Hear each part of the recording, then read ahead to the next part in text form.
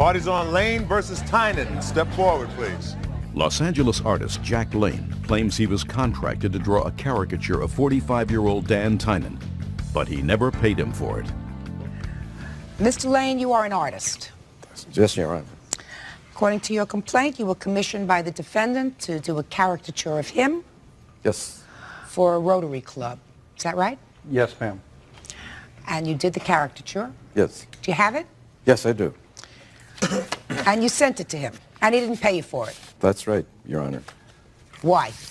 Your Honor, he had sent me the caricature, or he had solicited me to draw a caricature for my demotion party. Tell me what a demotion party is. Demotion party is at the end of my presidency in my service club. We have a party at the end of the year. At that party, we usually get some form of gift. He had done this for other clubs, and he had solicited me saying, can I do this for your club? I said, come to my office. I made an appointment. He came to my office. And at that time, I showed him a caricature that I keep on my wall, Your Honor.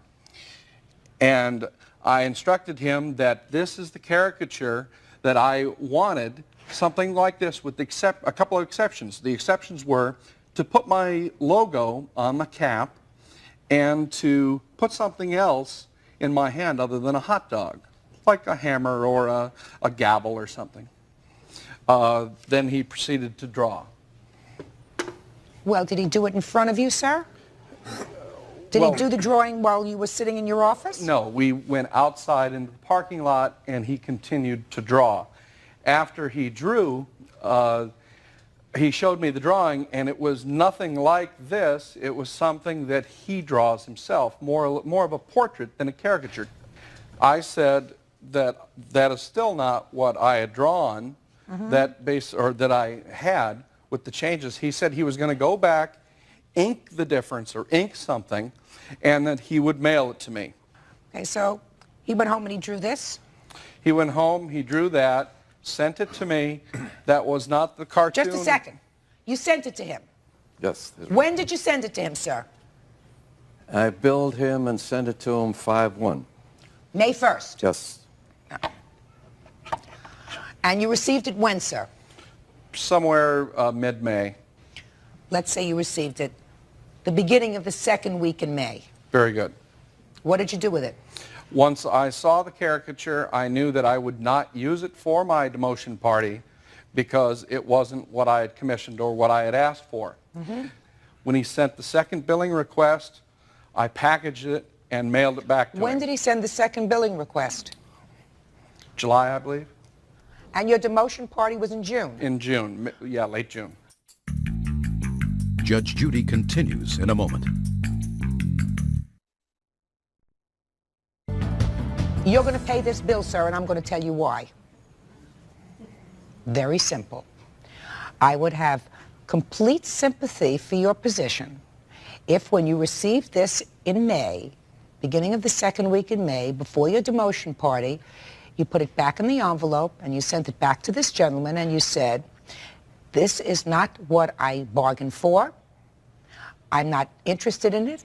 If you want another opportunity to do what I did in fact commission, because this quite frankly is an adorable caricature, absolutely adorable, but it's not exactly what I want. It doesn't have a gavel in the hand and I don't like the logo, because those are the two things that you complained about. Yes. Right? So it would be very easy for him to put a gavel in your hand and to change the logo. You didn't give him an opportunity to do that. You didn't even have the common courtesy to respond to his first billing. You waited until July, 2 months later, and then you packed it up and sent it back to him. That's bad form. He just bought himself a caricature. Give it to him. Your Honor. Mr. Lane, you won. Yeah. $92.01 to the plaintiff. That's all. Thank you. Then ask for better than that. Parties are excused. You may step out. Judge Judy continues in a moment. And on the Forward, please. 35-year-old Major Castleberry is suing 39-year-old apartment manager Zachary Thomas for assault. Order. All rise.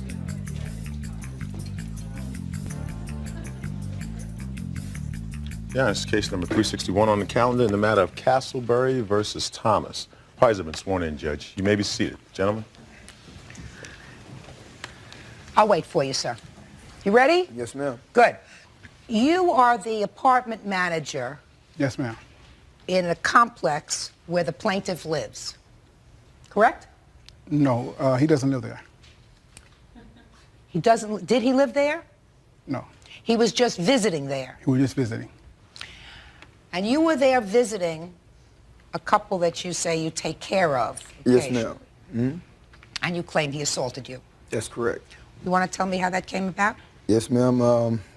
From point A to point Z, I was actually I was visiting Mr. Bob Miller here, and actually I went to the store for him, and I came back. While at the store, I met a young lady, asked me to give her a ride, you know, up the way towards where we live, where actually Bob lived.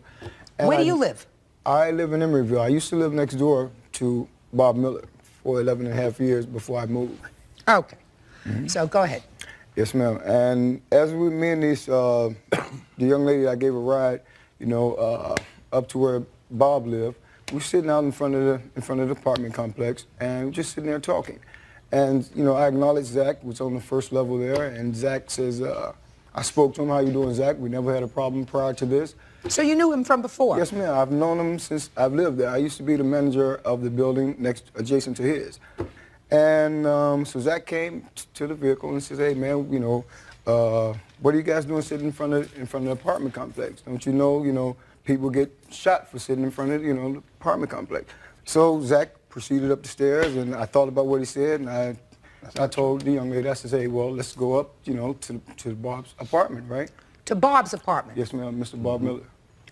And so we goes into the apartment and sitting down talking, conversating, and 45 minutes later, there was a knock at the door. And so I go and answer the door, ask who is it? He says, "Zach." So I open the door to see, you know, yeah, Zach, what is it? And then he, you know, proceeded to push the door in, you know, forcefully push it. I said, "Man, you can't do this, man. You know, that's not right. You know you're out of line." And he, you know, pushed me into the partition there, and he grabbed a plant, and he tried to hit me over the head with the plant, but the vase that the plant was in fell, you know, hit the ground, so therefore he was left holding dirt in his hand.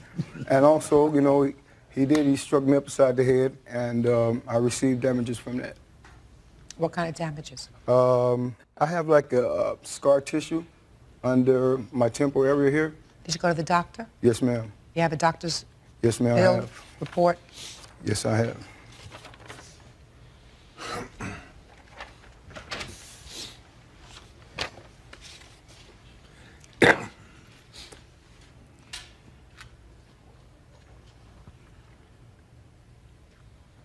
Okay. So, what happened? Okay, on July the 2nd, I normally make my rounds of my building, you know, making sure the building is safe, making sure that nobody is hanging out in front of the building. Then I observed Major Castleberry sitting inside this car. I don't know, he was smoking something, you know, and What do you mean he was smoking something? he was smoking something that I assume it was, you know, like crack, because, you know, he's a, you know, abuser. And and also, when they got out the car, the young lady got out and came to my building, and before she walked up the stairs, she had used the restroom right in front of my stairs.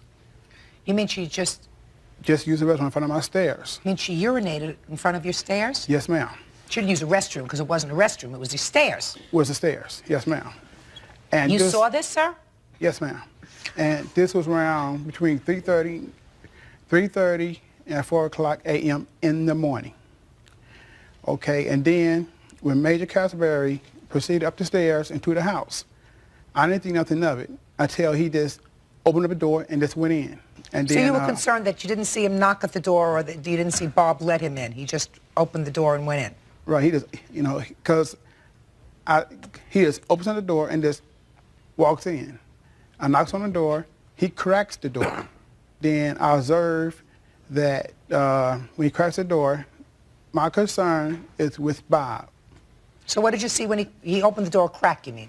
I seen this naked woman standing up, getting her clothes off the floor. Was that the same woman The same woman that he was in a car with. who you saw using your staircase as a bathroom? Right. Okay. And then as she was standing in the middle of the room floor naked, and then I said, I want to talk to Bob. And then he go tell me that you're not going to talk to no one, and slam the door in my face. So I'm assuming that he just got upset because I disturbed whoever he about to do. When he slammed the door, I talked through the door. I said, I want to talk to Bob to make sure Bob know that you're in the house. Because I don't know if he let the door open for you, or I don't know that you just walked in. Because Bob always had people coming inside his house, drinking with him, and always leaving out with money of his after he passed out of drinking. I said, okay, if you won't open the door, I'll just go call the police, and then so I can see, is Bob okay? So, did you do that? Yes. And then the two couples came out, him and his girlfriend, came out the house, and they start arguing about 4 a.m. in the morning to top of their lungs.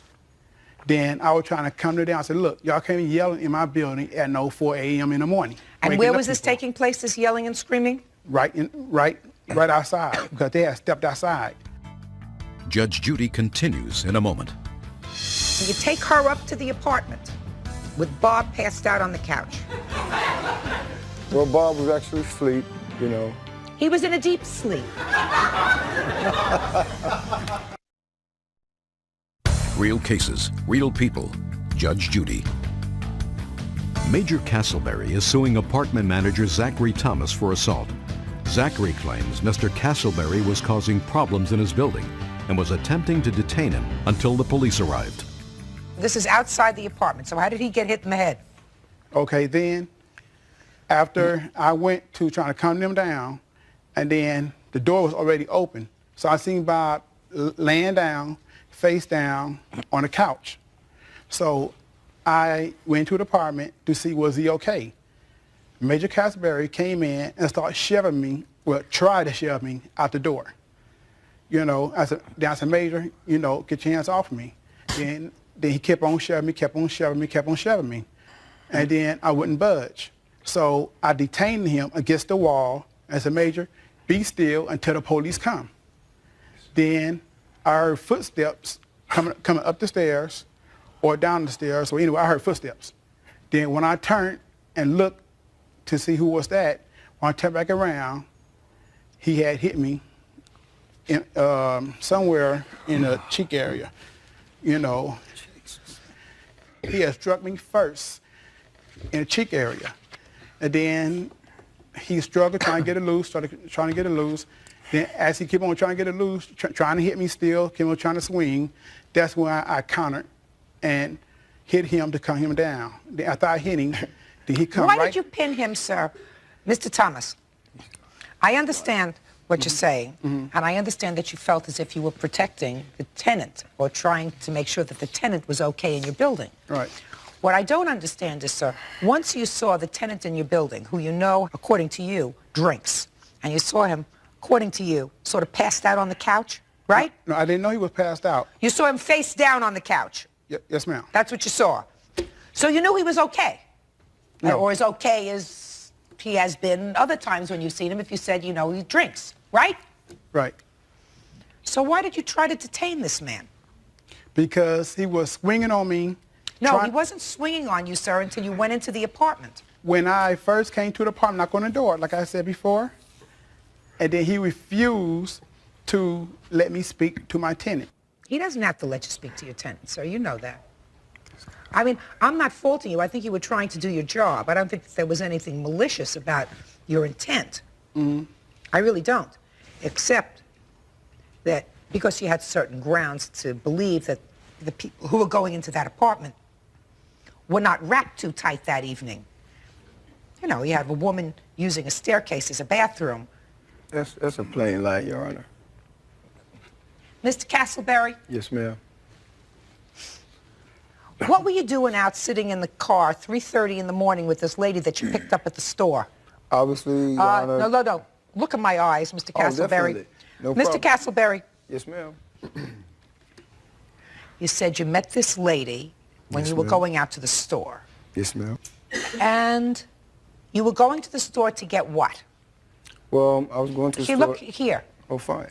I was going to the store for Bob to get him a bottle of liquor, actually. Right. Yes, ma'am. So you were going to the liquor store, and at the liquor store you met this lady who needed a ride Correct. to where she lived. Basically, no matter, she just actually wanted to ride up the street. She didn't ask me to take her home. She just asked me, you know, basically the conversation went like, you know, can I hang with you, right? I said, well. At the liquor store where you went. No, You went to the liquor store. this is not a liquor store. This is actually Walgreens, you know. And that's why I met the lady on the way out of the store. And she asked me. So she asked you, the lady who you met coming out of Walgreens, said to you, can I hang with you? Yes, ma'am. Mr. Castleberry. Yes, ma'am. As much as I hate to admit it, sir, I wasn't born yesterday. Okay, though. Well, that's the truth, Your Honor. Now you, who I'm sure hadn't had anything to drink that night, is that right? I had some beers or what have you, but yet and still I wasn't. What's the what have you? Some beers. It's a what have you that I'm interested in. Yes, ma'am. Well, I had beers. Then you had some beers and you went to get some more liquor for both you and Mr. Bob over here, who was passed out on the sofa. And you meet the young lady outside of Walgreens who wants to hang with you. And you take her up to the apartment with Bob passed out on the couch. So far, am I getting this picture right? Well, Bob was actually asleep, you know. He was in a deep sleep. Is that right, Bob? No, it isn't. Judge Judy continues in a moment. There was no reason for him to be alarmed by him seeing me going there into Bob. With the lady who had just urinated on the stairwell. That's not true. I believe it's true. Okay, doke. Yes, ma'am. Real cases, real people. Judge Judy. Major Castleberry is suing apartment manager Zachary Thomas for assault. Zachary says Major may have been committing a crime and he wanted to hold him for the police. This young lady, why did you bring her up to Bob's house? Actually, it was actually, I don't know, no, you know, premeditated anything of that matter. It was no harm, no law broken. You know, I told her, yeah, sure, you can come on, and we just conversating, just talking. And also, Your Honor, it's, you know, people trying to make a mockery out of this situation. Yet and still, what happened to me basically shouldn't have happened at all. You know? I absolutely agree with you, Yes, sir. ma'am. So that's the bottom line. I absolutely agree that it shouldn't have happened to you. Definitely, right. He was trying to make sure that his tenant was safe because you have had no prior problems with this man. Never. And Zachary Just a second. You've had no prior problems with this man. Never. But he was concerned for the following reason. He was concerned because you were bringing a woman up to Bob's apartment, a woman who he had seen, and I absolutely believe him when he says that she was urinating in the hallway. Oh, my God. Absolutely believe it. Okay. Okay? Because quite frankly, sir, I think that you may tell me that you were not intoxicated that evening, but I think that you and Bob had done a little drinking. If that's all you were doing. If that's all you were doing. So that you weren't in complete control of what was going on. Now, he may not have acted 100% appropriately. You understand that, sir? Yes, ma'am. But he says that you hit him first. That's a lie, Your Honor. Well, he says that you hit him first, but then again, he was pinning you against a wall, a partition. A partition wall. A partition. So he put his hands on you, and I don't think he had any right to do that. I don't think he had any right to put his hands on you because what he came in and saw was two guys who were semi-inebriated, and according to him, with a naked woman in the apartment, something that I would not necessarily encourage, but which is not a crime. That's not true. Listen, Mr. Castleberry, this whole scenario that evening doesn't sound totally kosher to me. You know what that means? Totally right. Go ahead. Because I don't know what you're bringing some lady that you just met off the street, whether it's at 10 o'clock at night or 3 o'clock in the morning, up to this man's house for. You don't know anything about her. You know? You're You're pretty well sauced. He's pretty well sauced. Everybody's sauced. You bring a stranger up to the house that can clean him out and go into the bedroom where his 92-year-old mother is sleeping and slit her throat. No. You know, I mean, all that is possible. This is somebody that you didn't know. May I actually say something, Yeah, Your Honor? sure. Thank you very much. Actually, Your Honor, none of this, Zach have known me since 1985. I've never been in jail, never been in no trouble, or nothing of that matter, period. And he know that, hey, there was no reason for him to be alarmed by him seeing me go in there into Bob. With the lady who had just urinated on the stairwell. That's not true. I believe it's true. Okie doke. Yes, ma'am. I believe it's true. Okie doke. Can I say something? Yeah. The reason I put my hands on him, because he put his hands on me first, shoving me out the apartment. You had no business being in the apartment after you saw that he was in the apartment still breathing. Okay. Except that this woman, but the woman, according to you, was outside, right? At the time when this took place, the woman was outside the apartment, correct? Yes, ma'am. All right. I mean, I understand your concern, Mr. Thomas. And there was an arrest there at the same time. A what? The police did arrest the woman. For what? For being intoxicated, wouldn't shut up, and wouldn't listen to reason. The police handcuffed her and took her to jail. Interesting. They took her away in handcuffs? He's lying. No, no, no. No, no, he's not. All right. Okie doke. No, he's not. All right. He's not lying. Mr. Castleberry, you Yes, have to ma'am. use better judgment, sir, if you have better judgment, because if this man gives you access to his apartment, you have to exercise better judgment about who you permit into the apartment. Now, you're suing him for $4,000, Mr. Thomas. No way. No way. And I do believe that you did, in fact, hit him before he hit you. I also believe, however, that Mr. Thomas, sir, overreacted in the situation by not leaving the apartment once you saw that he was okay. Yes, ma'am. So, you're both a little bit wrong. Judge Judy continues in a moment. Now, it says here that you had a little bit of a knot on your head, right? Yes, ma'am. That's what it says. That's what it says. So I have some other questions for you. Are you employed, sir? Yes, ma'am, I am. Who do you work for? I'm a government painter.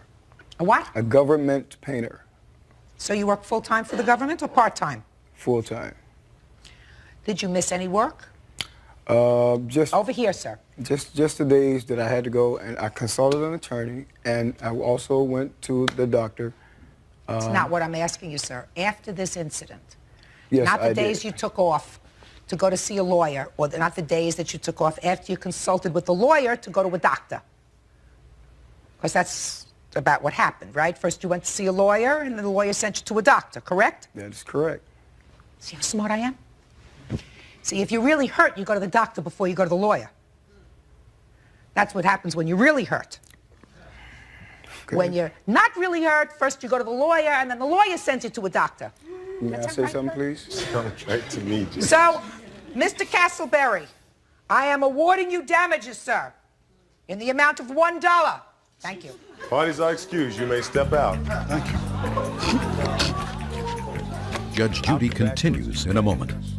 And on the next Judge... On Amin Shavoni versus Sharifi Azad, step forward, please.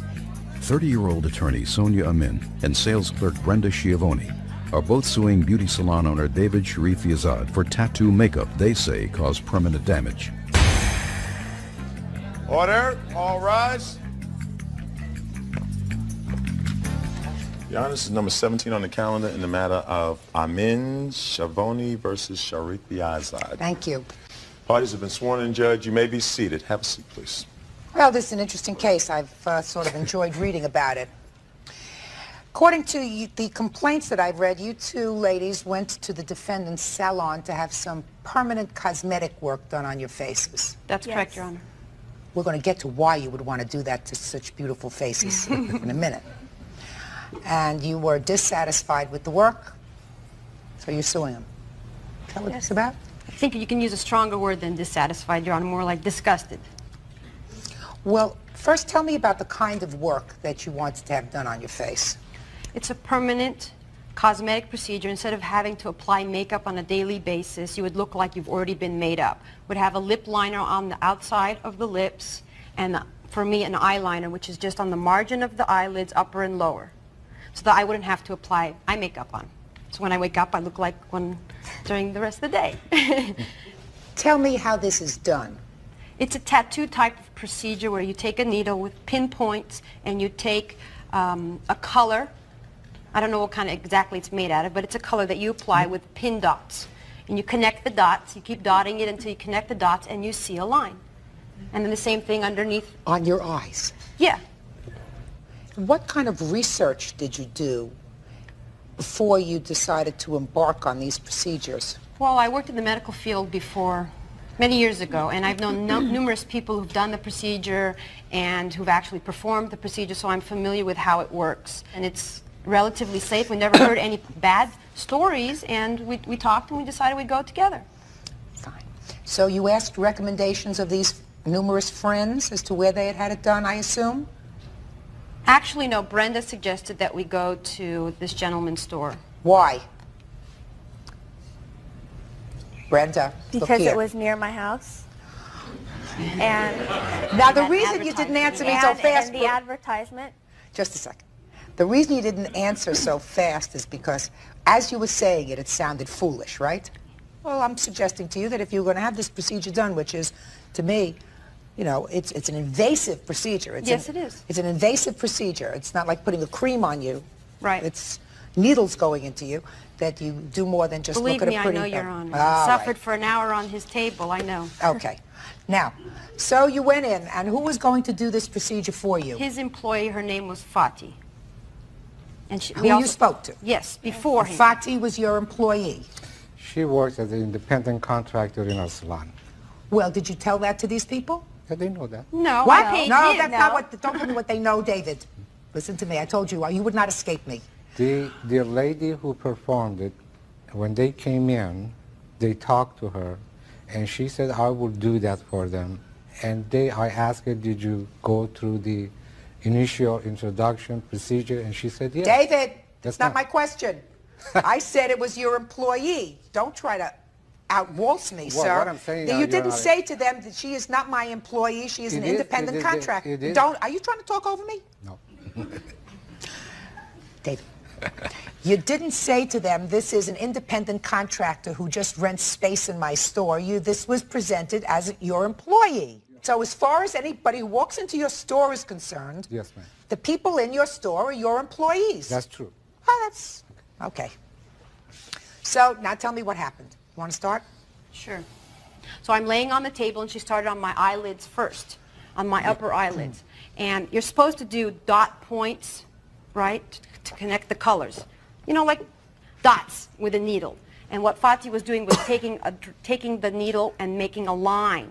And I was dripping in blood during the entire time. And I could see Brenda's expression. She's looking at me in horror like this. And I'm like, so I asked Fati, excuse me, don't you think you should wait until the blood dries before you continue poking me? She told me that this is how she does the procedure, and it's fine.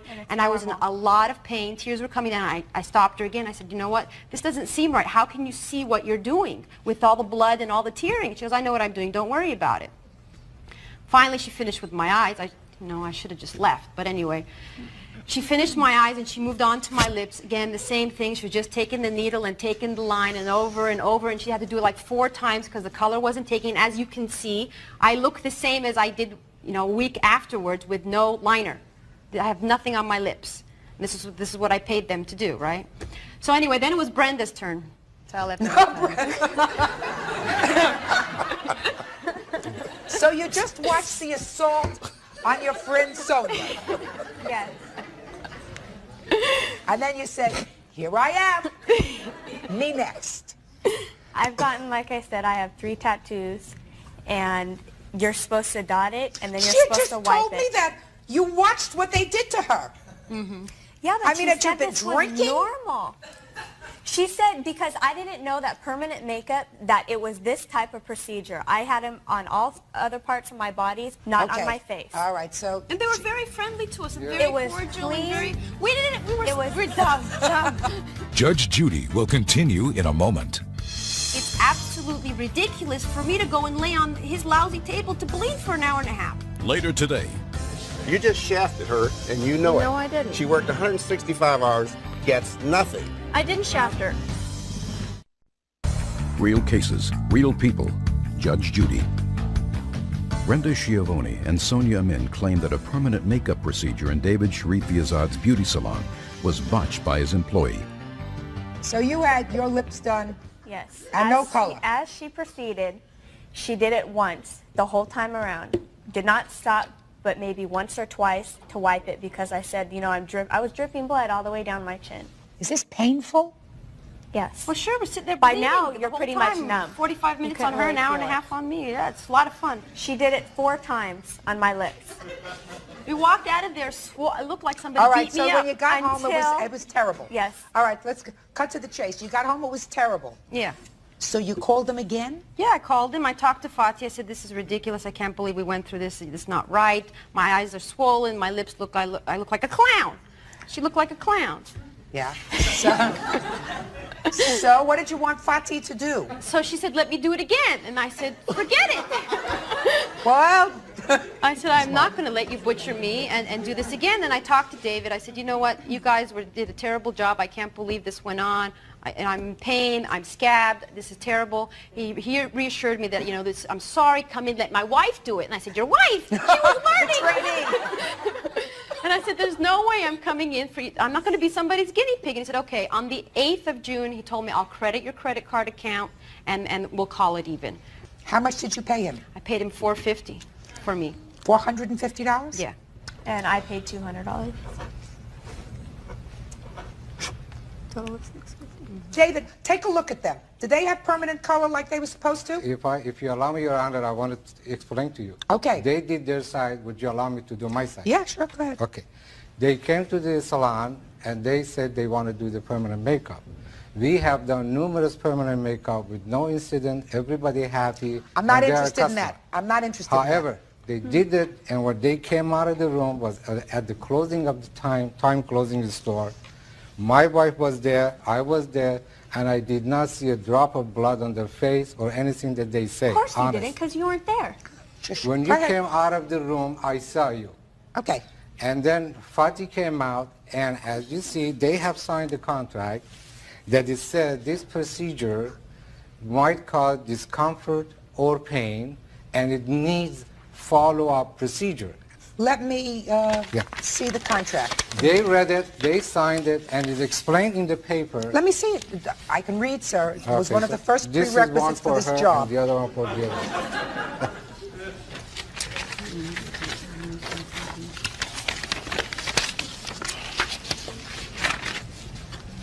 Your Honor, at the conclusion of the procedure, it is true that David said that we may need touch-up, a minor touch-up, but what needs to be done is a complete redo, as if nothing was done. And he offered me to come back and do it again. And I think it's absolutely ridiculous for me to go and lay on his lousy table to bleed for an hour and a half. Judge Judy continues in a moment. You allowed somebody to go across your eye, allow blood to be dripping from your eye, and didn't at that very moment get up off the table and say, get away from me. Real cases, real people. Judge Judy. David Sharif Yazad says he never got the chance to finish the tattoo makeup for the plaintiffs, Sonia Amin and Brenda Schiavone. They say his salon was incompetent. Now, I've read this contract. It says the undersigned client, that's them, agrees to follow the aftercare instructions and agrees that any touch-up work needed due to the undersigned's negligence, that's their negligence, shall be done at the undersigned's expense. If they're negligent. But if they weren't negligent, we would do the follow-up free. Well, they don't want follow-up, sir, and they certainly don't want your wife to do follow-up because your wife was a cosmetician in training. I'm very sorry to interrupt you. Brenda, your suit is for $200, correct? Correct. And Sonia, yours is $450, correct? Well, Your Honor, yes, but I think we're entitled to more than what was paid because of the pain and suffering that they inflicted on us. Well, you know, there's something called contributory negligence. Well, that's fine. If I'm 20% contributory negligent or whatever number you want to assign. I want to tell you something.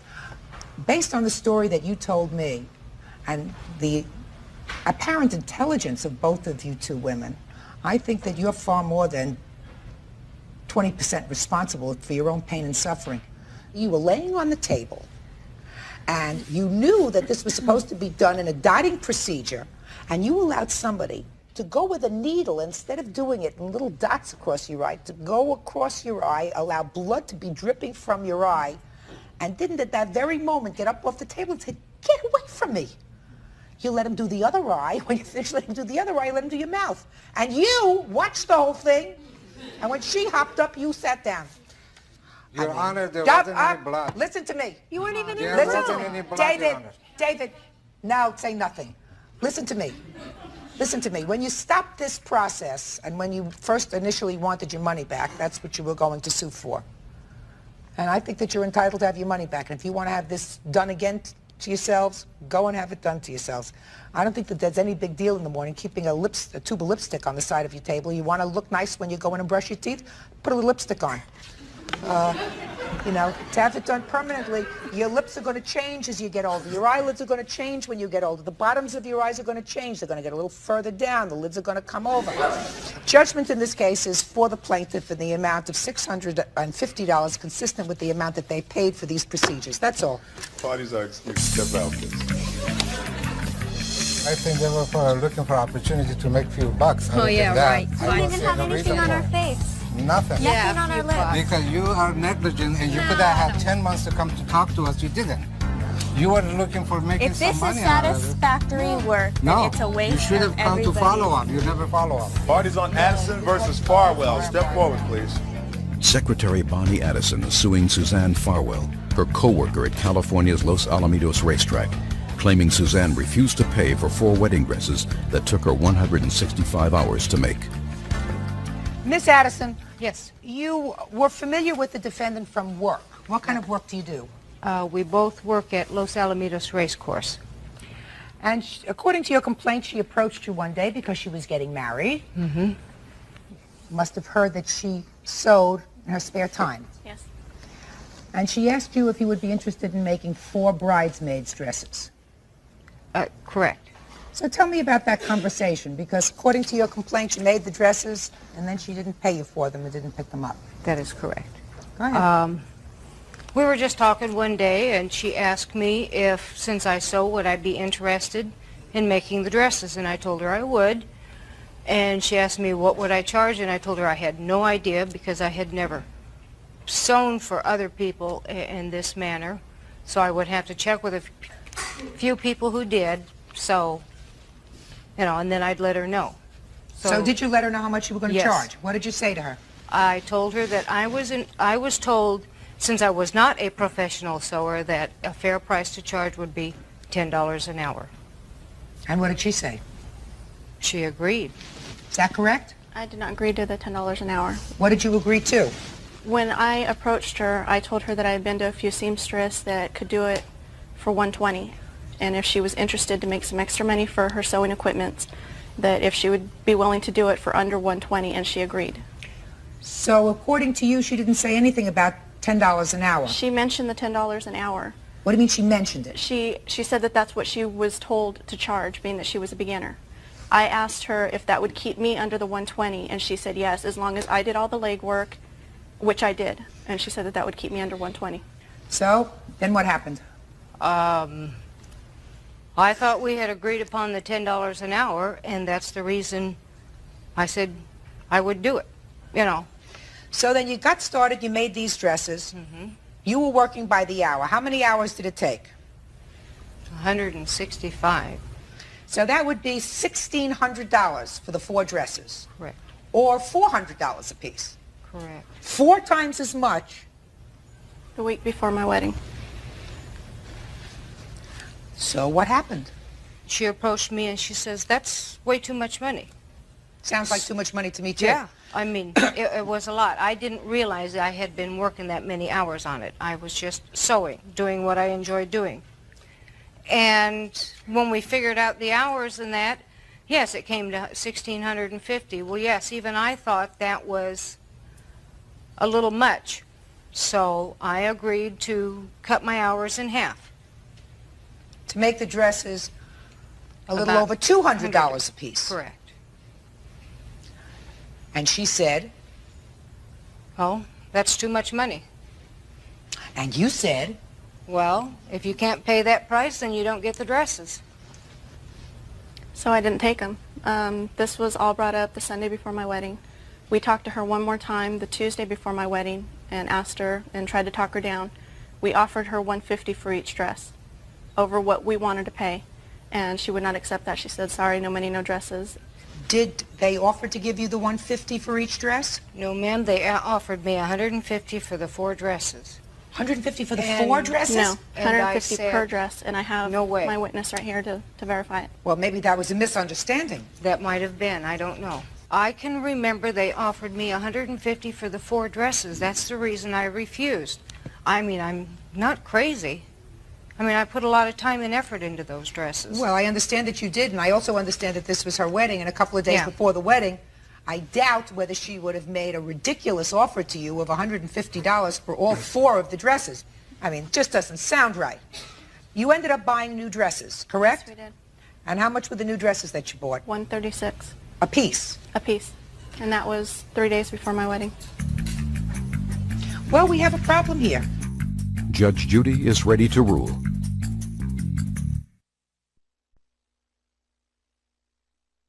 Real cases, real people. Judge Judy.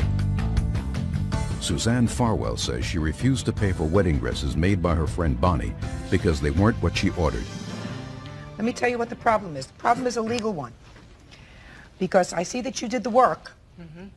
I also know that she got no benefit from the work that you did. And the problem comes from the fact that there was no meeting of the minds. This was a contract. And it was an oral contract that clearly neither of you agreed to the terms of because you were under the impression that you were going to be paid by the hour. And she was under the impression that whatever you did was going to cost her less than $120 per dress. Correct. If there is no meeting of the minds, there is no contract. And if there is no contract, you cannot sue on the contract, Ms. Addison. Now, I feel very badly for you because you went to all of this trouble, and you are a novice when it comes to sewing. I think that the advice that you were given to charge $10 an hour by whomever was ridiculous advice, because when somebody goes to a seamstress, they are given a price for the product. Because you, as a novice in making these kinds of dresses, in all probability took longer than a professional seamstress who could have done the work in far less time. So she would have been crazy to agree to pay you by the hour. So there is no meeting of the minds. And when there is no meeting of the minds in a contract, you cannot sue on it. So this case is dismissed. That's all. Parties are excused. May step out. And on the next... Versus Ventura. Step forward, please. 20-year-old student Timothy Brazos says Jimmy Ventura seriously injured him when he hit him with a skateboard during an all-out fight at a party. Order. All rise. Quiet in the courtroom, please. All rise. Your Honor, this is case number 238 on the calendar in the matter of Brazos versus Ventura. Parties have been sworn in. Judge, you may be seated. Mr. Brazos, according to these papers, you claim that the defendant assaulted you by hitting you with a skateboard. You were severely injured. You want him to pay for your medical and dental bills, as well as pain and suffering. Yes. Right? Right. Tell me when this happened. Friday the 13th, 1996. Okay. Tell me what happened. Okay. First, we were having a party at my house, and he was there. Who's he? Jimmy's brother, I believe. That's his brother. This young man here. Yes. Okay. He was there, and he came and peed on our lawn. Some of the party goers at the party didn't like it, so they confronted him and said, "Why did you do that?" And I guess there's some push came to shove, and they started fighting, and they chased him off the lawn. And The then, brother. Yeah.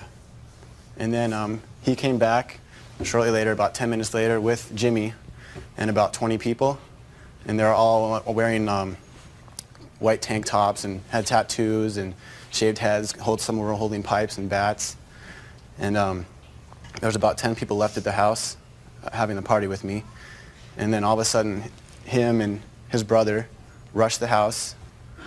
Jimmy was one of them. Jimmy grabbed a skateboard, hit me in the head, and I fell to the ground, and he walked away, and I walked to the next house and went and got treatment for my mouth. Was he arrested? No, he wasn't. Well, he was at one point arrested because there's a criminal trial going on. Yeah, Is that right? Later on, I think about 4 or 5 days later, he was arrested. Did he come to be arrested? Did you identify him? Yes. I went down to the police station and picked his picture out and a list of people. Okay. Yes, sir. Okay. One night, on Friday the 13th, okay, he had a party, he had 2 kegs and 4 bands. My brother was supposed to go out to the party because he was invited by my uncle. And they jumped my brother. A bunch of people jumped him. I wasn't there. Step up here. You're a gunner? Yes, sir.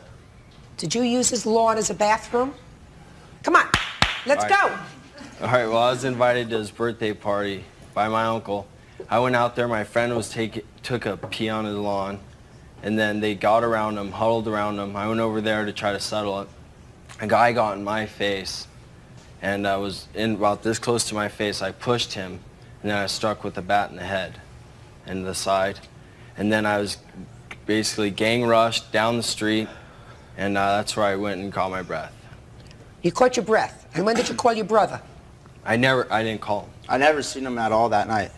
He left. Supposedly he got jumped. I was walking through the apartments, and this is how I found about it. My uncle told me that Gunner might have gotten jumped. So I saw Tim, I guess, whatever his name is, with a group of people, like about 40 guys, sitting in front of his house laughing on how they beat some guy up. I took off. I was with 2 girls that I was with all night, and I went to their house, and I sat there, and I saw my mom, Elaine. She drove by she was going down the street, and I saw, I'm like, what is she doing out here, 3 o'clock in the morning? But anyways, I came up to the scene, and I saw my mom trying to break up a fight, and some guy cold clocked my mom, like, leveled her out. She got a broken nose. She got, fat lip, and I ran in there, and I socked the guy that hit my mom. It wasn't this young man. No, it wasn't even him. Yeah. But that was the only thing that I came into this fight. I hit the guy that hit my mom. I'm looking at this. You say in your answer, sir, that there was another fight 4 days later. Yeah, there was. When he got beat up, and he wants me to pay because the apartments belong to my grandmother and Tim smells money. So according to you, the injuries that he sustained happened 4 days later. Is that right? Yeah, that's right. Can I see your medical reports, please? Sure.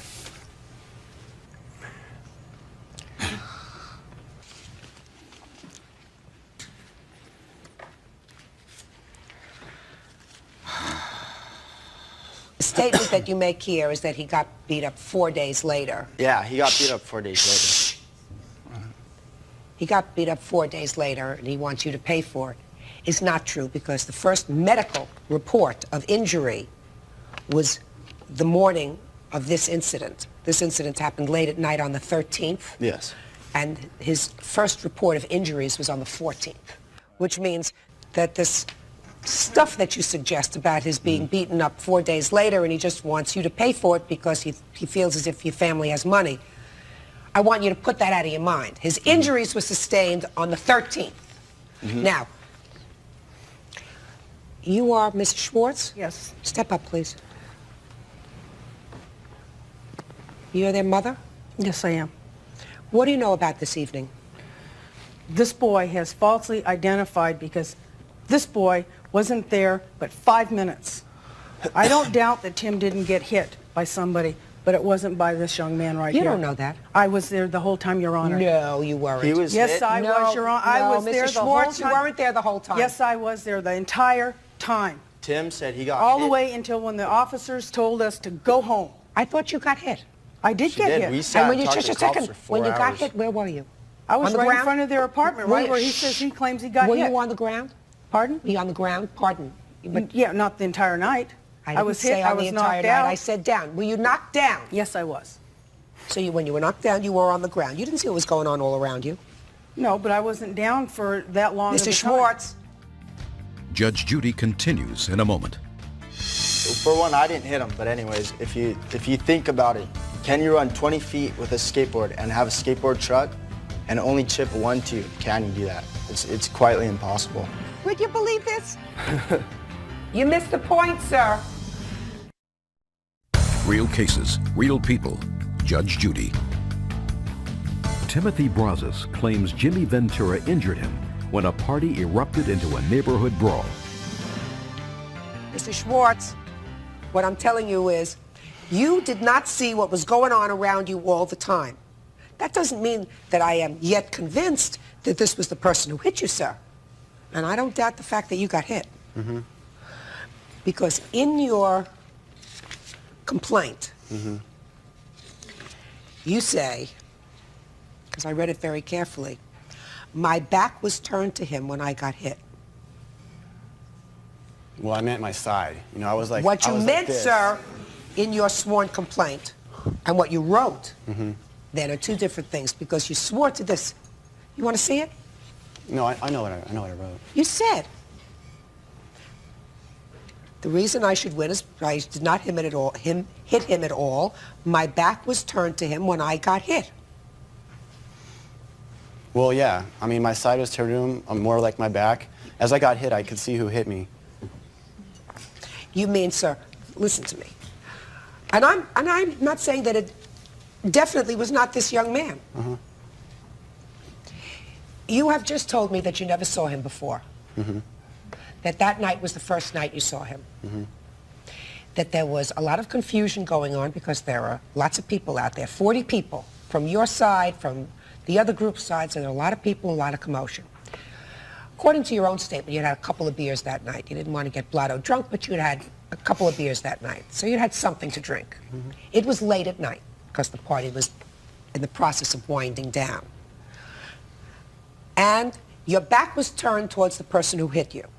So what you're telling me is in the split second that you turned around, you saw this young man, and you are able to 100% say to me today, you are absolutely positive that this was the person who assaulted you with the skateboard. Yeah, it's because after he hit me, I saw who it was. He walked away, and I saw him.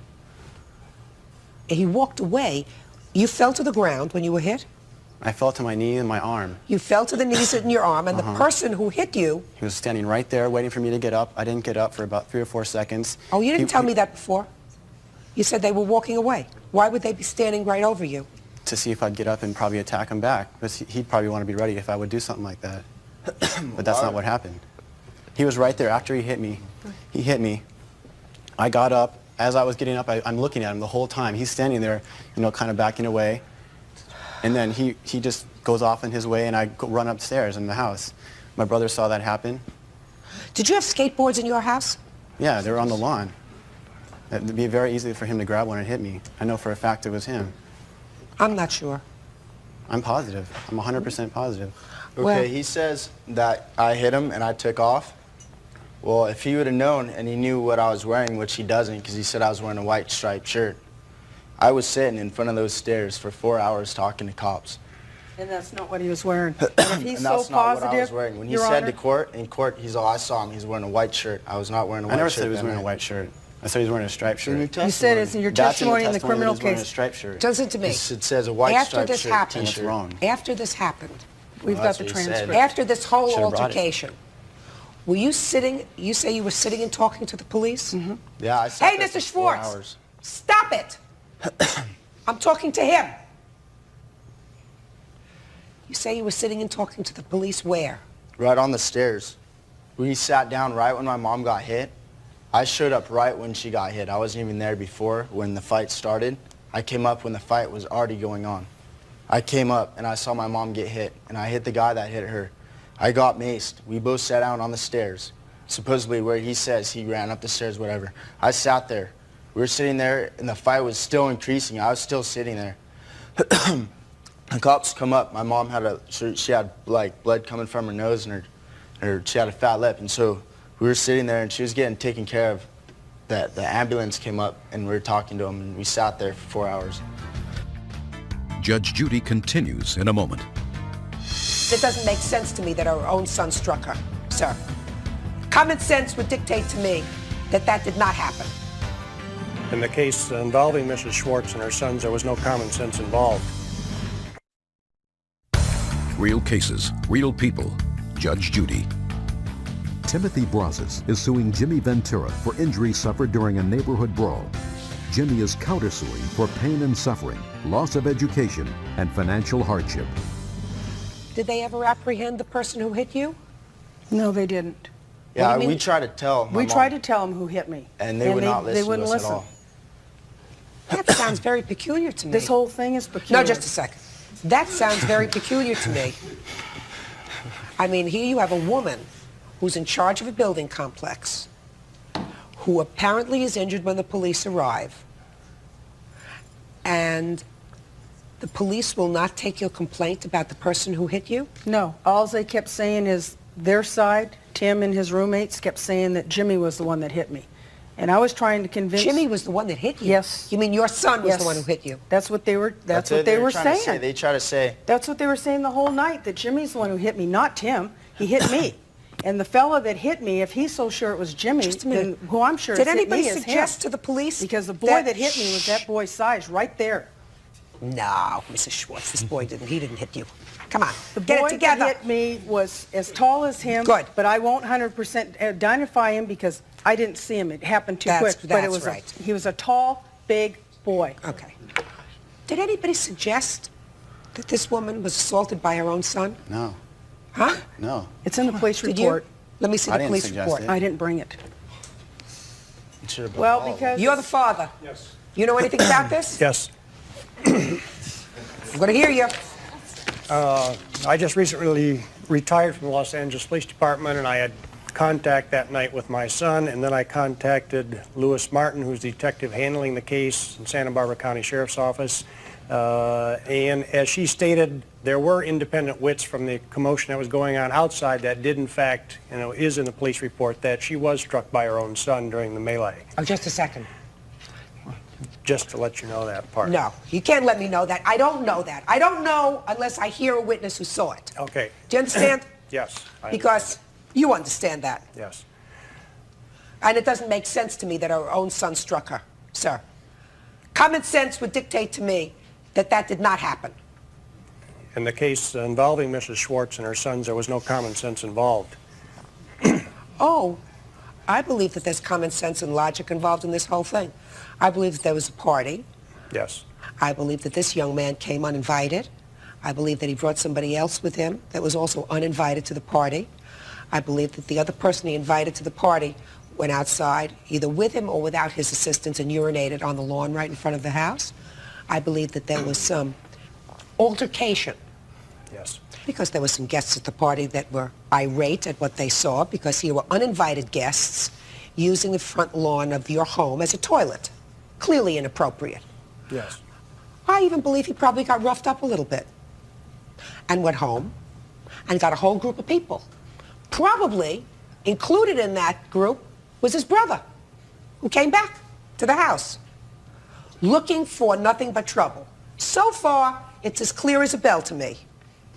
The only thing that's not 100% clear to me, sir, is whether your son could make an appropriate identification. I can clear that up.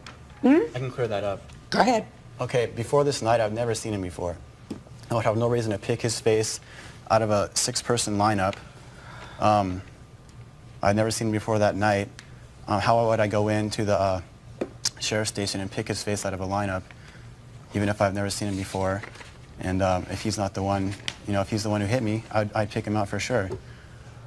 Well, how long have you been living in that complex? At the time, about a month. He never came by before, ever. Had you seen him before? Never. That's not true. The other brother. He I saw both of my him. sons when he was at No. my house signing contracts. We used to do maintenance work I saw on him apartments. one day when we came there with one of my roommate's parents. I saw Gunner walk to his room. That's the only person I ever saw. Didn't I see never the saw other Jimmy. brother. Never. You have a photograph of the lineup? No. But the police made me pick it, and they brought it to a civil criminal trial. Pick it. Explain to me, sir, exactly what was shown to you when you came into the police station. I went to the police station. 4 days later, you went into the police station.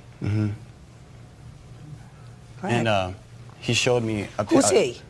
The police officer. Martin. Yes. Detective Martin. Showed me a list. There's 6 people on this paper, on this photo thing, and he was one of them. And I picked out the guy that I saw hit me, just like that. I don't know who the other 5 people were. And you had never seen him before? Never. For one, I didn't hit him, but anyways, if you think about it, can you run 20 feet with a skateboard and have a skateboard truck and only chip 1 tooth? Can you do that? It's quietly impossible. Could you believe this? Judge Judy continues in a moment. You missed the point, sir. No, that's what Either they have convinced me by a preponderance of the evidence that you were the one who hit him, or they haven't. And whether his head got cracked open, or whether he chipped 1 tooth, or whether he doesn't have one of his own teeth in his mouth as a result of that is really not the issue. The issue is, did you hit him? No, I didn't hit him. Quite frankly, he has convinced me that you did.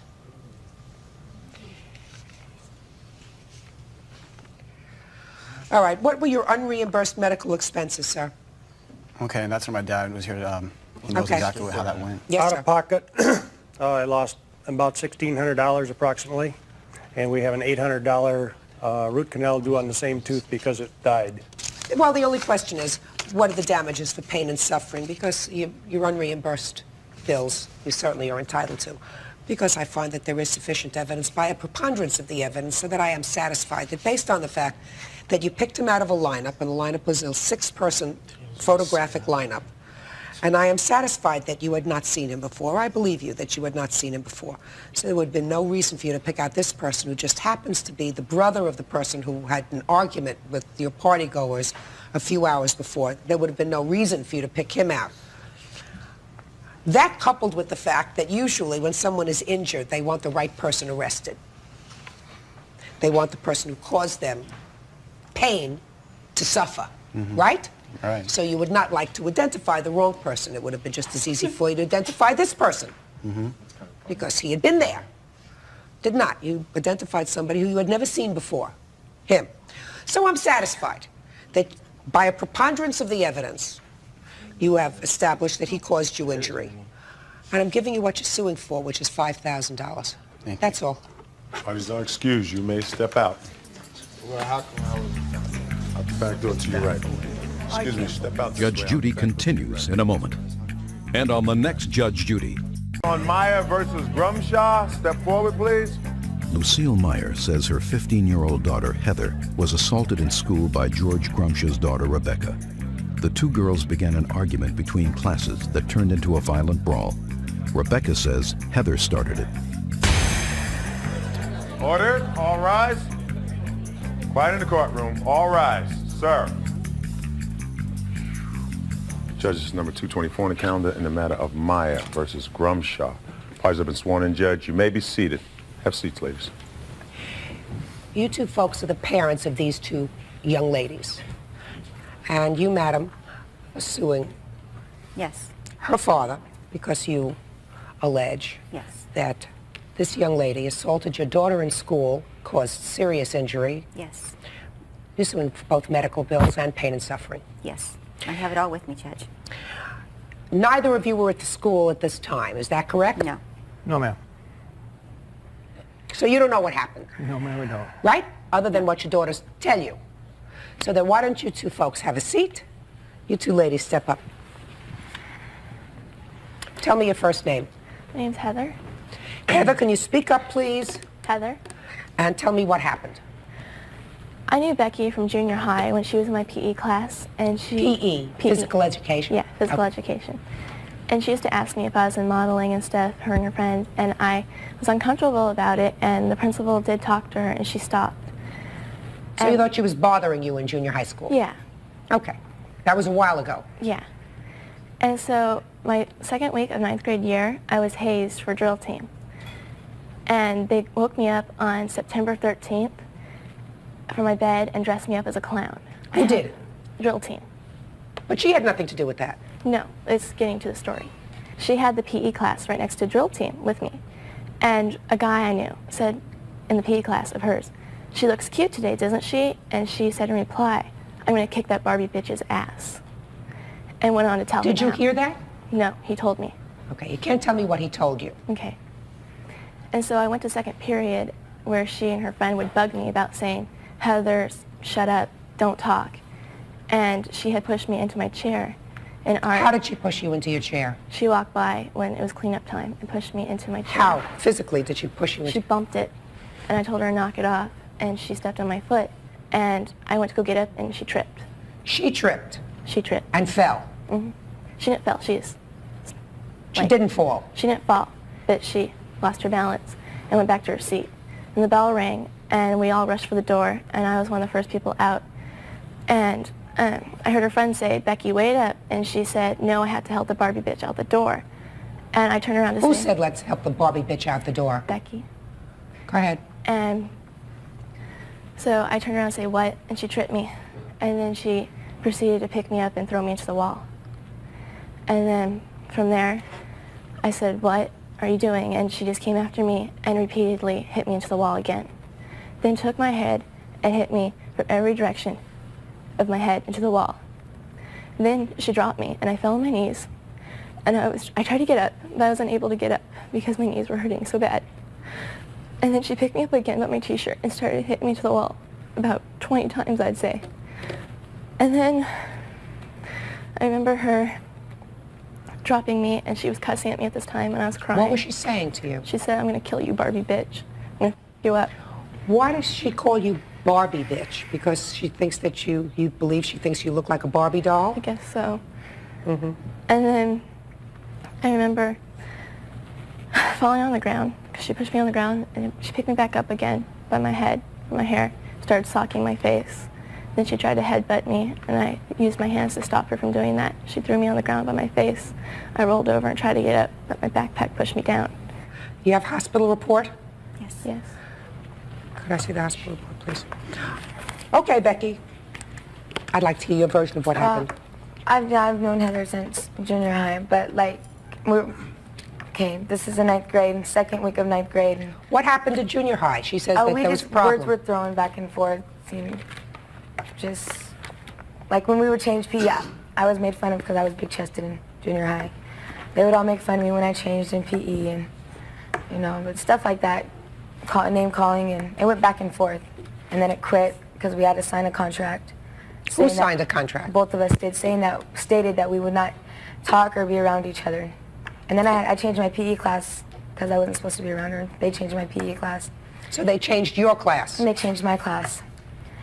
And then we were coming out of art, and this is in the 9th grade.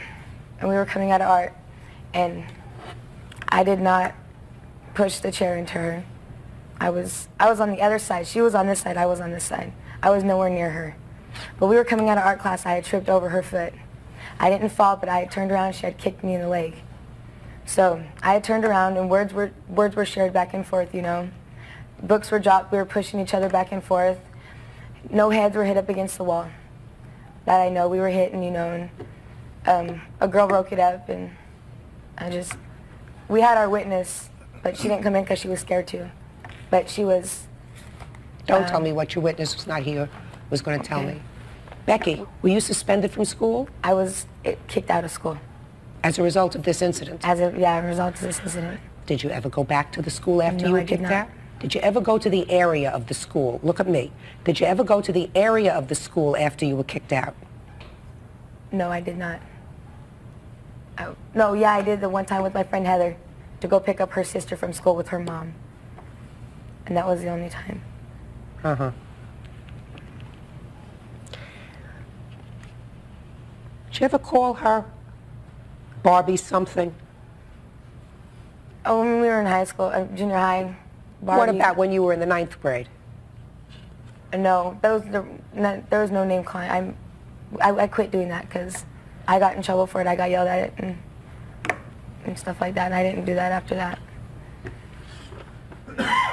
Why did you call her this name when you were in junior high, which... Oh, it wasn't just me. It was, I mean... I'm not interested in anybody else, understand it. Becky. I'm just interested in you. Why did you call her... She says you called her Barbie bitch. No, I didn't. Why did you use the term Barbie in referring to her at all? I don't know. What do you mean you don't know? I don't know. Yes, you do. No, I don't. I just... Oh, sure you do. It was just a name. Well, it means something, Becky. Probably because she's got long blonde hair. And it wasn't said nicely. It wasn't said, you know, gee, you look so sweet, you look terrific, you look like a Barbie doll. Right? No. Judge Judy continues in a moment. This is the only fight my child's been in years. I can't see where it's anything criminal. Real cases, real people. Judge Judy. Lucille Meyer says her 15-year-old daughter Heather suffered severe injuries when George Grumsh's daughter Rebecca assaulted her in school. Rebecca says she didn't start it. Did you have a school suspension hearing, Becky? I don't think so. Well, when they transferred you to another school. I was just out of the school and then... What do you mean I you were went to just... Tennessee. I went to Tennessee after the fight and stuff. And I went to school out there. Just a second. What day of the week was this fight? Oh, God. I don't remember. Friday. Friday. When did you go to Tennessee? Like 2 weeks later. Did you go to school for those 2 weeks? No. Why not? Because I really, honestly, I don't know. Because I got kicked out of school. I was expelled from the schools, from that school. Step up, sir. I'm going to ask you some very important questions. Just listen. Does she live with you? Yes. Did you get a call from the school? About the fight, yes.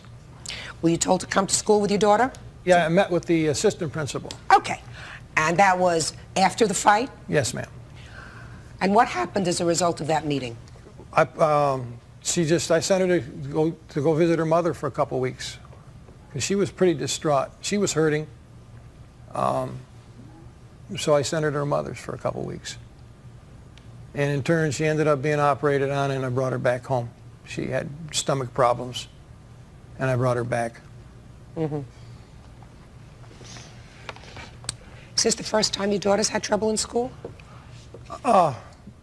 Not really. She's had a little bit of trouble with nothing like this. Well, but she's had trouble in school. Yes, ma'am. She's had trouble. I'm not talking about her academic grades. I'm talking about with fighting. She's had a couple fights. Right. Nothing. Now, nothing as serious as this. No. But they started a while ago. Right? Well, this is way back in school, yes, ma'am. They started a while ago. Well, what have you done to try to address this? You have a young lady who has had problems in the past with fighting in school. What have you done to try to address it? Everything I could. Like what? She's gone to doctors. You mean to psychiatrists, psychologists? Yes, ma'am. How long has she been in therapy? Oh, on and off for quite a while. Have they come to any decision as to why she acts aggressively? She's attention deficit disorder. She's been on medication for it, and she seemed to grow out of it. I mean, she doesn't fight with everybody. You know, believe it, it's just a rare occasion with her. She's just not. She's not a fighter. Well, she is a fighter, sir. I mean, well, I had 5 children, and I will tell you that they got into a lot of trouble. But they didn't get into trouble hitting other people. And your daughter has had that kind of problem, which is one of the reasons that you had her in therapy, I assume. Not for fighting, ma'am, no. Well, you should have. Because it's not normal for a young lady to become physical. That's not right. Well, ma'am, Your Honor, my other daughter, who's living with me now, came back from Tennessee. She got in fights. She was attacked. It happens in school. Is your name Grumsha? Yes, ma'am. Mr. Grumsha, it doesn't happen in school. It happens if there are 30 million children in school in this country at any one time. it is a minuscule number of children who are involved in fighting, and an even more minuscule number of girls that are involved in fighting. So you can't tell me, you can't say to yourself, well, it happens in school. It doesn't happen in school. You know, girls can be nasty, they can be cutting, they can be gossipy, you know. But I don't buy your daughter's version of these events. I think that she didn't like this young lady for a long time. No, that's not what it was. Oh, yeah, I think that that's what it was. No, it wasn't. And I think you'd been teasing her for a long time. I'll admit to be teasing her, but she's not sweet and innocent like she right now shows to be. She's got a mouth on her too. I don't doubt that, madam. But I don't doubt that she can respond to you. But I think that you were teasing her, whether you were jealous. Jealous. Maybe. Envious for some reason. Didn't like the way she looked. Trying to show off for your friends. Whatever reason it was, according to these medical reports, she was injured very badly. Judge Judy continues in a moment. Didn't anybody come and try to stop this when it was happening? One girl did stop it, but I was unconscious when she stopped it. Real cases, real people. Judge Judy. Lucille Meyer says her 15-year-old daughter Heather suffered severe injuries when George Grumsh's daughter Rebecca assaulted her in school. Rebecca says she didn't start it. You want to tell me about how long you were out of school? Me? I went back to school the next week because the doctor told me to. And so you were out of school for a week? No. I went back to school the weekend after it happened. Okay, so you went back to school on Monday. Yeah, but I had to stay at a drill team for at least 4 months after it because... What's drill team? Explain that. It's color guard, it's flags for band and... Why did you have to stay at drill team? Because I couldn't lift the flag because my neck and my shoulders hurt too bad. Were you in treatment during that 4-month period? Yes, I had treatment from physical therapists for my knees, and I've gone to orthopedic surgeons for my back, and I just started going to a chiropractor. All right, Ms. Meyer, could you step up, please? Can you tell me what your out-of-pocket medical expenses were? Our total is $5,141.77. And what is not covered by insurance? This is everything that wasn't covered by insurance. That was not covered by insurance? insurance? Yes, this is not covered by insurance. I calculated everything that was not covered. Let me see that, please. Sorry.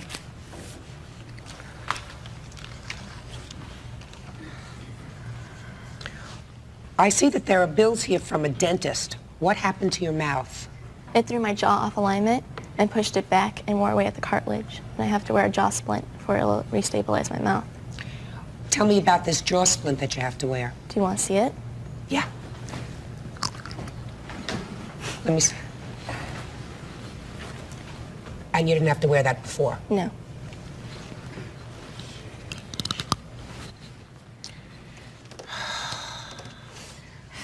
None of the TMJ specialist, none of that was covered by insurance. That was strictly out of my pocket. It's more than a pushing. Do you understand that? Do you understand that, madam? Yes. This is more than a little pushing. Didn't anybody come and try to stop this when it was happening? Some people tried to, but they told me they were afraid because I asked some people I knew. And one girl did stop it, but I was unconscious when she stopped it. You mean you had actually passed out? I was passed out. Where were the teachers? The teacher came out a while after because they had slapped me to wake me up. They had woken me up and carried me into the classroom. That happened outside of.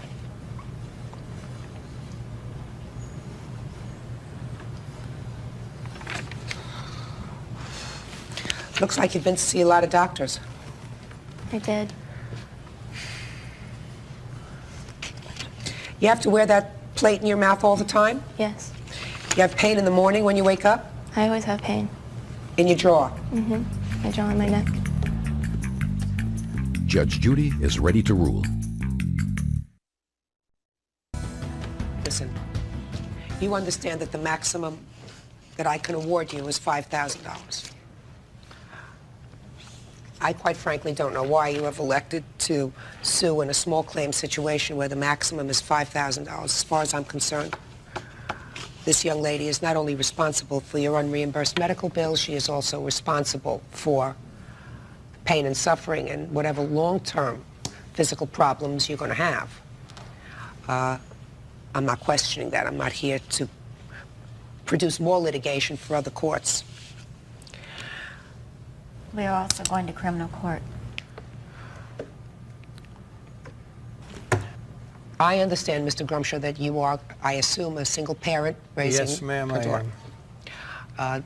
Daughter has been in your custody, and I gather from what you tell me, sir, that you have tried to address some of the problems that you've seen with her ADD, seeing a therapist, being on medication.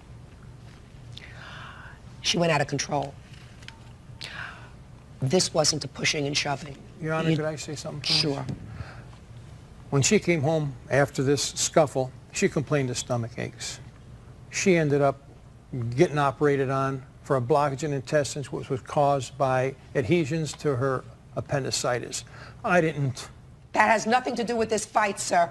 I didn't. That has nothing to do with this fight, sir. The fact that she added adhesions to her appendicitis when she went down to Tennessee and she was operated on 2 weeks later. You don't get adhesions in 2 weeks. Mr. Grumshaw, don't make 2 months. Don't make excuses, sir. Not excuses. Don't make excuses, sir. Your daughter caused some serious damage. She knows she caused serious damage. Well, she knows she can't look at me and tell me she didn't provoke I got this. into a fight with her. You instigated it and you hurt her seriously, either because you are harboring an old grudge for something that dated back to junior high school, but whatever it is, you lost control. And you have to pay for it. Judgment in the case is for the plaintiff in the amount of $5,000. That's all. Parties are excused. You may step out. Judge Judy continues in a moment. And on the next... This is Kay Francis. Step forward, please. Jennifer and Peter Tothpal say that 7 weeks after adopting their newborn baby, the birth mother, 36-year-old Debbie Kay, changed her mind and took her daughter back. The Tothpals say they were heartbroken and devastated after losing the child they grew to love as their own.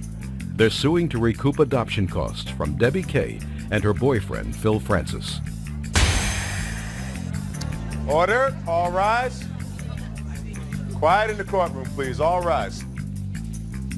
Your Honor, this is case number 311 on the calendar, the matter of Tothpal versus Kay Francis. Parties have been sworn in, Judge. You may be seated.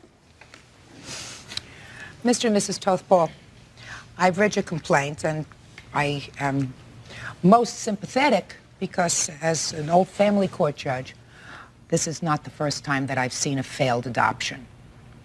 According to your papers, you and your husband wish to adopt a child, and you were put in touch with the defendants, who, for reasons which I'm sure they will tell me, were prepared to relinquish the baby that the defendant was carrying to you, and you agreed to pay certain of her expenses for the last trimester of her pregnancy. So far, is that correct? That's correct. Is that correct? You did, in fact, make those payments. They were $1,500 a month to cover your expenses, medical bills, rent, whatever, during the course of the last trimester. And then the baby was born, a little girl, I believe, correct? Right. So you want to tell me what happened? Well, we had entered into an adoption plan, as you've said. She was born. We were present at the birth. I was present at the birth with my mother. I assisted in the birth. And in the delivery room? In the delivery room, yes. The next day, we came back to pick up the baby to take her home. We met with the social workers, and they agreed to sign a placement agreement, which they signed. We took the baby home, and we had her in our home for 7 weeks. We have 2 children of our own. We're very grateful that we have them. We feel very fortunate. How old are they? 9 and 7. We bonded with the baby for 7 weeks. Had you been trying to have a third child? No, 5 years ago I had uterine cancer and a hysterectomy, so I'm no longer able to have any more children. But we wanted to open our home up again to another child. He had always wanted to have more children, and this was just something we wanted to do, and which is why we chose adoption. We originally got involved in a surrogate program, but just got discouraged due to the success rate, and also because I had a lot of chemotherapy. We didn't know the effect of the medication on my body, so we decided to adopt instead. And we, anyway, we had her for 7 weeks, and then they took her back. They took our baby back. I have photographs to show you. We bonded with her, we had her, and we were very devastated. When did you know that there was difficulty? We didn't know until she was born August 11th. We didn't know until mid-September. What happened in mid-September? We had a call from our attorney handling the adoption that apparently Debbie had sent them a letter stating that she was interested in possibly getting the baby back, but didn't say in so many words that she wanted the baby back. Basically beat around the bush. And he told us about this letter. We have never seen a copy of the letter. That was mid-September, and on September 30th, the morning of September 30th, I needed to bring her back. How did that come about? Well, there was a lot of talk for the tail end of the last 2 weeks of September. Phone conversations I was having between the social worker who was handling our case, phone conversations between myself and the attorney. She never really came out and told anybody she wanted the baby back. She never called me until the end of September, the 29th of September, was when I received a personal call from the birth mother stating that she wanted her back. And she said to me that she would like to meet me at a location, and she was going to call the attorney's office and let them know, make them aware of the fact that this is what was going to be happening. I was completely devastated. I was breaking down on the telephone. This wasn't, I mean, we had bonded with this baby. We had grown to love her. Our children had grown to love her. It wasn't as if she changed her mind, you know, the day that she was born. This baby was becoming attached to us. She was developing a personality. We were bonding with her. There were some legal documents that had to be signed after the placement agreement, because that's what usually happens, right. And that's what we call a surrender document. You're familiar with that? The only papers they told me that I needed to sign, if I wanted to, was to waive my rights for the 90 days. That's what I'm talking about. And you did not sign those. Right. Am I correct? Is this the waiver? You're talking about the waiver? I'm talking Yes. about the waiver. Right. No, I never signed those. But you were asked to sign the waiver. I was asked to sign those many times. Many times. Well, we'll get to that in a moment. She had also agreed to sign it in the hospital. Are you two married? No. Your Honor. But you live together? Right. Yes, Your Honor. How long have you been living together? 5 years. Yeah. We have a 4-year-old together. And how many other children do you have? We have 4, besides the baby. We have 5. And what made you decide that you thought it was in the child's best interest, since I assumed that that was your motivation, to place this child for adoption? Neither one of us was working at the time, Your Honor. We were just having a really bad time, and we neither one had a job, and We just thought it would be the best for the baby. because we couldn't provide really well for our own children and this one, and it was just very, you know, hard. It was a very difficult hard decision. It wasn't something that was easy. It was heartbreaking. It was very hard. I'm sure it was. But you decided to do it. Right. Judge Judy continues in a moment. 2 days after the baby was born, we received a call from our attorney's office stating that they wanted $720 in lieu of an epidural so they could take their other children to Disneyland. Real cases, real people. Judge Judy. Heartbroken parents, Jennifer and Peter Tothpaul, are suing Debbie Kay, the birth mother of the baby they adopted. The Tothpauls say 7 weeks after they took the newborn home, Debbie and her boyfriend Phil changed their minds and demanded their child back. They're suing to recoup adoption costs. So let's get to the reason you changed your mind and when you did. There was just many reasons. There was many reasons because, well, one reason is because I wanted her. You know, it was was devastating for me to give her up. You know, when your baby's born, you cry because you're happy. I cried because I was just I cried because I had to give her away. Right. And it was very hard. And when for the first time did you make the decision that you were going to ask for her back? It was about a month later.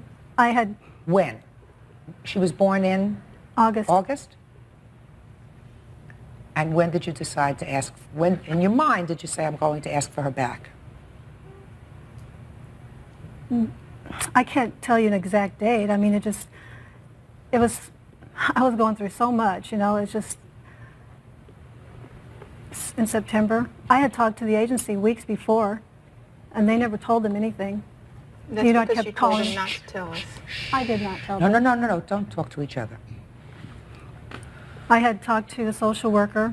Did you have misgivings right after the baby was born in August about whether you were going to go through with this adoption? No. Was it a week later? Was it 2 weeks later? It was about, I don't know, 4 weeks later. There was a lot of things that led up to it, you know, is that we had to go through so many things. Like what? Like, we sent all our kids away because we kept it a secret. And that was very, very emotional because I kept hidden. I didn't tell very many people. And just different things. It was just really hard. And they had told us things that, like, he wasn't even present for the birth. And I felt like, you know, she wasn't as important as their own children. That's not the reason, Debbie, that you changed your mind. No, that's not the only reason. It was just different things. I was just unsure about what was going on. And I felt, when I talked to everybody at the agencies and the lawyers and everything, they made me feel like I was, you know, less important, or I just felt less significant, you know, and it wasn't as important for them to send me the papers. They made me feel like I was selling her.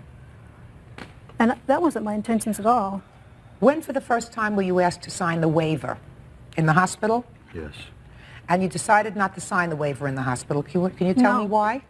He did. No, there was something was said like we were going to go out a couple weeks later for lunch or something and sign this paper, this waiver. You mean you weren't asked to sign the waiver in the hospital?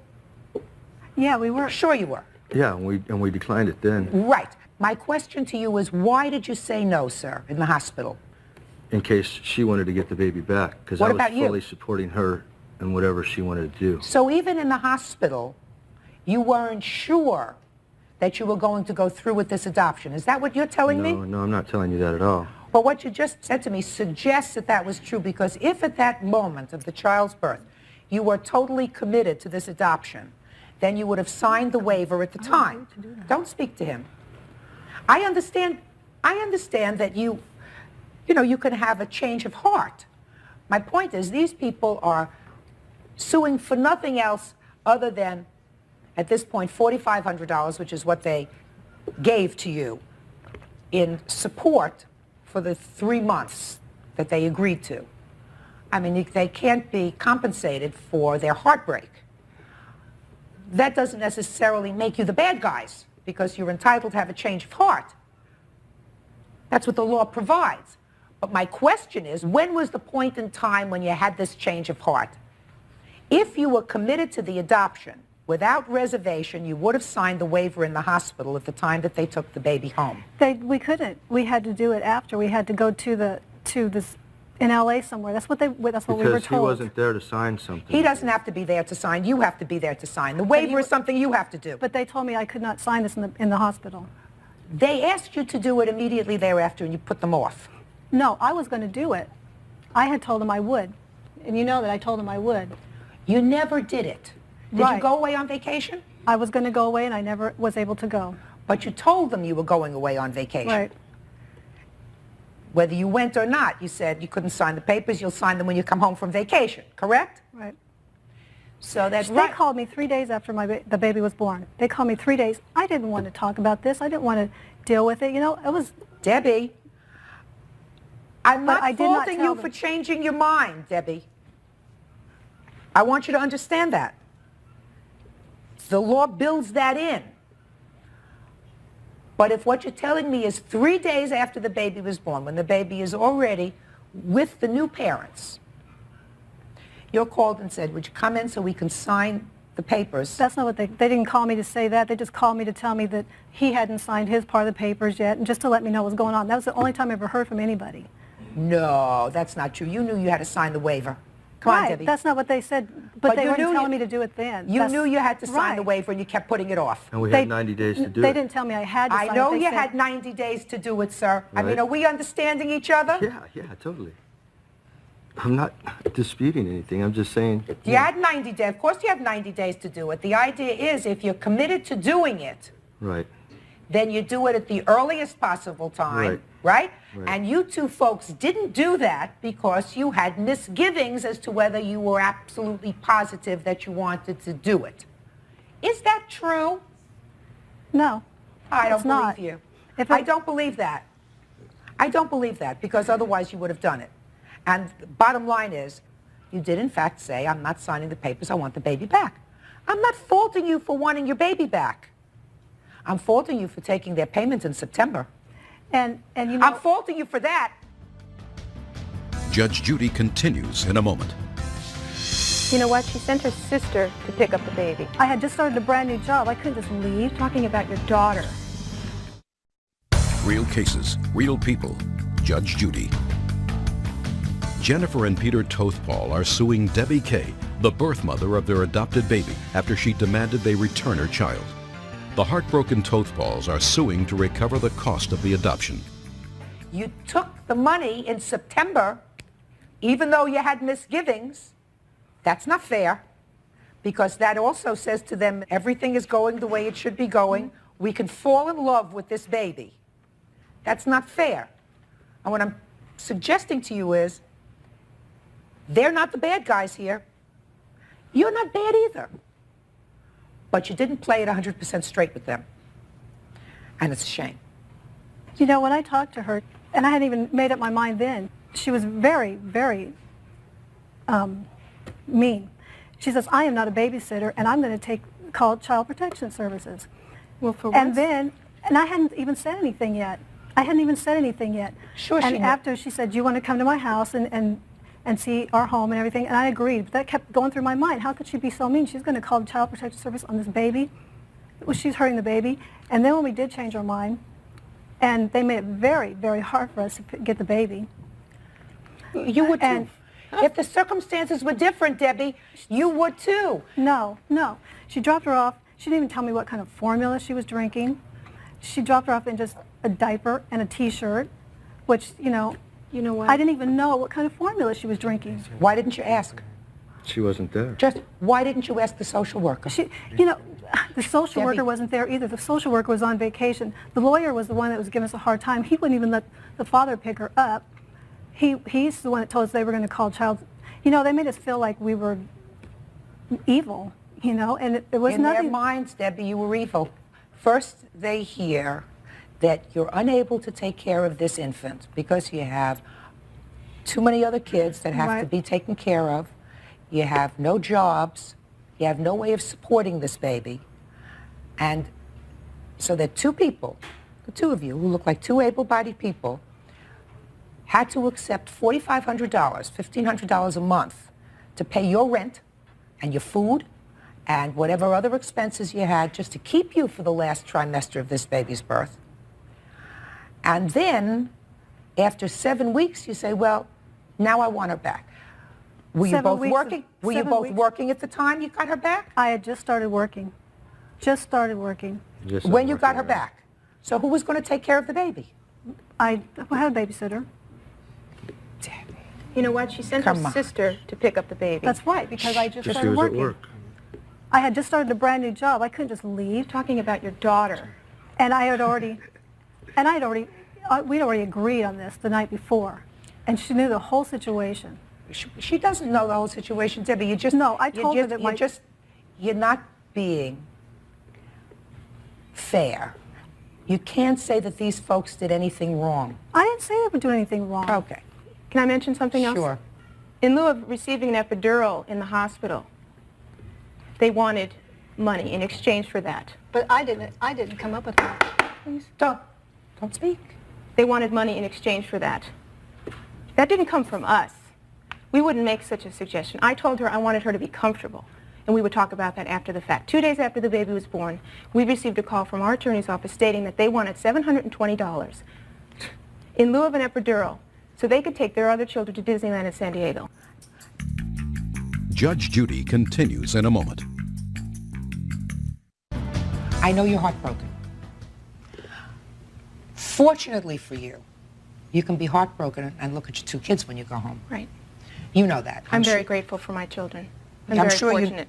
I'm sure you know other people who have been through the adoption process and the adoptions have failed that don't have the 2 gifts that you do at home to go home and look at. It doesn't make it any easier.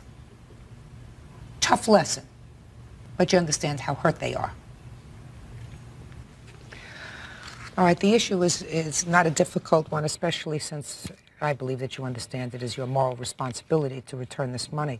You had an agreement with the plaintiffs that that they would, in fact, take care of you for 3 months of your pregnancy, and you would allow them to adopt your baby. You did not allow them to adopt your baby, and therefore, they're entitled to their money back. So judgment in this case is for the plaintiff in the amount of $4,500. That's all. Parties are excused. You may step out. Judge Judy continues in a moment. And on the next Judge Smith, step forward, please. 25-year-old John Wilson and his girlfriend Barbara Chaydez say Quincy Smith and his pals harassed and threw beer bottles at them during a drunken bus ride. Order. All rise. Your Honor, this is case number 310 on the calendar in the matter of Wilson Chaydez versus Smith. Parties have been sworn in. Judge, you may be seated, sir. Are you 2 folks married? No. Dating? Yes. Do you live together? No. I have co-complaints.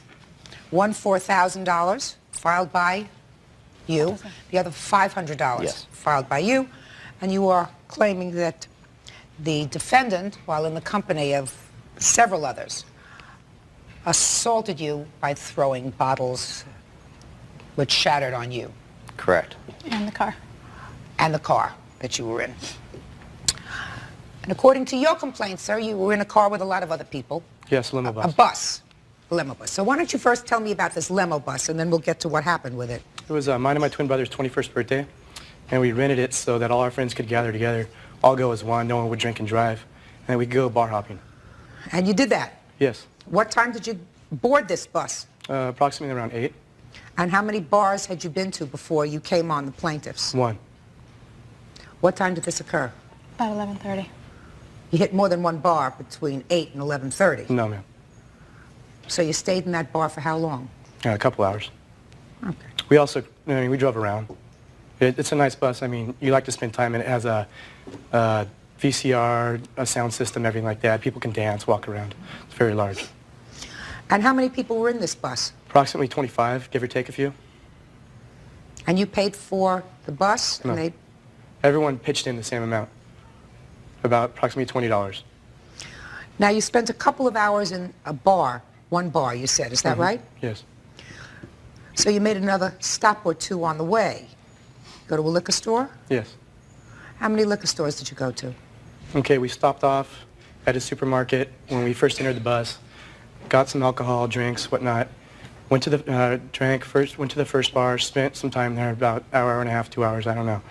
And then we went to the next liquor store. So you bought liquor twice? Yes. So everyone was pretty well blotto? No. Well, when we ran into the defendant here, they were pretty much intoxicated. Well, why don't you tell me how, unfortunately, you came upon this birthday party? Well, we had just come home from Barbara's parents' house. It was about 11:30 at night. The only entranceway into our house is through an alley. At that point, we were living together. Now we're not. There was a limo bus parked blocking the entire alleyway. It was parked illegally. People were outside of the bus urinating on the buildings, and they had open containers. We waited a few minutes. We honked, tried to get them to move up. They didn't comply. At that point, Barbara got out of the vehicle and asked one of the members to move. Somebody that was outside of the bus? Correct. Where was the driver of the bus? We were at the rear end of the bus. We approached the first person we saw. The driver of the bus was in there the whole time. Just a second.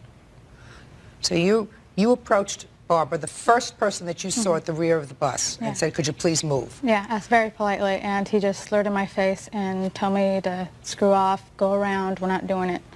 And I just didn't know what to do and asked him to get out of the car, which he did. Your Honor? Sit. So did you get out When she entered the vehicle again, and I could tell that they told her no, I then got out of the car. Now, keep What's in your mind, first name? John. John! My first issue with you, sir, is what? Couldn't tell you. Can you tell him? I think so. You came across a bunch of people that you saw outside urinating on buildings, John. You don't send your girlfriend out of the car to tell them to move. You get out of the car to tell them to move. This was, we didn't see all this until we got out of the car, till both of us were out of the car. I mean, I don't see late at night you going by yourself to this group of people. You know. There was a lot of girls, too, a lot of young girls around with them, too. I mean, it just looked like a bunch of partiers, so we didn't think anything of it. We asked politely.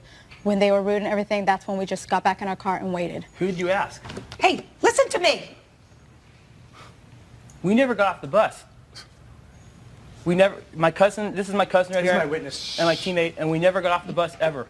Did I ask you a question? Well, I can't stand and listen to people laugh. Just a second, did I ask you a question? No, ma'am. Go ahead. When Barbara entered the vehicle, I got out of the vehicle, went up to the first person I saw and said, hey, this is the only way to get to our house. Can you please move up the bus? When I got out of the vehicle, of course, other members of the party came up. They see a guy coming out, automatically everybody's instincts comes into play, and then when they create a confrontation. As soon as he said no, I threw up my hands and said, okay. I mean, I'm not stupid. I'm not going to go up to a whole group of guys and pick a fight with them. So what Two did or you three, do? yeah, whole group, no. At that point, we got back in the vehicle and waited. This is a very busy street. We have a large police force that patrols the area. I figured, hey, we'll get in the car, a cop's going to come by. These people are going to get busted. They're plastered. No cop came by. We waited about 2-3 minutes. People started getting back in the bus. It pulled up. At that point, we said, great. Pulled into the alleyway, go up, I'd say, about 50 feet to our fence, which you have to get out of the car to unlock the padlock to get into our driveway. When I exited the car to unlock the gate, I heard, hey, you want to start something? I turned to my left. I saw a group of guys coming at me with bottles in hand. As soon as I saw this group approaching us, I turned to Barbara and I said, get in the car now. At that point, she looked at me, eye contact. A bottle flew right past her face. Hit the car, exploded. Dove into the car, and we gunned it. As soon as we slammed the doors, the back window shattered from a beer bottle. Okay, bottles, plural, lots of bottles. We immediately sped up. I mean, I don't know how we didn't hit nothing going down our alley, going that fast. Went directly to 7-Eleven down the road and called 911. At that point, the bus pulls by, stops at the red light. All the members on the left-hand side of the bus roll down their window and laugh at us while we're standing there calling the police. Judge Judy continues in a moment. This is going to be a more expensive birthday party than you thought. Much more expensive. And later today, His mother doesn't want him to have this car. He knew that, which is why he kept it a secret. You took advantage of him. real cases, real people. Judge Judy. John Wilson and Barbara Chaydez say Quincy Smith and his pals harassed and threw beer bottles at them during a drunken bus ride. Quincy claims he's innocent and not responsible for his friend's actions. So the windshield was shattered. The back windshield was shattered Correct. on your car. And who was hit with the glass? I was barely missed by it, and it hit my car door and shattered all over me. I had to take a shower and take all my, totally change and everything because I had glass everywhere. What was the damage to the car? We have pictures. We have of the pictures and vehicle. bills.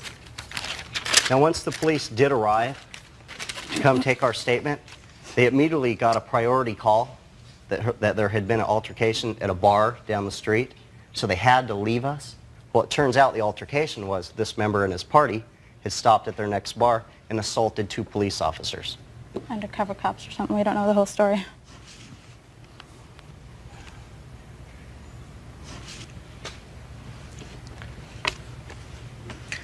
Okay, now I'll hear from you.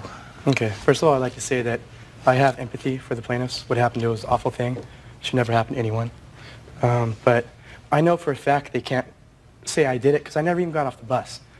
They can never pinpoint me out. I didn't get off the bus. I don't know what happened off the bus. I mean, even if the bus driver would have saw something, I mean, it was his responsibility to stay there. Which bus company did you use? It was, I believe it was called VIP limo buses. When you called them, how many people did you say were going to be on the bus? About approximately 25. You can get, the buses they have will fill 20 to 25, and I believe they even have one larger than that.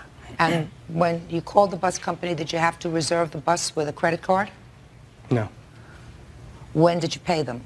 You pay a deposit down, Well, and then when, a okay, then when they arrive, you pay the rest. Well, I'm asking you, Okay. did you pay the deposit in cash or a credit card? Check. A check? Yes. Yours or your brother's? Mine. Yours. So let me understand this, Mr. Smith. Okay. You rented the bus. Yes. You, sir, are absolutely right that these people can in all probability not say who it was who threw a bottle other than the group. Is that right? That's correct. That doesn't make you not responsible for this incident, sir. It didn't even happen on the bus that I was responsible for. Oh, it happened, sir. It happened, with yes. people. It happened with people that you invited to celebrate your birthday on a bus. You are still, sir, responsible for the behavior of those people. You. Because somebody is guilty and somebody is innocent. Now, they don't know who it is, but you, who arranged this party, are responsible for their losses because you are in the unique position, sir, if you are not drunk, to know who in that party got off the bus and who in that party actually damaged their property and attempted to assault them with what I consider a deadly instrument, which is a heavy beer bottle. So, not them. They're not in that unique position to know. You are. So I'm responsible for everyone on the bus. Every single person. On the bus and off. Everyone who was also an adult. Every single person that was partying with you at your birthday party, sir. You hired the bus. I never got off the bus. I don't know. Doesn't make any difference, sir. It does to me. This is going to be a more expensive birthday party than you thought. Much more expensive. Now, you have something that you believe is meaningful to this case that you wish to contribute? Yeah, I do, Your Honor. Sure. First of all, Step up right there. Okay, I'm sorry. My cousin and myself never got off the bus at any point. And Didn't you understand what I just said? I don't know how you can expect him to keep track of 25 people. He invited them to his bus. So how is he supposed to keep track of you if they're all adults? If he can't keep track of them, then he shouldn't have invited them. And if they didn't do anything wrong, then he wouldn't be standing here today, sir. Judge Judy is ready to rule. And later today, He had it for a week and a half. He's blown the motor in it now. What good is it to me? When you deal with a minor, you deal with a minor at your own risk. real cases, real people. Judge Judy. He invited them to come on board for a drinking evening. He is therefore responsible for everything that transpires during the course of that evening. And one of the things that transpired was these people were put in fear of their lives. And if he wishes to turn around and do some detective work and try to figure out who it was that got off the bus and threw bottles at them and smashed their cars. I hope he would. That's, no, you! No, I not hope he them. would. My cousin doesn't want to be here. Do you think if he knew who did it, he would be taking the blame for this? Well, then he should have been more selective about who he invited on the bus. And he should have seen to it that once the people on the bus started to drink a little too much and started to get a little out of control, he said to the bus driver, who he had hired, because you remember, he sent the check, he hired the bus. These people are a little too unruly. You better take us home because I don't know what's going to happen with them. You, sir, between these innocents and you, you're responsible. Judgment in this case is for one plaintiff and the amount, Barbara, and the amount of $1,000, and you, sir, the amount of $500 as requested. That's all. Thank you, Your Honor. Thank you. Parties are excused. You may step out. Here you go. Sorry. At the back door to your right, please. These people do deserve money, but I believe I'm not the one responsible for it. I think I would have been much better off using a different defense, like the bloody glove defense. This is just ridiculous. And now the next case. All parties on Schramm Snyder versus Blankenship. Step forward, please. Bookkeeper Vera Schramm says her neighbor, 29-year-old Marcy Blankenship, ripped off her 15-year-old son Toby when she sold him a car that doesn't run. How old are you? I'm 15. You went and bought a car from the defendant. Yes. Did you tell your parents? No. Why? Because I thought they'd say no. How much did you pay for this car? $400. Where'd you get the money from? My bank account. When did you find out that he had bought the car? Almost a week later, on November 4th. You're his mother? Yes. Tell me how you found out that he bought the car. I had called his friend's house to see if he was there. And while I was on the phone, the other parent said, by the way, I'm a little concerned about what we're going to do with Toby's car. I said, car? What do you mean car? Like vehicle? He says, oh yeah, it's parked out on the street, and what are we going to do for street sweeping day? I said, didn't know anything about it. Where did he get it? How long has he had it? So of course we went right over and visited the car and the parents, and I got the paperwork. Now, you were keeping this a secret? Yes. How old were you when you bought the car? 15. How did you find this car? I was walking home from my friend's house and I just saw it on the street. They have a for sale sign? Yes. How much were they asking for the car? $700. So you paid $400? Yes. Who drove the car to where it was ultimately parked? We pushed it because it didn't run. How far did you have to push it? Like 6 or 7 blocks. Did you ever move the car? Oh, yeah, and we pushed it to the mechanic. Because she said all it needed was a tune-up, so we pushed it because it was right by his house. Did you get it tuned up? Yes. How much did that cost you? $55. And then what happened with the car? Still didn't run because we took it and we got we got it checked and stuff, and it said that one of the cylinders was bad, so. What'd your mother say when she found out you bought this car? She was real mad. And then she put me on punishment. Where'd you get this $400 from? Did you work for the money? I went to work in the summer with my dad. So, you sold him a car. Yes, I did. Did you ask him how old he was? No, I didn't. Doesn't look 18 to me. He knew about the car. He phoned 3 times on the car. He came by inquiring about the car twice. I asked him if the first night he came by if he wanted to drive it or if he wanted to leave me a deposit, and I would be more than happy to take the for sale signs off of it. He said no, he didn't have his wallet with him.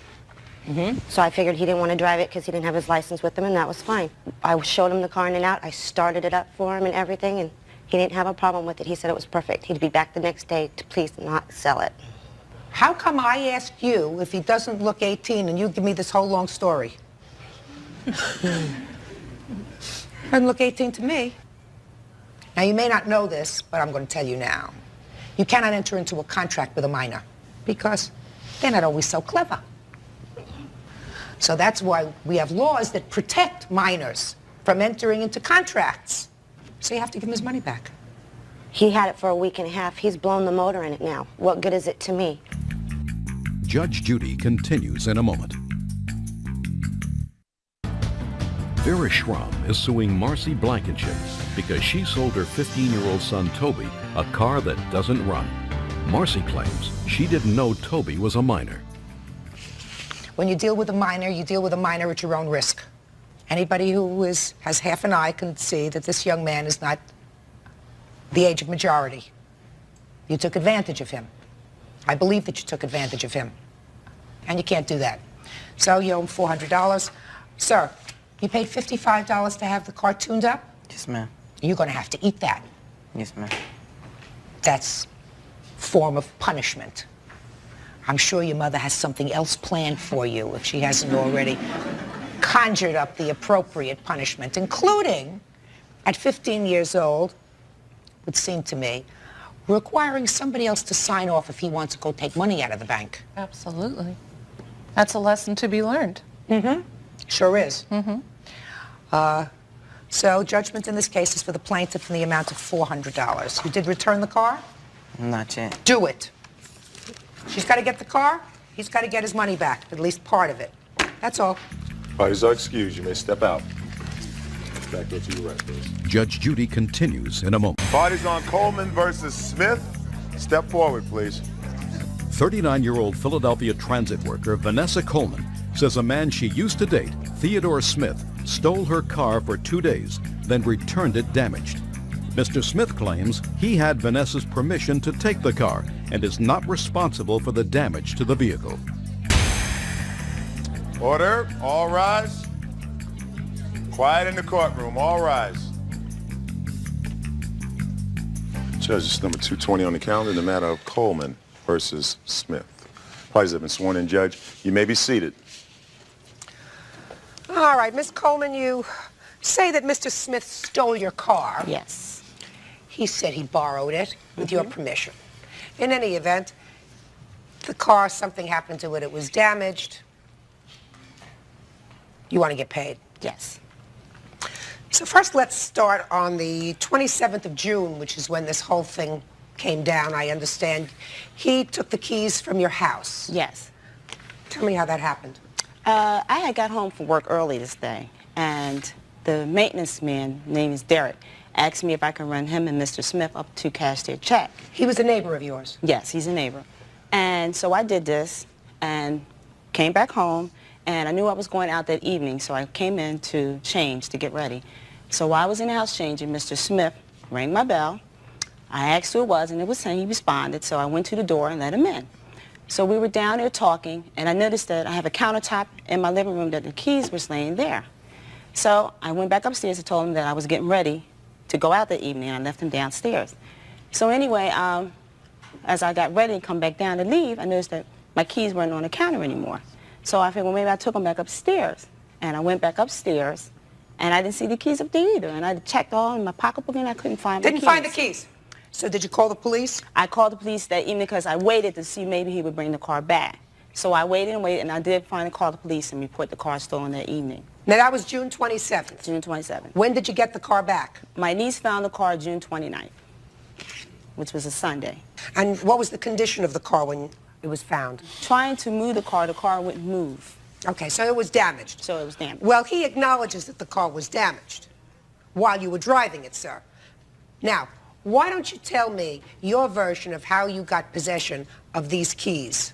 Ms. Coleman and I, we live 2 doors apart from each other. Had you been friends before this happened? Yes, we were. Yes, we were. We were also seeing each other. No, and we weren't, probably starting what I would call the start of a relationship. What do you mean? She and I had spent time in each other's house a couple of times, having dinner, ice cream, these sort of things. That's nice. I've used the car before, and I've driven a car and brought it back. With her permission? With her permission. I had asked her, could I use the car to make an errand to my mother's house? My mother lives in walking distance, 10 minutes, and driving, it's 2 minutes. The car was parked 4 blocks away from my mother's house. Just a second. You asked her if, according to you, you asked her if you could ride to an errand to your mother's house. Yes, I did. You didn't tell me what she said. She said yes. She gave me the keys, which was a full set of keys. At that time... And you intended to be back in... In moments, because moments. She had told me she... You intended to be back in moments, and you knew she was going out. Yes, I did. Okay. She gave me the keys. Her and the landlord were standing on the pavement, talking, as I got into the car and exited the block. About 5 minutes into the journey after the car, I stopped at the intersection. I tried to engage the shifter to go on. The car wouldn't move. It didn't All right, respond. you knew at that point, to make a long story a little shorter, you knew at that point that there was something wrong with the car. Yes. What did you do then? I had a friend who was with me. Which friend was with you? A gentleman I picked up. Just a second.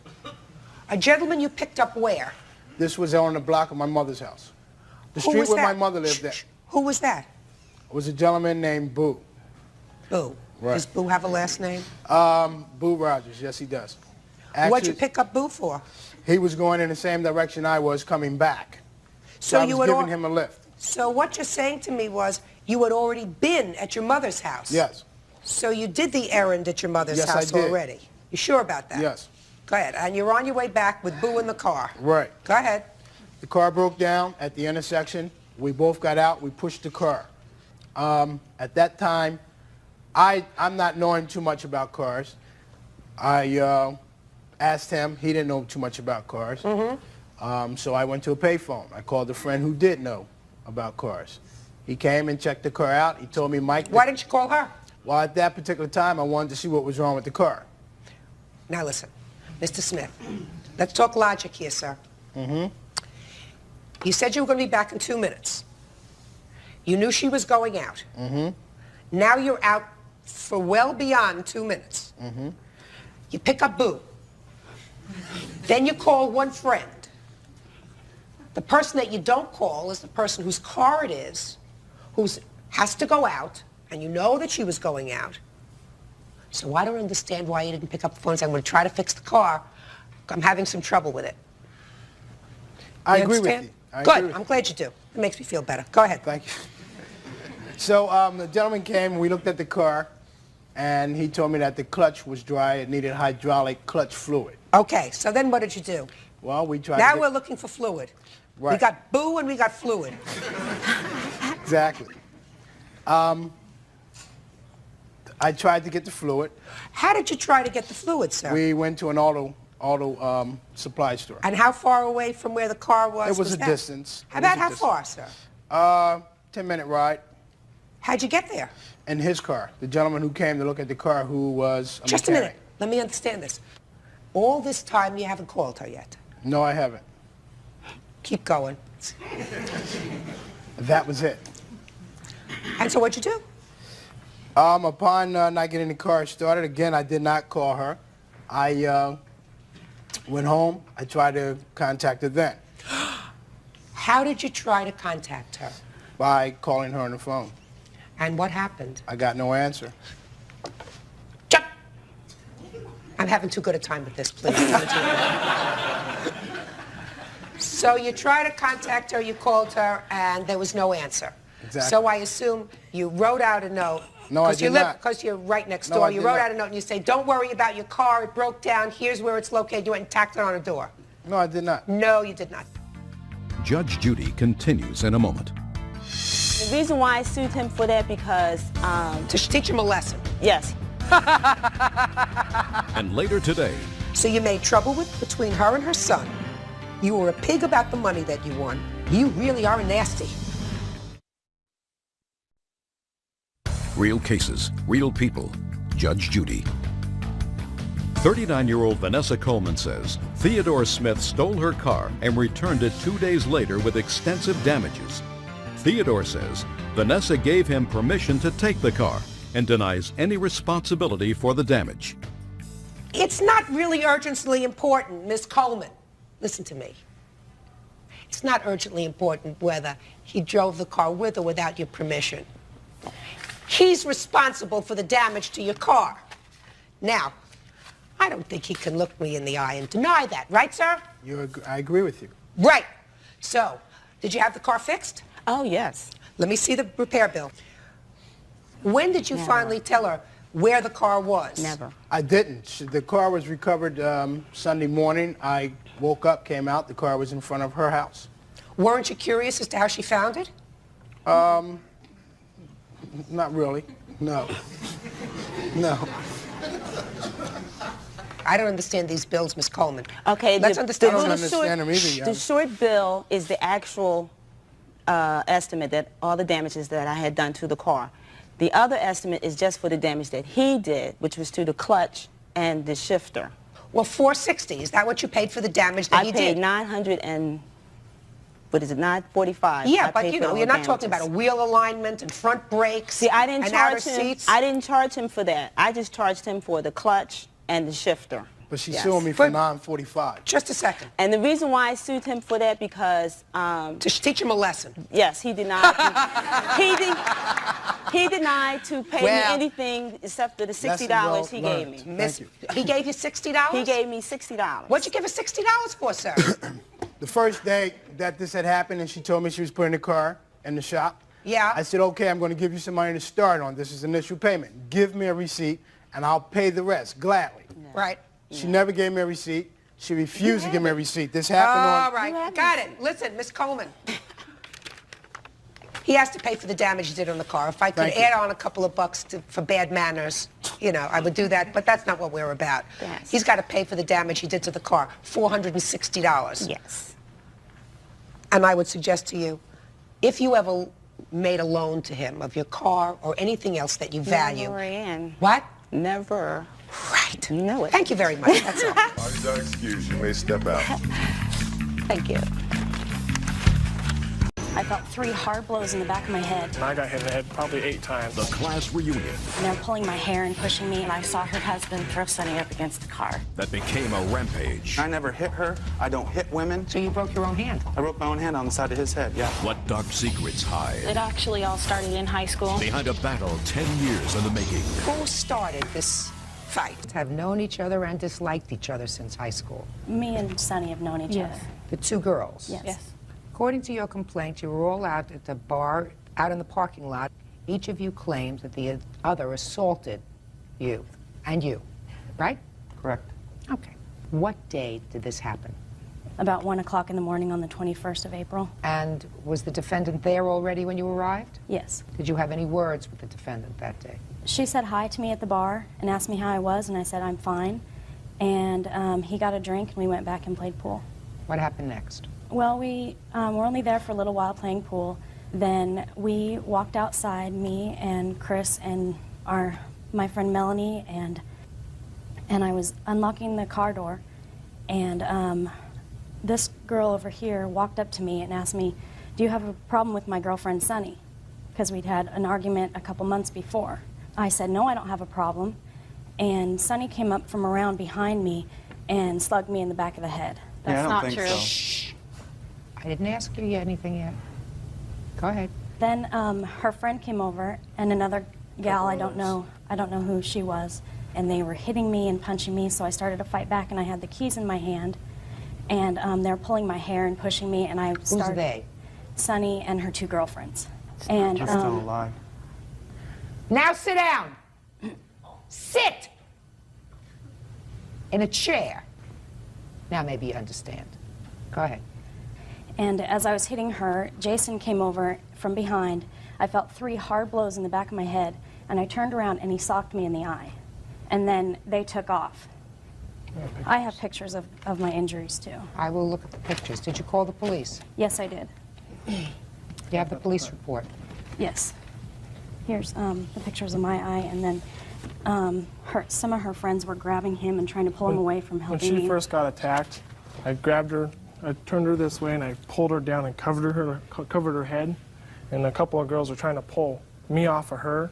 And I don't know if I'm not sure if it was Jason, but he had like three of his male friends there. And they're trying to pull us off, and I got hit in the head probably 8 times. And I got some scratches on my neck. Here's the police report too.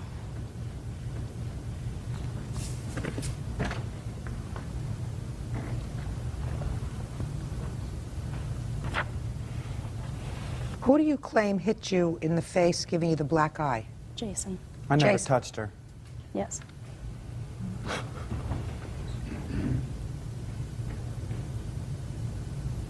What part of don't speak don't you understand?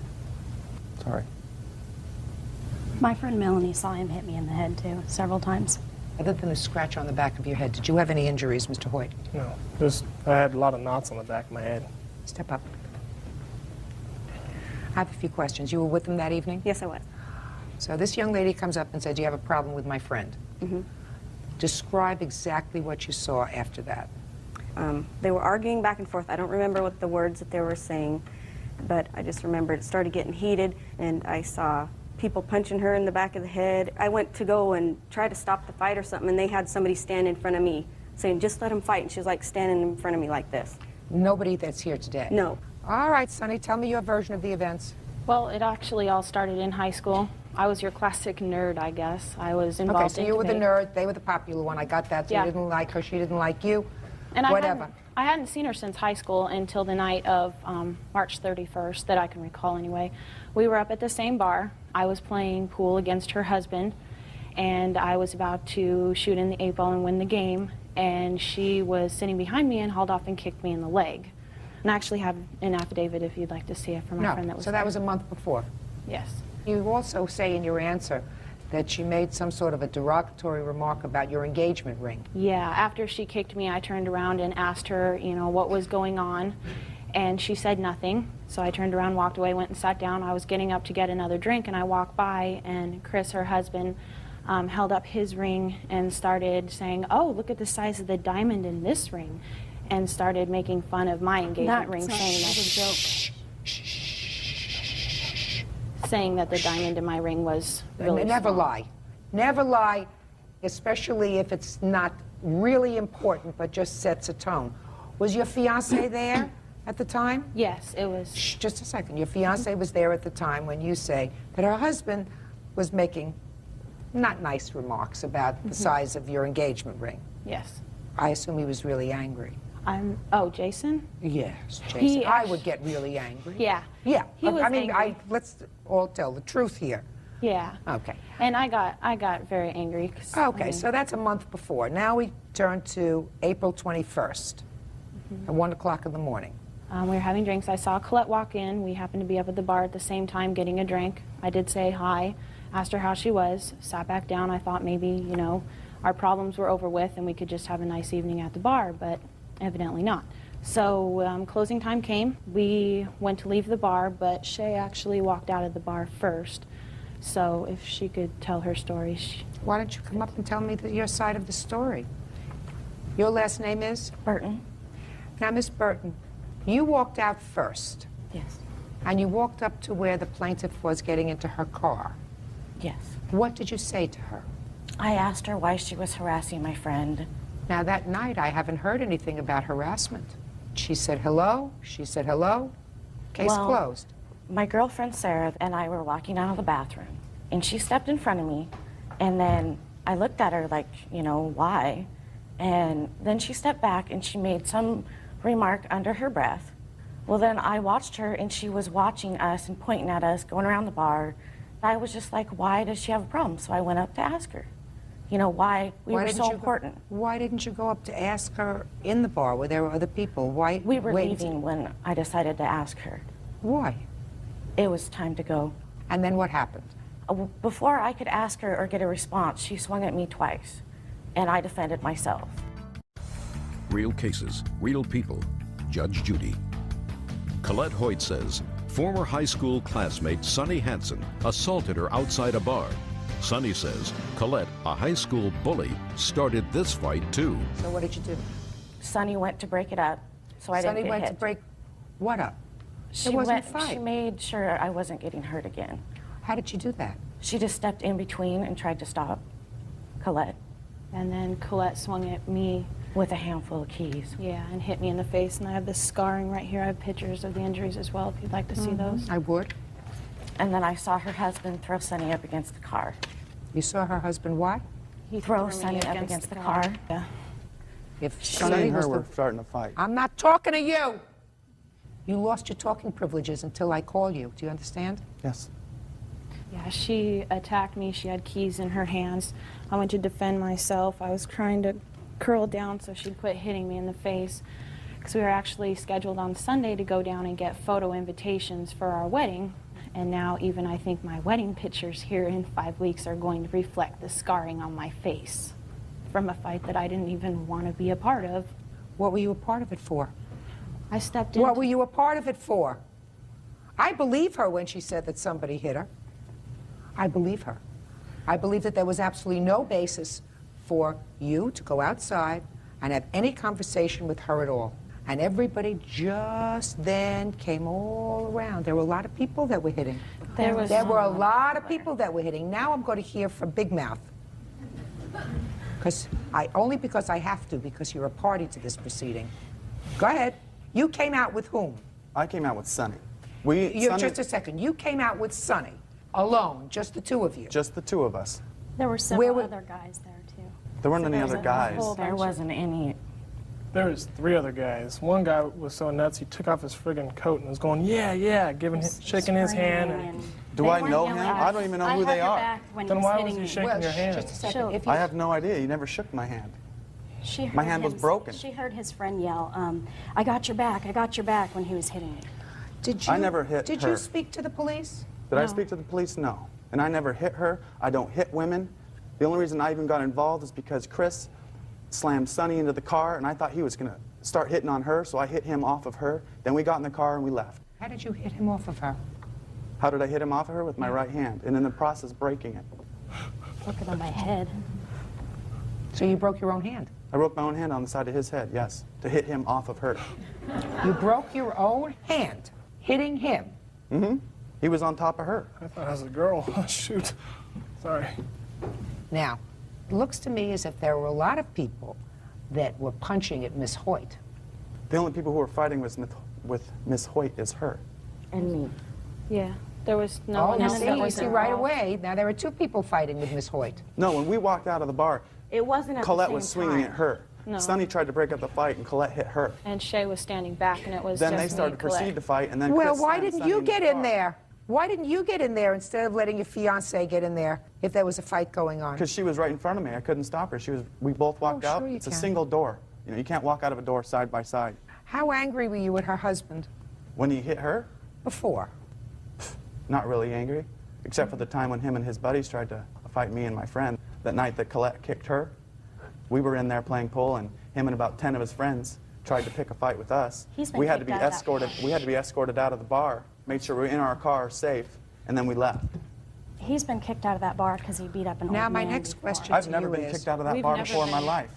if you were assaulted and you know who assaulted you, why is it that you never prosecuted this case? I did try to, but the police say that there's, they don't prosecute misdemeanors, or they don't investigate misdemeanors in Spokane because they're too overloaded with felonies. And so the police officer asked us to take it to small claims. He didn't even want us to file the report because they don't have enough staff.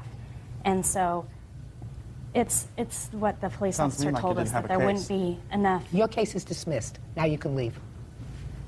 You had 10 warnings. Goodbye. Gotta learn to be quiet. Broke his own hand, let him take care of it. It's a hothead. Okay. Is there anything else that anybody wants to tell me? I just think if their injuries were so severe, we have an affidavit here that shows that Chris was down playing in a pool tournament at 9 o'clock the next morning. I'm not talking about his injuries. I don't think he had any. I mean, he had a couple. He had a scratch on the back of the head. This guy tried to hit him in the head with this hand. He broke his arm. It's good enough. I'm fine. Right? Good I'm enough. fine. Perfect. You can sit down. The question is, who started this fight? Colette did. No, you did. Verbally. No, you did. You went up to her in the parking lot for absolutely no reason. And I believe that you came in and you hit her. And then all hell broke loose. And then all hell broke loose. And I believe that your old boyfriend over there was still remembering from last month when he made fun of the engagement ring. Because that would be something that one would remember. And so would you. So I'm dismissing your counterclaim. And I'm awarding you, as requested, $2,500 because I've looked at your injuries, and your injuries are, in fact, substantial. That's all. Thank you. Parties are excused. You may step out. Smarter than her and skinnier than her, and evidently that just carries on after high school. I just wish it would die and she would just let things be. They got what they deserved. They started everything, and if he's going to hit a girl, then he should have to pay for it. And now the next case. All parties in the matter of Ray versus Gallagher. Step forward, please. 46-year-old band manager William Ray is suing a former band member, 23-year-old waiter Michael John Gallagher, for unpaid bail money and attorney fees after Michael was arrested for driving under the influence. Mr. Ray, you were managing a band. The defendant was one of the band members. Correct.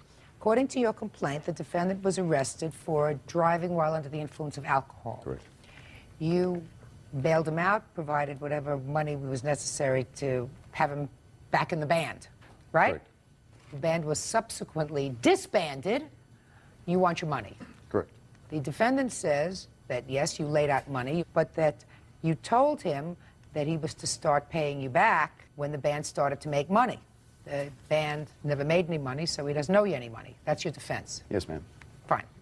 How were you arrested? Tell me about this arrest that you had in May of 2000.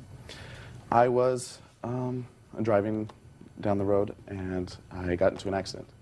I had been drinking. I paid my dues. So you were hauled off to jail? Yes, ma'am. Who did you call? I'm not sure. I called my friend Steve, and I called Mr. Ray here. And Steve didn't have any money? No. So then you called Mr. Ray. Plaintiff. And what did you say when you called him? I just told him that I was in jail. I really just wanted somebody to talk to. I didn't expect him to get me out or anything. I just wanted somebody to talk to, so I called him. You wanted somebody just to chat with? Yes. Well, I was in jail. I was 21 years old and scared out of my mind. Fine. So you didn't want somebody to come and get you out. You just wanted somebody to talk to. Yes, ma'am. Good.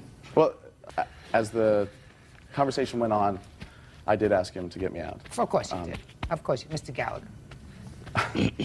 And how much was the bail? I don't know. How much was the bail, Mr. Ray? $7,500 bail, $750 out of pocket. Okay. Tell me about hiring the attorney. Who called the attorney? I have a very close friend I've known for about 21 years. So the answer is you did? I did, yes. Did the attorney tell you what the fee was? Usually it was $3,000, I believe, and since he was friends with Mr. Ray, he would take care of it for $1,600. And what did you say? I said, okay. Did you pay him any money? Mr. Ray gave me a check to pay him, yes. And what did he say when he gave you the check? Look at me. What did he say when he gave you the check? Don't worry about this. Worry about your singing. We'll take care of this later. Good. Now, what other expenses did you have, Mr. Ray? The other money is I gave him my car. I had several cars, and his car was totaled. He got my car, the car that I loaned him, impounded one night, so I had to pay that fees. How did he get your car impounded? He called me up and he said that I was driving across the tracks and a hubcap fell off, and as I stopped to check it, the police stopped me, and then we find out he doesn't have a driver's license, or his license has expired. So Is that right? Yes, that is right. When I went to the DMV, I have a New Mexico driver's license. When I went to the DMV, give me a story. Okay. How much was it to get the car out of impound? Car getting out of the impound was $93. What else? He had the car approximately 6 to 7 months. Clutch was totally shot, and it had a brand Forget new it. clutch. That's when it your was in problem. If you're stupid enough to lend somebody your car for 7 months, somebody who's already had trouble with the car, he's got a DUI, he's a baby, you're not. You take on that responsibility. $2,443 is what you owe him. Why shouldn't you pay him? I don't feel that I should pay him because he told us he was going to take care of all this stuff for us and start paying us to rehearse. We were there 3 nights a week, sometimes 7 nights a week rehearsing. Most of the time that we were there, he was stoned out of his mind and wasn't even paying attention to the rehearsal. So why didn't you leave? I thought... Just a second. So why didn't you leave? I didn't leave because I thought this was my opportunity. Well, then you made a mistake. Most definitely. You Most made a definitely. mistake, but you had the opportunity to leave. And if this lawsuit was about your expenses, your living expenses, et cetera, while you were working, I would feel differently about it. These items had to do with your stupidity. A, driving while drunk, having an accident, and then parking across railroad tracks. That has nothing to do with band. That has something to do with stupidity. 2443, judgment for the plaintiff. Parties are excused. You may step out. Everything aside, Mr. Ray's a pervert. Okay, the only reason he did this whole boy band thing was because he likes young, cute boys around him. Vindictive, stupid comments. It was a sham from the beginning. The current edition of the band actually went on a showcase April 26th, and now we're actually waiting for... Next day? Yes, I did. So I assume you weren't injured. Not to the point where I felt I needed medical attention. Well, tell me how you were injured at any point. Okay, I had scratches all over my neck. Did you have any photographs of that? Did I know I was going to court? No. Did you? If you had hung around Miss Collazo and spoken to the police, maybe you would have known. Nothing more unseemly than women who drink. Medical bills total $1,160. Can I speak right now? Mm-hmm. We had a criminal case. She already tried to get me for harassment, but the judge in Pittsburgh dropped the charges. Well, I'm not dropping the charges. As far as I'm concerned, madam, you owe $1,160, judgment for the plaintiff. Parties are excused. They step out. I'm tired of seeing her in court. This is my third time, and hopefully I don't have to see her ever again. I really think she was out looking to just start something. And I was the lucky person. And now the next case. All parties in the matter of Passariello versus Stillwell. Step forward, please. Kalia and Vito Passariello are suing DJ company owners Jennifer and Eric Stillwell for ruining their wedding video. The Stillwells say the video was free. Mr. and Mrs. Passariello, you were getting married, and you hired the defendants as DJs for the wedding. Is that right? Correct. And how many hours was the reception? We had hired them to play for 3 hours. What did your contract provide for? $210. Not a lot of money for 3 hours, right? Average where we live. Okay. How did you find them? Did you find them through an advertisement, or did somebody recommend them? In the phone book, an advertisement in the phone book. Okay. Had you asked for any recommendations? We only had 2 months to plan our wedding, and in their advertisement, it says that they do a videotaping for free, and since we were in a hurry, we decided to go with them because we also wanted the videotape, so we chose Let them. me see the ad, please. We actually have two. Just a second. So $210 was for the DJ. How many people? One DJ or two? They told me that there would be one DJ, but there would be someone there helping him. And was there? There were 2 other people there with him. Okay. So that's a pretty reasonable. Right. So you're not complaining. Your lawsuit doesn't complain about the DJ services. Your lawsuit says that they were to provide you your event videotaped free. Correct. That's what the ad says. Right. But not the DJ services. The DJ services you paid for. Right. The video was free. And what you're complaining about is the quality of the videotape. Right. Right? And there was some of the service. Well, you never like everything that a DJ does, Ms. Passariello. They lost our first dance song, and they also asked me to make up a song list, and the song list was not played. And we had picked out special music for the cake cutting, and it was not played either. Ms. Passariello, listen to me very carefully. I have made a lot of weddings. Never is perfect. Did you fire them? Well, I couldn't send them home and have no entertainment. Of course not. So you kept them for the 3 hours. Right. Fine. So you got your service provided for, because what you're suing them for is not $210. You're suing them for $2,110. You're suing them for 10 times as much as you paid, because you say they spoiled your day because of the video. It wasn't just that the day was spoiled. My husband is from New York, and his family was not able to attend, and we were counting on this video to include them so they could see, and it's so embarrassing. We cannot. Then you should have hired somebody who was a professional videoer. Their ad shows professional this, professional that, and they actually have it in a higher printing that your video service is free. Yes, but they're standing Mr. Passariello, it's ludicrous to believe that you actually thought that you were going to get both a professional DJ and a helper for 3 hours, plus a professional video, all for the bargain price of $210. That's average where we live. It's not low, it's very average. So what you're telling me is you can get a professional DJ and a professional video. I don't know about a professional video. You're not following what I'm saying, madam. It's ludicrous to believe that you could possibly expect a professional DJ plus a professional video. They agreed to provide a video. They provided you a video, madam. You may not like the video. Can I show you the No, video? I'm not interested. It's awful. Just a second. You should have hired a professional photographer if you wanted a professional video. How is somebody going to do a DJ, pay attention, professionally, as well as videotape an event to your liking, right? You want 2 professionals for $210. They had 3 people at the event, 1 person to DJ and the other 2. One of the men was standing there with the camera. Now, we're not saying a professional job. We're saying at least an average job. This is out of the below 3 hours.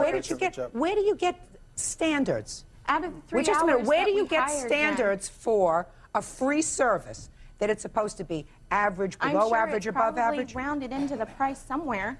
Did you I mean, call it for a can't be Hey, free. Miss Paciarello, I hear a lot of people complaining about wedding events afterwards. Sometimes I rule in their favor. When they hire a photographer and the photographer's pictures are so outrageous, and you've hired a professional photographer, they are successful. But you did not hire a professional photographer. You hired a professional DJ who was giving you as a service, as a free service, a video. I'm going to ask you only one other question. Did you contact, in the course of the 2 months preparation for your wedding, a photographer? No, his father took all the pictures for our wedding. So the answer is you did not contact a photographer. We didn't need to. No. Good. Oh, So I hope, we I hope saw- you have good pictures. Listen, stop making a mountain out of a No, molehill. can you view the tape, please? I'm not interested in the tape, madam. There are pictures on the tape. Is that right? It's a video. You can't see it. It's so dark you can't see it. And when we're cutting the cake, the speaker for this system, they set their service up right in front of our cake table, and you cannot even see Vito except for the waist down. You hired a DJ. But they You got a agreed to free- provide another service. They provided another service. No, they they gave didn't. you a video. And the fact that, Miss Paciarello, you're not going to get a dime. Understand that. You hired a DJ for $200 for 3 hours. Did you play 3 hours or more? We played Played 4. Because they felt bad because they broke our first dance tape. Fine. Well, that's a just a second. That's a very nice thing. So they played I for told him 4 to leave. hours. They played for 4 hours. For But I 2 told hours. him to leave. No. Yes, we did. He asked us several times if we wanted him to stay for a half an hour for 35 or a full hour for 70, and I told him no, because there was only like Just a 30 second. people left. Just a second. So are you telling me they didn't stay for 4 hours? They did, but I didn't tell him to. I told ask him he could Miss leave. Paciarello, get this straight. They played at your wedding for 4 hours for $200. And for that, you also believe you are entitled to a video that is totally satisfactory to you. You are not entitled to that. Did you ever hear the expression, you get what you pay for? Did you ever hear the No, expression, don't ask me any "Nothing's questions. free"? That's right. Nothing is free and you get what you pay for. Case closed. Case is dismissed. That's Parties all. are excused. You may step out. Mr. Paciarello called me and said that he was very displeased with his video. I said I was sorry. I had no control over that. It is a free video. We do not promise professional quality. Okay. With at least 14 days' notice given and acknowledged in writing by both parties. Okay, so you gave her a 14-day notice. My assistant and I decided. Okay. So that's on the 6th? Mm-hmm. When did you move out? Moved out on the 9th. 30 days, half September, April, June, and November. So what we're talking about is 21 days. Is that right? No, so I had paid June's rent on May 21st to stay till June 21st. Oh, okay. So that means that you're only entitled to 12 days. Yes. You have a problem with giving her her prorated rent? I do, Your Honor, because I gave her the 14-day notice. She moved out before. And she had announced to me that she would be moving out the following Saturday, which was in a couple of days. And my exact words were, Karina, you're free to move whenever you want, but the room is yours until the 21st. That's just because you say so. And listen to me. Just because you say so doesn't mean that that's so. You gave her a 14-day notice. Right. Because you say there was some egregious reason why you gave her short notice. If Yeah. she decides not to stay there until that time, that's her prerogative. You have to give her her prorated rent back. But, Your Honor, the problem is, although she physically moved out, her property was still in the room. All of her? Absolutely. No, property? not all of her property. What? The day after she moved, she said she What needed was in- to bring her answer machine in because her phone... What was in her Well, room? there was a lamp, a pole lamp, and then her ashtray, and she said Saturday night when she moved out, I'm really tired, my ashtray is in there, I didn't even wash it, I'll get back to it later. And I did not even go into the room to clean or anything. When I did go after the 20th, when she got her security deposit back, then I went in there, and these two items were in the closet still. Is that the other items? The lamp, she had said when she was moving, she said, you can either give this away or throw it away. And you should have done that. Real cases, real people. Judge Judy. Karina Roy says former landlord Nicole Zimius assaulted her with Tupperware. Okay, what items do you think suggest that she still occupied the room? The teddy bear in the cup? Well, listen to me, speak. The lamp. The lamp she told you to get rid of. The ashtray, and these two things, with the kind of ups and downs that we've had in her stay, I was not about to even go into the room, and I didn't. That's fine. That's your prerogative. You did, you didn't. I don't care whether you did or whether you didn't. Clearly, you gave her a notice because you didn't want her around. You felt as if you wanted to give her 2 weeks to get out. That's fine. I find that she elected to move out before. I believe she's entitled to do that. She doesn't want to be there if you don't want her there. She moved out. She gets her portion of the rent back that she paid, because I don't consider that, a cup and her teddy bear, leaving property in the house so that you couldn't rent the room again if you wanted to. All right. Now next, you want her to pay your moving expenses. Is that right? Yes. Wrong. So we've just dealt with that. You don't get your moving expenses. Now, damages due to the assault.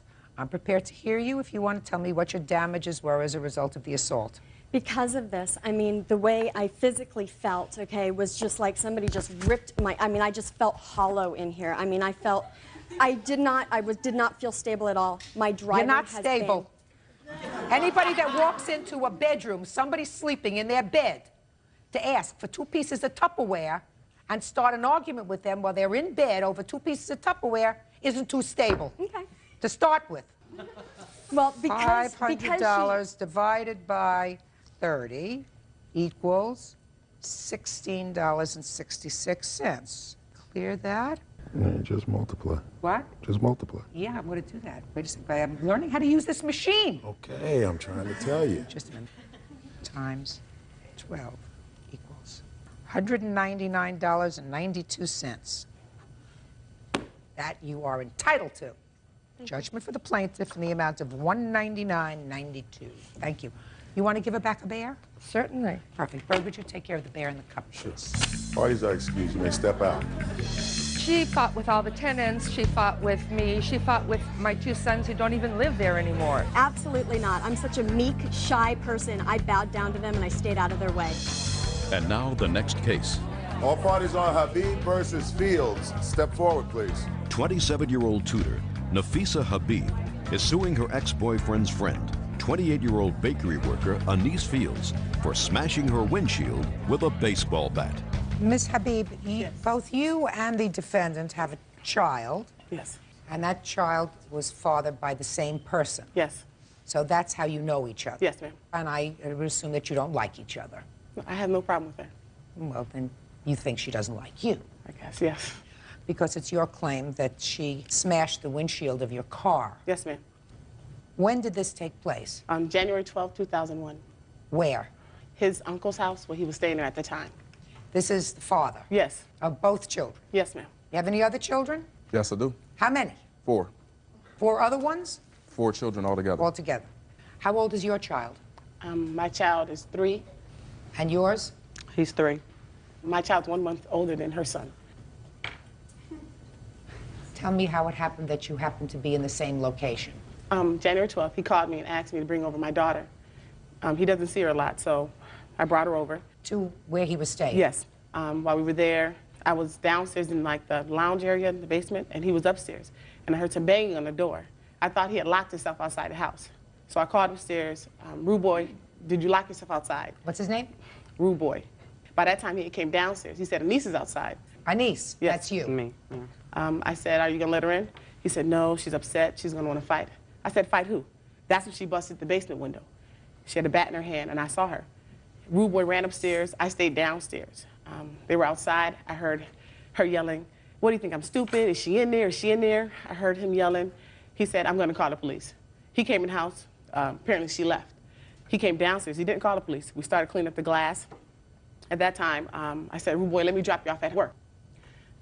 When I went to my car, opened my door, I saw the glass on my seat and saw she bust my windshield. I switched cars with my father, and I went to her house.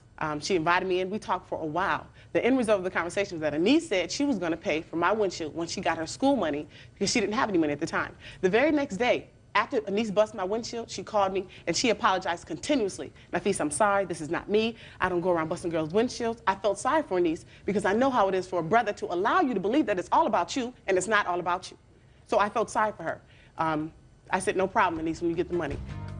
So, bottom line is, you saw her with a bat break the basement window. Yes. But not your car window. No. But she did, in fact, tell you that she would pay for it. Okay, let me hear you. She's lying. Basically. Why don't you just tell me what happened? You went over I wasn't there. No, I was not there. No. Just a second. Are you telling me that you never went to the house? Yes, that's what I'm telling you. I think you have to come up with a better story than that. I'm going to tell you why. Because I believe her when she says that you came to the house. Mm-hmm. I believe her when she says that she saw you with a bat in your hand and that there was glass downstairs at the basement window. So I think we're going to start over again. She's lying. He lives there. So he was there. So he can tell you. I was not there. All right. She's lying. I don't know. My basement window never got broke. I don't know how you can see somebody break the basement window from the basement. I don't know what she's talking about. Prior to this, she said I broke her window, busted her car up. She told my grandmother I did it. She let a friend of mine use her car. He crashed her car up. She said I did it. I don't know nothing about what this is about. Ma'am, I'm sorry, Miss Judy, Judge Judy. I'm trying to be calm because I want to cry because I cannot believe that Jamar would sit up here and lie. He was supposed to watch Hanifa, but he said that he couldn't watch her. I didn't even know he was going to be here. Rude boy, you should be ashamed of yourself. Shh. Don't talk to him. I'm sorry. Can I see the police report, please? Yes, ma'am. Miss Judge Judy, he also told me, Rude Boy himself told me that Anise had intentions several times to pay you for your car windshield, but things that came up. When I went to her house, I met her mother, I met her daughter, Asia. You brought your daughter I to met my her house. son. No. Okay, just a minute. Wait. Oh, God. I can't believe you, Rude Boy. I can't believe you. Oh, it's over. Never was anything. Whatever, Rude Boy. Whatever. If you talk amongst yourselves, you're leaving. Excuse me. Tell me why you reported this to the police 2 days later. Well, I believed in when she said she was going to pay me for the windshield, and when she called me the very next day after it happened, I believed her. I believed it. My father said, Nafisa, cover your tracks. If you get a police report, then at least you have that in case you have to take her to court. I did not believe it was going to have to go this far. It's only $183. I'm not asking her for cab money or the inconvenience she put me. My sister had to come and get me several times to pick up my children. I work 2 jobs. I raised 4 children by myself. I don't have time for this. This is so juvenile. Mr. Jones, do you currently have a relationship with any of the 3 or 4 women? This one here. This No, one. he doesn't. Shh. I'm sorry. No. I apologize. No. I'm sorry. So you currently have a relationship with Anise. Yes. How long have you had that relationship with Anise? Since last year, we started dating each other and being in a relationship last summer. How many children do you two have together? 1. Your other 2 children, do they have the same mother? No. What do you do for a living? My teacher aide, bus aide. Nothing. Shh. I'm sorry. I apologize. He's lying. I'm sorry. Well, how was she taking me to work if she came over? Just listen to me. She's making up stuff. Listen to me. I'm sorry. I understand. I apologize. Teacher's aide, bus aides don't Yes. make a lot of money. Small money. Small money doesn't make 4 children. No, I make 4 children, but my money take care of my children. Impossible. Impossible. Okay. Do you work, Anise? Yes. What kind of work do you do? I work at a bakery. How many children do you have? 5. Do all 5 children live with you? Yes. You make a lot of money in the bakery? No, I don't. I also go to school. How is your family subsidized? From me working and going to school. How much money do you make at the bakery? I make $5.50 an hour. $5.50 an hour gross does not support 6 people, and he certainly doesn't make enough to support you and your children. What kind of work do you do? I tutor children full-time, and I work at a floral shop part-time. How many children do you have? 4. What other support do you get for your children? I receive food stamps, and that helps a great deal. How old are your other children, Mr. Jones? 10, 2. So you have a new child, not with either one of these 2 women. Yes. And shortly after that child was born, you renewed your relationship with a niece. Is that right? Yes. Excuse me, miss. Shh. $183 is what the windshield cost you? Yes, ma'am. pay it. $183, judgment for the plaintiff. Thank you. Parties are excused. You may step out. I have no beef with her niece. I think she's a beautiful sister. She's striving to make it happen for her and her family. It was a lie. This is juvenile. I hover above it. As women, as mothers, our goal in life is to raise children and to raise a nation. I have no idea. She wants me. I don't want you, Mom. We're just friends. Is this a trailer? It's a mobile home that has been built onto, and it's about 2,000 square foot. Were these holes in the wall or anything else there when you rented it to them? No, we were having some leakage with the roof, and they said that they could take care of that if I would buy the materials, which I did, and I have my receipts for that. What I'm asking you, madam, is I'm going to show you some pictures. What I'd like you to do is take a look at these photographs and tell me whether this is the way the property looked when you rented it to them. Absolutely not. Absolutely not. No. Would you show this to these two people?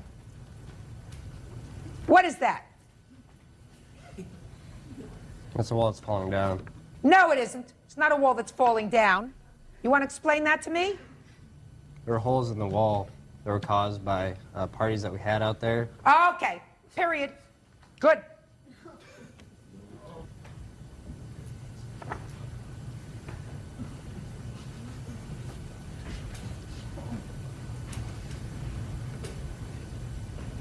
That's our refrigerator, Your Honor. Is that the way it was when you got it? That was our refrigerator when we moved in. Oh, good. So I don't have to look at the refrigerator. Perfect. They bought the refrigerator, right? Madam. That doesn't ring a bell with me. Well, if it doesn't ring a bell with you, they say that they bought the refrigerator. I trust that they bought the refrigerator. There were 2 refrigerators there. I'm sorry. Same party? Yes. You got some nerve. What's wrong with you? Huh? What is wrong with you? Well, in the beginning, when we rented the property, Sherry told us our deposit wasn't for the trailer. She didn't care about the trailer. She said, trash it or fix it. Those were her exact words. She don't care. Trash it or fix it. It's up to you. We fixed it in the first place. The roof got so bad. The house was totally unlivable. There was no hot water, no furnace. So move. So That's what we move. did. You weren't being held a prisoner. Also, before we... I'm not finished with you.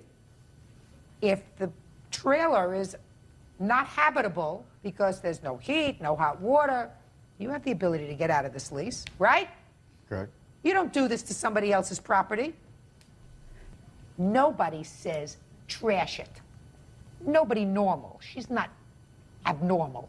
Those were her words. Trash it or fix it. Bull. Not common sense, unless somebody is on heavy doses of something.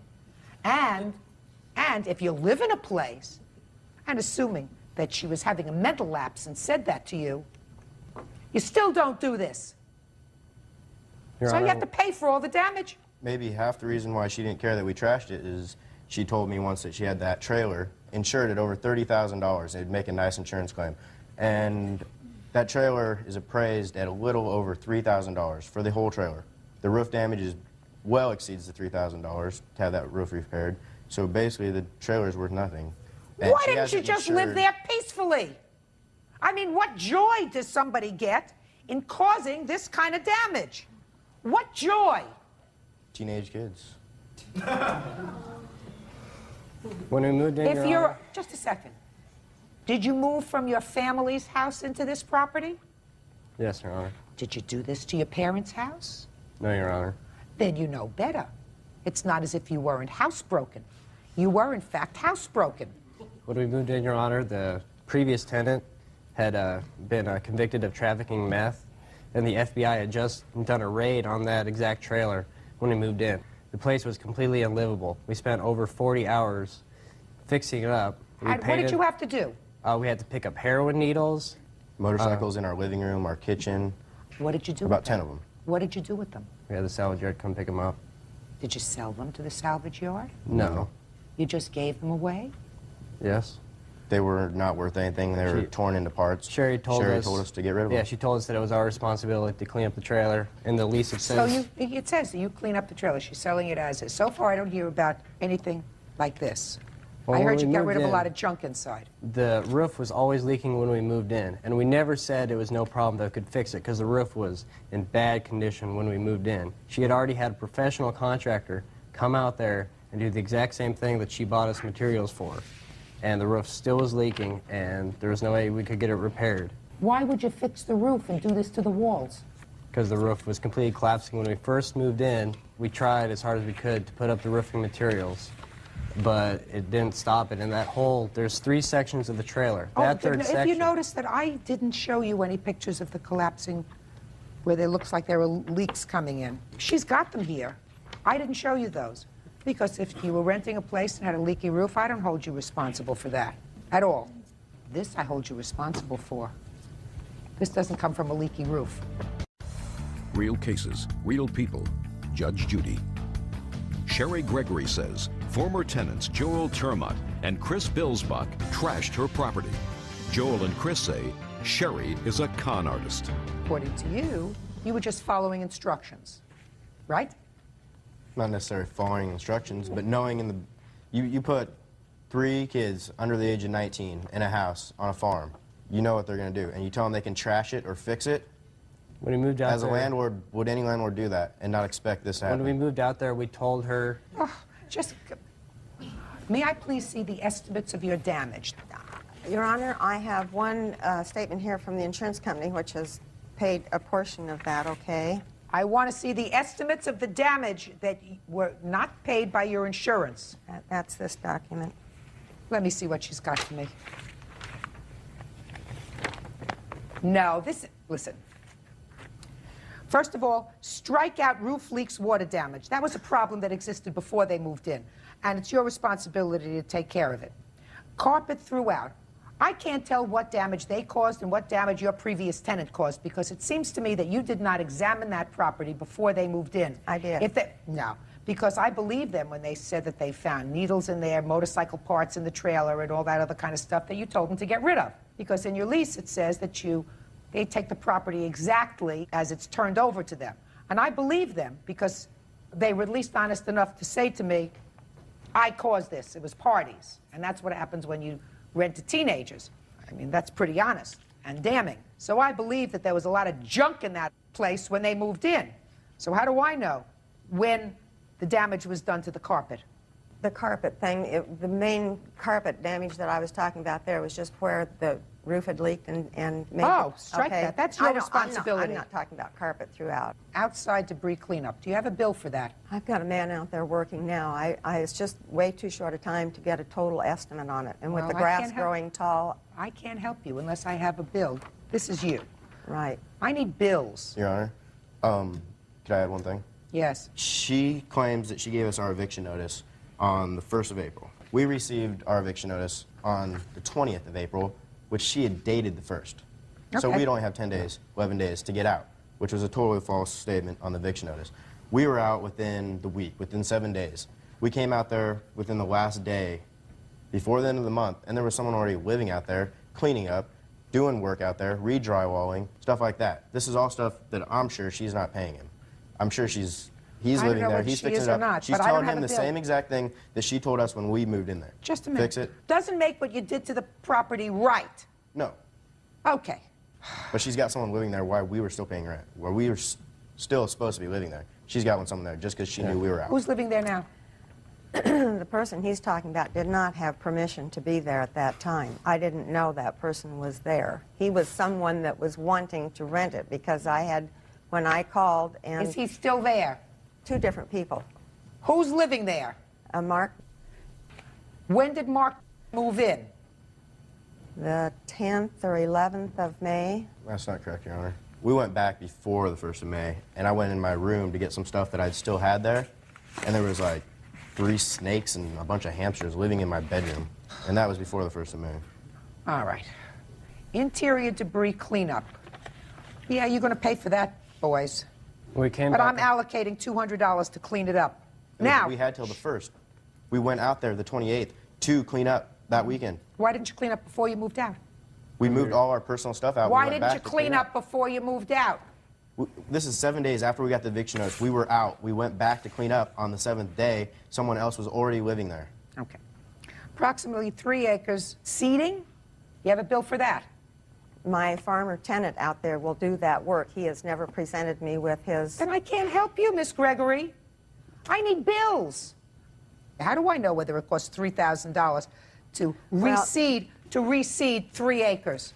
How do I know that? All I know is that you can go and you can rent a spreader for $20, and for another $50, you can buy a whole bunch of seed. Is that right? I'm not a farmer. Well, I know. I mean, I know a little bit about that, and if you want to, then you spread it. And you spread it, and grass grows. You have $3,000. Your Honor. Ms. Gregory, it's ridiculous. I mean, do you want me to dismiss this case without prejudice, go and get bills, go and get estimates? I'm not going to do anything. May I say? Sure. This is land that does not just need seeding, it needs completely smoothed out because of all the ruts and everything from the four-wheeling and driving on areas that never should have been driven on. Well, Ms. Gregory, you have your choice, madam. Do you want me to dismiss your case without prejudice? You can refile it at some later point when you get the estimates for these things. Or do you want me to continue? If I continue, I have no idea what I'm going to come up with. So far, I got $200 because that's what it looks like it would cost anybody to spend 4 hours in cleaning up the mess that they left inside. That's it. What do you want to do? You need proof when you come to court. This is not proof. A prepared statement is not proof of damage. Well, I asked for this from both the tenant farmer that will do the work on the land and from the guy that is doing the repairs on the house. And he didn't submit that to me. He said, Sherry, the minimum it's going to take on that roof and the water damage part is $2,500. We didn't cause the roof and water damage, Your Honor. I struck out the water damage because that was a problem before they moved in. It was supposed to have been repaired by them. I bought them materials to take care of it. That's your problem. Tenants don't do that. And if you rented the property to 2 teenagers and you tell them that the roof leaks, I'm going to buy a material and fix it, and if you have a real interest in your property, then what you do is you go back 3 weeks later and check your property and see if it's been done properly. What do you mean, No, I mean, it's something How much did you get from the insurance company? Here, Just tell me how much you got from the insurance company. $12,329.31. For, quiet. For all the damage. For the things that they had listed. Your Honor, I have a copy from the county assessor appraising the trailer that she got insurance money for. She got $12,000 from the insurance company. She can take care of the property from that. I just finished plaintiff's case. Let's get to your nonsense. She didn't plow the driveway? Huh? She told, we live in the middle of the country. The driveway has a very big incline. Yeah. Because of that, it's hard to get up when there's a big snow, and the fact that it drifts twice as high as much snowfall as you have. So? She told us, we were telling her we had problems getting up the driveway. She's like, well, I'll have the farmer or a neighbor come plow the driveway. Never seen it. Never came around. No. She said have the farmer or the neighbor plow the driveway. Yeah, someone that she knew that had a plow would come out and No, clean our that's driveway. not what you just said. You just said to me, she said to you, have the farmer or the neighbor plow the driveway. Yes, her as the landlord was going to take care of it. It was her No, responsibility. did she say that? Yes. No. I don't believe she said that. She said have one of your neighbors take care of that. No, she didn't tell us to have it done. Really? She said she was going to have it done. When did she tell you that? We don't know the farmer. We don't know the neighbors. The neighbors. They don't are- want to know you. I got The news neighbors for you. she's talking about, she has sold part of this 80 acres too. Okay. And when was the first time that you had a problem with snow? We had, Give me the date. First date you had a problem with snow. well, in Nebraska it snows from November till So the first problem you had was in November? probably more like October. So the first problem that you had was in October and you couldn't get your car out? The thing is it wasn't the fact that I got it stuck, it was the fact I left it at the house and rode to work with him, or rode to school with him, because he had a four-wheel drive. I knew I wouldn't make it out. Tell me whose car exploded. That was mine, Your Honor. Well, how did that happen? Fire department says it caught on fire. Don't tell me what the fire department says. It caught on That's fire because it hearsay. got stuck Where did it get stuck? in the driveway. Yes, and you tried to start it? I mean, Sure. it didn't... It was didn't running when I got stuck. Spontaneous combustion. It didn't just explode because it wasn't No, like it caught on sitting... fire. The tires caught the engine on fire. Yes, because you kept trying to move it. I assume you were trying to move it. Well, as soon as it got stuck, yes, I tried getting out. I didn't try and get out for, 10 minutes. I tried to get out, 30 seconds. I knew I was stuck. I mean, it was buried. The car was completely not going anywhere. I turned it off, walked up to the house, and subbed -30-degree weather. Went up to the house, and I couldn't see the car from the driveway. The car burned up. The fire department called me, said, your car's on fire. Oh, okay. So what do you want from me? What do you want from her? Well, it's a countersuit, she said, and as a landlord, she was going to take care of having the driveway plowed. And if she didn't take care of She it told me starting, she was listen, gonna- hey, listen to me carefully. When did your car catch on fire? What month? December. December. If she told you initially, and you say it starts to snow in October in Nebraska, that she was going to plow, and she didn't plow, you know what you do? Move! October, move November, move December. You're not a prisoner there. You don't like the leaks, you move. You don't like the heat, you move. You don't trash it. You don't blame her for anything. You get out. So, you got $12,000 from the insurance company? Good. You have no case because you have no proof of any additional damage. You have no case. Period. Driveway wasn't plowed. You don't want to get out a shovel and plow your car. You drive with him. He couldn't move his car. Move. Don't rent to teenagers anymore. Goodbye. Parties are excused. You may step out. She told us we could trash it or fix it. I knew boys that age were not going to be Betty Crockers, but I didn't say trash it. And maybe she meant something else, but that's what she told us. The boy before them had, you know, not too good a housekeeping habits either, but they didn't destroy the place. I just find it funny that you already got $12,000 for a trailer that's only appraised at $3,000. She's still trying to get money from us. Ms. Cook. This is wedding dress and 2 bridesmaids dresses that are, like, related to the case. Not related to the case that I read. According to your complaint, you and the defendant, who had an on-again, off-again relationship, leased a house together. The relationship terminated. You feel as if he should be responsible for half the rent on the house. Yes. That's what your case is about. Yes, I just brought these because... Don't need them. Okay. Put them over there. They're distracting to me. Okay. Mr. Jones has a counterclaim, and he says that you have a whole bunch of furniture and property that belongs to him. You locked him out of the house, and he couldn't retrieve the rest of his belongings, even though he didn't live there full time. Right? Yes, ma'am. Okay. You have a copy of the lease agreement? Yes, ma'am. Could I see it, please?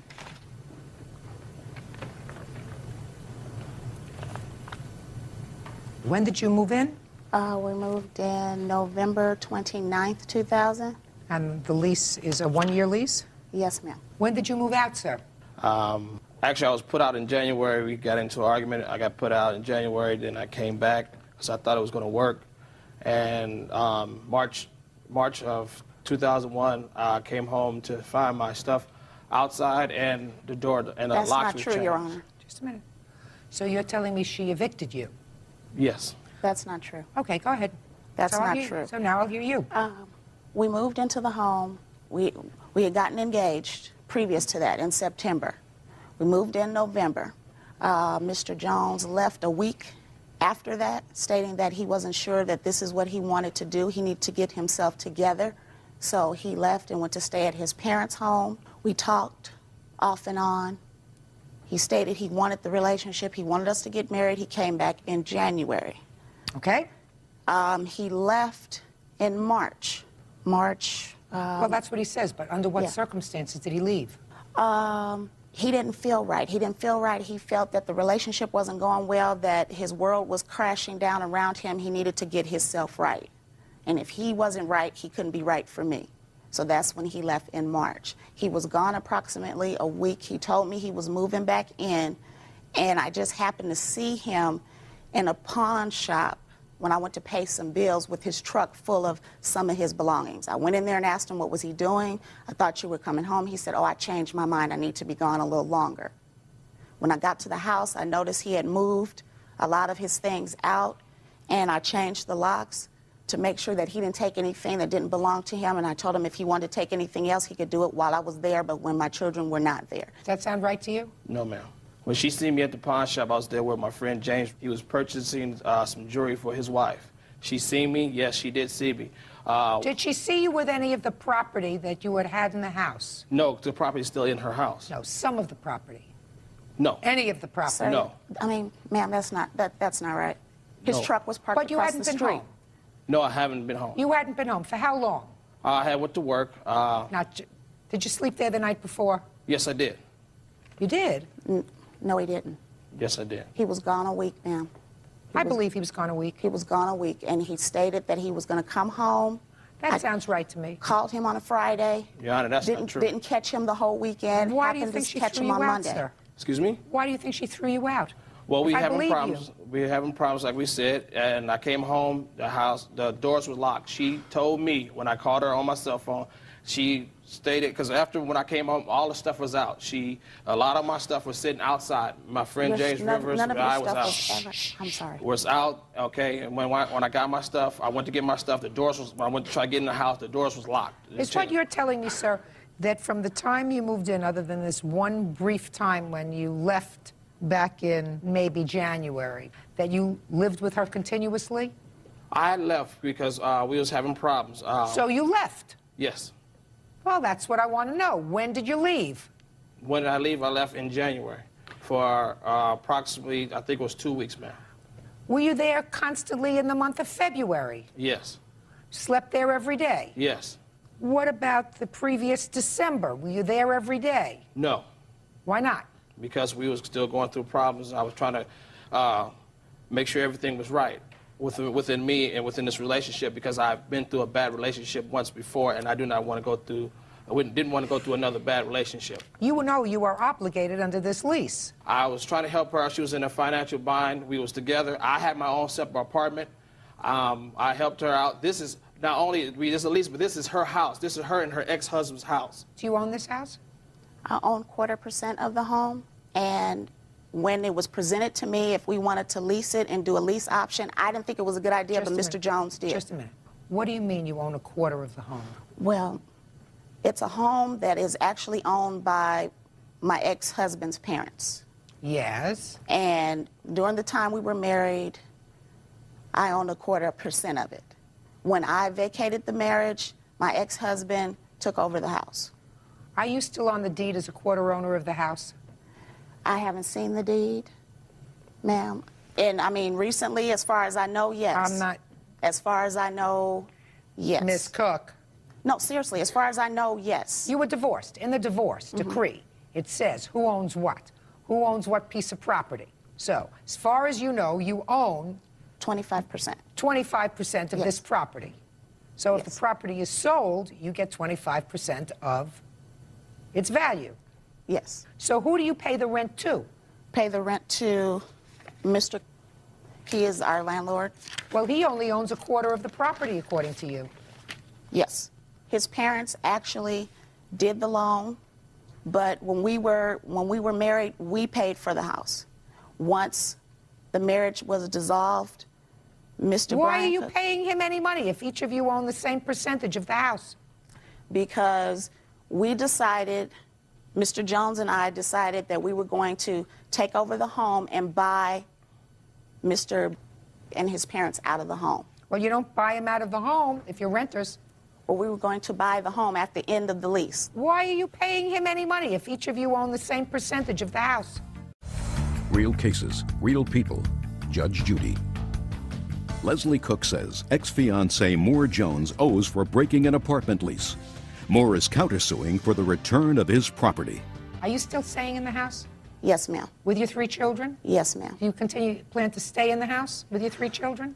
No, because of this arrangement, because Mr. Jones left, he is putting the home on the market, and we have to find another place to stay. Okay. Because I can't afford it. I cannot afford it.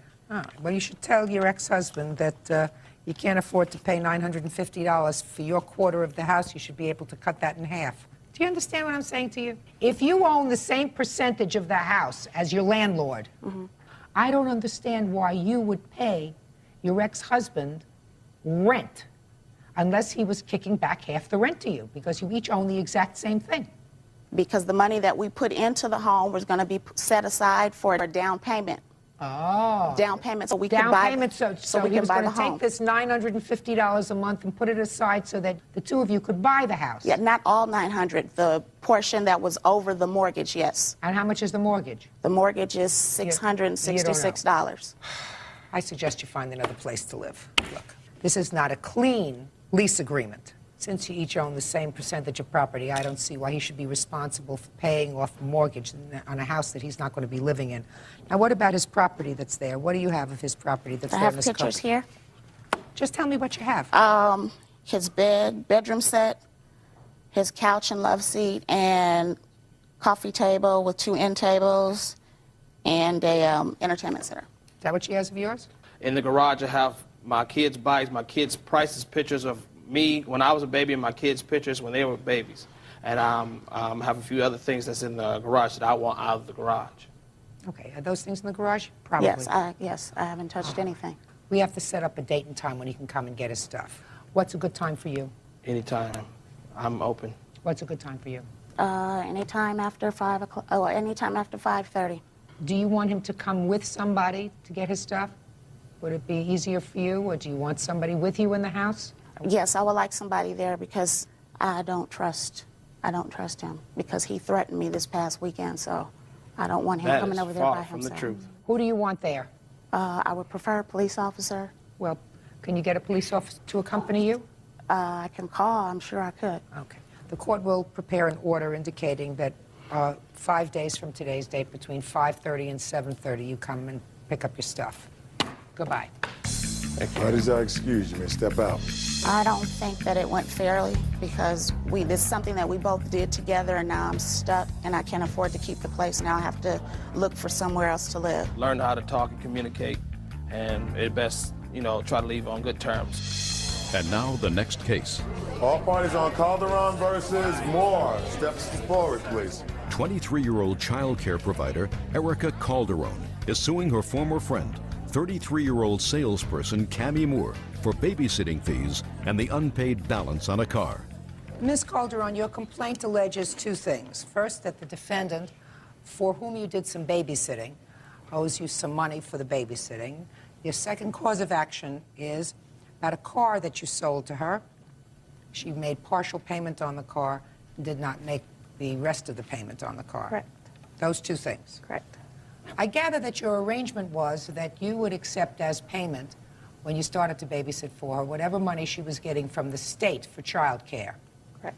When did you start babysitting for her? I first started babysitting for her in December. How much were you paid a month by the state to babysit for her? The first month I was paid like $272. How many children were you caring for? Just 1. And in the month of January, how much were you paid? I was paid $300. 300 even? 372 also. And in February, how much were you paid? Nothing. Did you babysit for her in February? Yeah, I babysat for her 2 weeks. And I was just doing it more of a favor for her. So you babysat for her for 2 weeks as a favor? Right. I did that because she had told me that she didn't want to leave her daughter with her mom because her mom was not fit to babysit her. And she didn't have anybody else to do it. Was she working? Yes, she was. So what do you claim she owes you for babysitting? I claimed that she owed me a total of $500. Well, I know that that's what you claim. How do you get to that figure? She had agreed to pay me whatever the state didn't pay me out of her pocket, but she was going to pay me $250 an hour instead of $213 an hour. But I also babysat for her while she went on a trip, and she had told me that she was going to pay me $160 for that, which she did not pay me for that either. How many hours a day did you watch the baby? I was babysitting her up to 18 hours a day. Did you keep a log? I kept a log, but I didn't bring it with me. But I have the proof saying that I babysat her that many hours that month that she also signed. I'd like to see it. This is what was submitted to the state. Correct. Did you have an agreement with her to pay anything over Nothing. what the state provided? Nope. I was under the understanding that the state would pay for any hours, hour to hour, dollar to dollar. I did not realize that there was a cap to it because I had used the state before and I have worked that many hours, and my mom did take care of my child. And I did choose Erica over my mother, which now I realize I should not have. But it was always paid. There was never any out-of-pocket expenses. But what Erica refuses to say is I did pay $25 deductible each month. She paid me $25 a month one time, which was in December. No, that is But not then true. also she kept borrowing money from us, also to do laundry, for gas for her car, And it was paid for back. milk, everything. You didn't do any babysitting for her after February. Mm-hmm. But then you sold her a car. Correct. And you sold her a car, according to you, for $600. Correct. And she had money to give you as a deposit of $200. Right. Did you at that time say to her, look, You still owe me money from the babysitting, so I'd like to treat some of this as babysitting money? No. And the reason why I didn't do that was because she had told me when she got her income tax that she was going to pay us for the child care that she had owed us and also for the car when she got her income tax. What kind of car did you sell her? An 81 Toyota Tercel wagon. For which she gave you a down payment of $200. Correct. Owing you $400. Correct. But then you took the car back. We took it back because... A month later. Right. So she had the car for 1 month. Right. And you took it back because she didn't pay you the other $400. Right. Did you give her back the $200? No, I did not, because I had a contract. Or the repairs. Just a second. I had a written contract that she was supposed to pay me the money, which she did not, when she got her income tax, which she did not. So you got your car back? Right.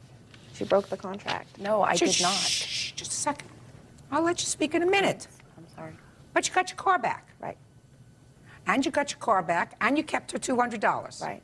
Which, as far as I'm concerned, covers your babysitting, any extras that you might have done for her. So I assume that the reason that you initiated this lawsuit was not for the babysitting money. The reason you instituted this lawsuit was because of the car. Well, initially... Because you would have initiated the lawsuit back in March if she owed you money. Well, I kept giving her chances because, we were friends. I wasn't doing it. Kept giving her chances. She wasn't working. She was working on and off. It was just... Friends don't sue friends. And well, sometimes they do if they owe money. Were you supposed to I'm just curious. Your arrangement was you were supposed to give her money, the other $400 for the car when you got your income tax. Is that right? Before we even entered into the arrangement, she was sitting in her van, and I said, listen, I want to help you because I know that I have, you've helped me in the past. I do not really technically want the car because it's neither here nor there. Give me a break. The Will you fact, please, you don't buy a used car because you don't technically need it if you don't have money. No, I didn't technically want it, but I wanted to help them as much as, they say they helped me. But they know that there was problems with my tax return last year because of my daughter's name being hyphenated. I even reminded her of that. I said, listen, they've received it, they processed it. That doesn't necessarily mean it's going to be here in 2 weeks. Do you understand that? Oh, yeah, I understand that. For 4 weeks after that, her or her husband was continuously asking me if I had got my tax return. All right, so how much did you get back? I only got $281. There was no way it would cover it. He came to get the car. She never came to get the car. He came to my door, knocked on the door, stepped away from the door, and started throwing my stuff out of the car up against the wall. Not only my stuff, but my mother's stuff that she just purchased too, with several things that were broken. I never once instigated any kind of an argument with him. I did not come out of the house. I called the police. I asked him not to do that, knowing that they have just as thin walls as I do in my apartment. They knew the problems that I was having with my daughter and that I needed that vehicle in order to suffice the things I had to do with her. All right, so you didn't take the car because you were doing them a favor. You took the car because you needed it.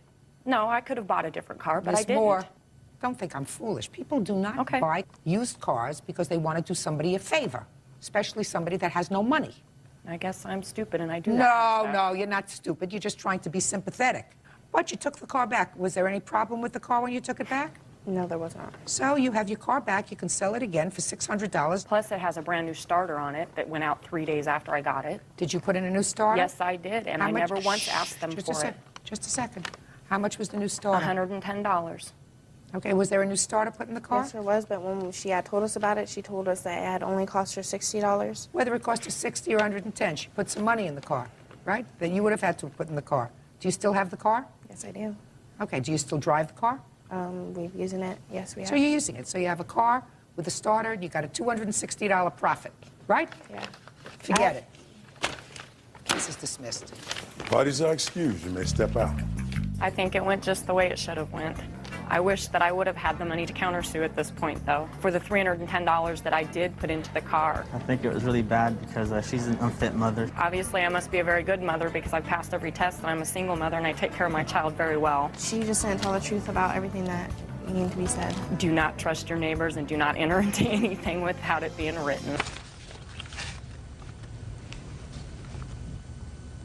Were you with anyone else, sir? Yes, I was. What's the name of the person you were with? Daniel. All right, Mr. Fritz, I'd like to hear your version of these events. You and your friends are driving in a car, perhaps a little too quickly. What happened next?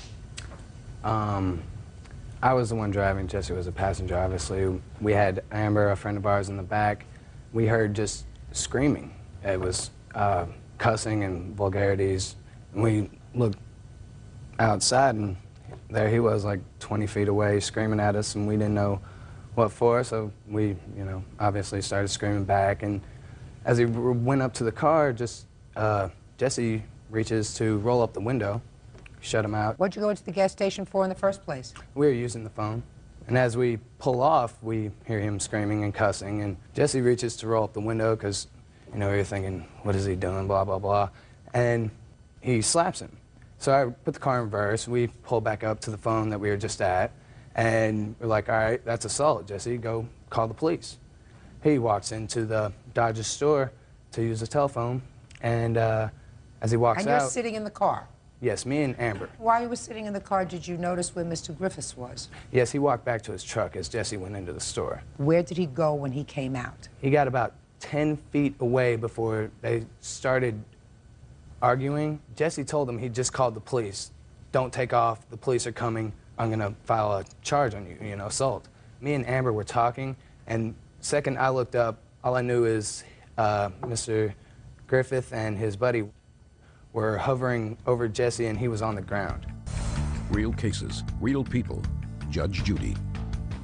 Hondo Griffiths claims 19-year-old Kevin Fritz attacked him with a socket wrench. Kevin says he was defending his friend. What did you do? Whenever I looked up, I just saw him on the ground, and I knew I had no idea what they had done to him. I just knew he was on the ground or whatever else. I grabbed a socket wrench that was under the front seat and ran over there screaming at him and got no response, to where I hit him and his buddy came around Jesse swinging at me like, oh, crazy or whatever. Hit me one time, and so I retaliated and hit him. And I got Jesse, and I was like, all right, let's go to the car. The cops are coming anyway. Because I didn't know if they had a gun in the car or a knife, or if they're going to retaliate back on what I just had done. Anything's possible after that point. So we take off, get less than a block away, and they tell us to come back to the store. We did. But Jesse. Yes, ma'am. I'd like to hear you. The first thing that happened that you remember, the first physical contact, was being slapped by Mr. Griffin. Is that right? Yes, Your Honor. Tell me how that happened. Like Kevin said, I was in the car, and we were driving off, and we heard somebody yelling at us, and we didn't know what it was for. Realized he was shouting about the way we were driving, because I listened to part of what he said, and I shouted back at him, and he comes up to the window. He's shouting right by the window, I guess, for like 10 seconds or so, and I don't want him in my face anymore, so I reach to roll up the window, and he slaps me at that point, and so I get out of the car. You got angry, as you rightfully should have. Got out and made a phone call and called the police. Now, I want you to tell me what happened when you came out. Well, I came out of the building, and I notified them that I had called the police. What did you say to him? I said, well, before I went in the building, I told him I was going to call the cops. And I told them that they were on their way to stay here. And we started yelling. I can't remember exactly what we were saying. We were still really, adrenaline was pumping. We were still really just going at it. And then he came up to me and like punched me like this, you know, on my chest, and then swept kicked me on my feet and got me on the ground. What happened when you fell to the ground? He got even closer and just stood over me like this and looking down at me. And Did you see a second person? Yes, ma'am. He basically followed what Honda was doing and stood over me. Just stood over you? Stood over me. Are you in possession of any other police reports? I think we have some, yeah. Ask your mom if she can help you. I want to make sure I have them all. It's all spread out. This is it right here. That's a police report. Do you want me to bring it up to you?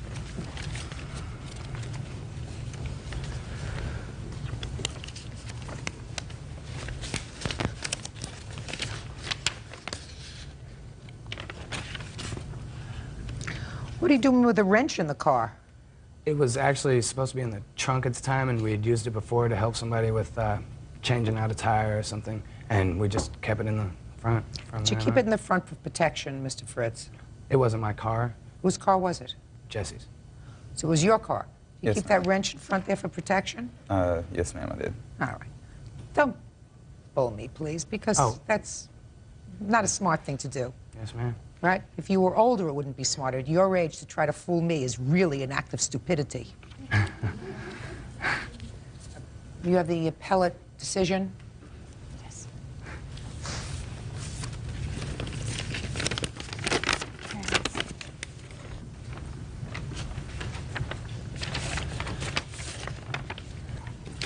This isn't the appellate decision. That is what they gave us. In January 31st, we went back to court, and it was dismissed. I do have, though, from the Tennessee Claims Commission, Hondo evidently tried to get victims' compensation, and he was denied that because it was obvious that it was his fault.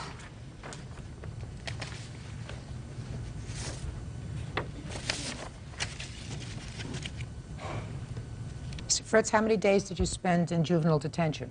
32 days. Was that your first time in juvenile detention? No, it wasn't. When was the time immediately preceding that?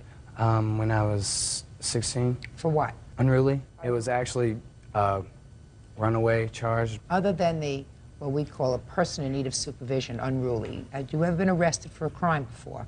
Yes, ma'am. When? Again, when I was 16. For what? It was a DUI. So one DUI, one incorrigible, and one assault? Yes, ma'am. Well, by the time you're 16. And what about you, Mr. Letterman? Yes, ma'am. I had been arrested for petty theft at a gas station. Is that your only arrest, Mr. Letterman? Yes, ma'am. At that time it was. And now? No. What do you mean at that time?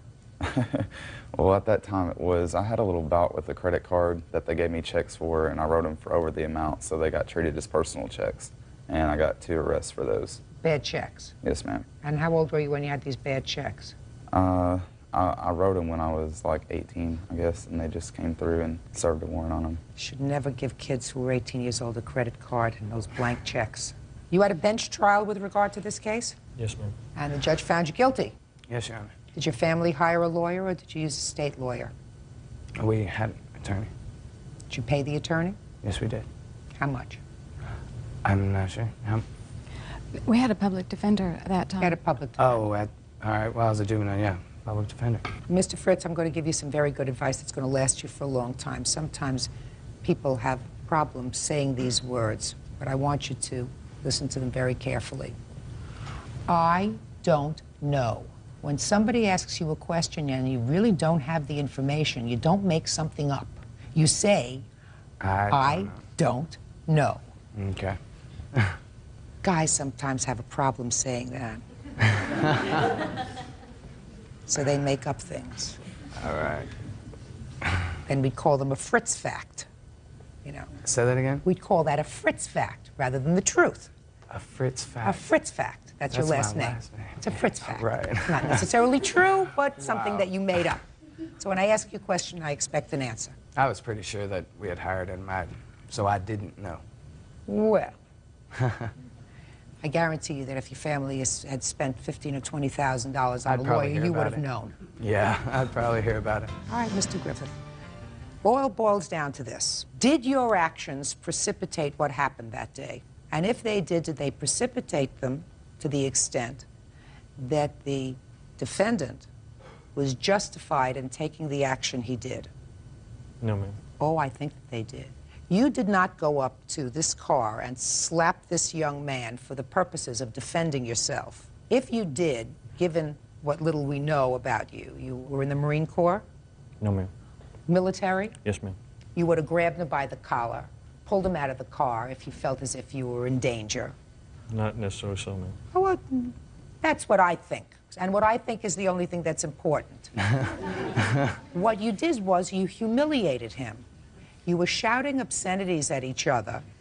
You approached the passenger side of the car, and you slapped him. You can't do that. May I say something, please? No, you told me your story. You have absolutely no right, because you could have extricated yourself very easily from the situation by getting in your truck, which was already filled up with gas, and leaving. Chose not to do that. You chose to continue to engage in a confrontation, and you went up there, and the first physical movement was you touching him. Now, you didn't hurt him. You slapped him. You humiliated him. And what did he do? He did not get out of the car to punch you. He said, I'm going in to call the police. Did what he was supposed to do. Now, you would have me believe, Mr. Griffith, that after he went inside and called the police to come and respond because he had been assaulted, his intention was to come outside and assault you while he was waiting for the police to come. Because that's what you said to me. You said he came out and he had a fist up as if he was going to hit me. Doesn't make sense. I mean, he may be a stupid kid, but he's not crazy. You don't call the police and then assault. I'm sorry. We'll get to your case in a minute. You don't do that. No normal person does that. Calls the police and said, well, now I'm going to assault him and really give it to him. You were still angry, and you kicked him. That was the second physical contact initiated by you, Mr. Griffin. And then your friend came over, and now there are two people over him. All he sees is his friend down, being hit for the second time. It's not true, ma'am. That's what you told me. I didn't say anything about afterwards. My friend ran up to protect me and tackled him. No. Sir, you just testified, Mr. Griffin, that he came out of the store, you were yelling and screaming back at one another, he balled up a fist as if he was going to hit you, and you drop-kicked him to the ground. When Mr. Fritz turned around and saw you and around him, knowing you had slapped him before, and for one reason or another, he's down on the ground now, he took action to protect his friend. And that's what the appellate court, in all probability, said, that this was an unfortunate incident, but certainly not one for which he should be held criminally responsible, because the physical part of this altercation was initiated by you. So, sir, your complaint is dismissed. Now let us get to your counterclaim, which is also dismissed. Because as cute as you are here today, I have a feeling you're a wise guy. Now, was there another way that you could have dealt with this other than hitting him over the head with a socket wrench? Perhaps. Perhaps. Do I think that you were maybe a little bit out of control that day, driving your car in a fashion that almost hurt Mr. Griffith? Perhaps. The justice system worked because you were found guilty by one judge beyond a reasonable doubt. The second appeal, which they went over all of the records, which they clearly found that there was substantial evidence, not evidence beyond a reasonable doubt, substantial evidence, far more evidence than I need at this trial, found that you were guilty. I certainly hope that the next 30 or 40 years of your life is spent outside the court system. Are you living at home now? No, ma'am. Where are you living? In an apartment. How old are you? 19. What do you do for a living? I'm a cook at Hooters. See what I mean? Your case is dismissed. Goodbye. Parties are excused. You may step out. My best friend for 6 years and roommate at the time on the ground. I wasn't thinking clearly. He missed the back of my head, and when I spun around, because I felt the wind, upswing, he hit between my eyes. All I can think of is just, hey, get these people to stop. He left us, and both of them did. If they go back to the car, they have a gun or a knife or anything else. So we just like, all right, let's get away. We're the ones that called the police. You know, we're in the right. He fled. He tried to get away from the police.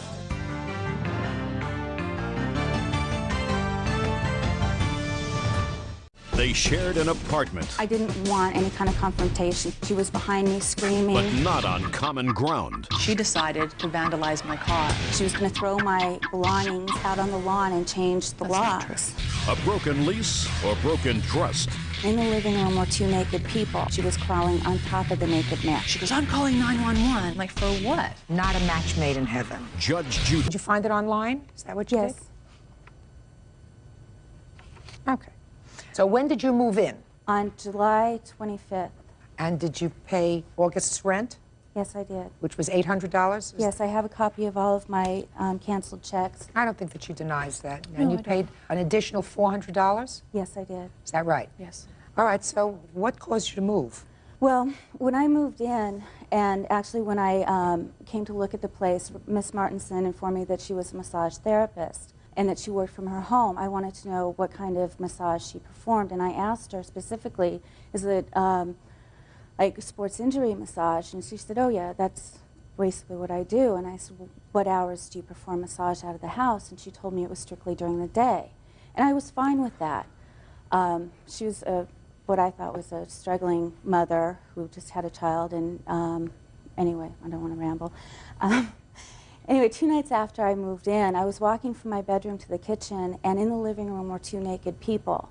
The naked man was lying on his back on the massage table, and the naked woman, not Mrs. Martin's, was massaging the naked man in the portion of his body that should be covered by a towel. Your Honor, this is not true. Just a minute. Go ahead. It is true. I informed Miss Martins what I had seen, and she told me that she didn't know what was going on, and that she was very upset with her friend, and that she would take care of it, and that wouldn't happen again. Someone else worked out of your house as well? No, I had a girlfriend. She was there. She's here in the building. She would like to testify, just not on camera. She will testify that that is an incorrect statement. Was she using your house at any time to give massages, whatever kind of massages they were? She was spending the night, her and her boyfriend. What they were doing that night, I don't know. She was, according to her, giving him a great massage. A couple nights later, I walked out, and the same naked woman was there with a different naked man. This time she was crawling on top of the naked man. In the living room? Yes. And I informed Mrs. Martinson again. She promised again it wouldn't happen. I just wanted to believe that it wouldn't happen again. But it continued to happen. As a matter of fact, it was 4 o'clock in the afternoon this time, and her friend had come over with this third, different man, and they had gone into the back bedroom. And when I asked Rebecca about it, she stated that she didn't think that there was anything wrong with it, and that I told her that from what I had witnessed, it was basically prostitution in my definition, and that I'd worked far too hard for my goals. I'm also a full-time student, that I wasn't going to let what she was doing put me at risk because of these strange men coming in the house. This was after about a week? That was about 2 weeks. 2 weeks? 2 weeks. Okay, so you had this confrontation with her after 2 weeks, and Yes. whether she was correct as to what she saw, accurate as to what she's It's not reporting. accurate. Just listen to me. You didn't let me finish. Sorry. Whether she is correct or she is incorrect about what she saw, you did have this discussion with her during this first and second week of her tenancy. It was after the first week. So whether it's right or it's wrong, this is what she reported to you and complained about. Is that right? Half of it. Fine. Not Even if it's entirely. half. I don't care which half. The bottom half or the top half. It doesn't make any difference. It's half. Okay. Okay. So what happened? So now you're in the second week. Right. Go ahead. I had finals coming up in a week, so I knew that I had to concentrate on finals, so I basically needed to deal with this afterwards. Did my studying mostly from my office, sometimes picked up the dogs and took them to the dog park and studied there, anything to keep from going home because of what was going on at the house. I didn't want to go home. After I finished my finals on August 12th, I got home at about 3:30 in the afternoon, and I went back, and my dog was out there with a muzzle on his nose. It was about 100 degrees out in the valley on that day, and he was sick and lethargic. I threw him in the pool and brought him inside to bring his body temperature down, and called the emergency vet. Because he couldn't pant. He couldn't pant, he couldn't drink. And I called the emergency vets, and they told me just to monitor him. And he got better, so I didn't end up taking him to the vet. But they did tell me that if he had been there longer, he would have Don't tell me died. what they told you. Muzzle was tight on his face. Couldn't pant, which means you can't get rid of the heat. Right. Couldn't drink. Okay. Did you discuss that with her? Yes, I was actually very upset when it happened, but I realized by the time she got home about 4 hours later, I didn't want any kind of confrontation, so I just calmly said, please don't do this. You know, it put him at danger, and I don't want to, you know, he could have died. Real cases, real people. Judge Judy. Tara Burke claims former roommate Rebecca Martins forced her to move. Tara says Rebecca is running an illegal massage business. So what happened next? I basically stayed in my room that night. The next day I went to work. It wasn't until 2 nights later. Miss Martinson was getting ready for bed, and I informed her that I didn't think the situation was going to work out and gave her my notice. Okay. The next night I got home at about 8 o'clock, and Miss Martins was in a rage. And she asked me if I'd found a place yet. And I told her, no, of course I hadn't. We had just spoken about it the night before. And at that point, she started screaming at me and, you know, saying that I used the house as a hotel and I've been gone all day. And I said, I have a job. Of course I've been gone all day. And she said, well, you're off at 3. You know, it's 8 o'clock. Where have you been all this time? And I was actually shocked that she would even be questioning me on that. And she's just a roommate. So basically, she started getting more and more aggravated and informed me that if I left for work the next morning, she was going to throw my belongings out on the lawn and change the locks. At which point I told her that she couldn't do that. That wasn't legal. And she started, you know, saying, well, you can sue me, but that won't do you any good. And I said, well, you're out of control. And I reached for the phone to grab 911, and she came after me. No. So I ran out the side door of the house, and I ran to the neighbor's house and called 911 and waited at the neighbor's house for the police to show up. The police showed up, and they spoke to each one of us separately. They came out and told me that it was illegal for her to do that, and if she were to try to do that, that I should call them back and they would come back and arrest her, and that I should try to get out as quickly as possible, and I told them that I would. So you moved out the next day? Yes. And the entire time I was moving out, she was behind me screaming and threatening me. And okay, so you moved out on the 16th? Correct. Okay, now let's hear your version. Okay, it's really not quite what she said. Just tell me your version, I'll decide. She comes to visit on my ad. I liked her, I let her move in. Everything was okay.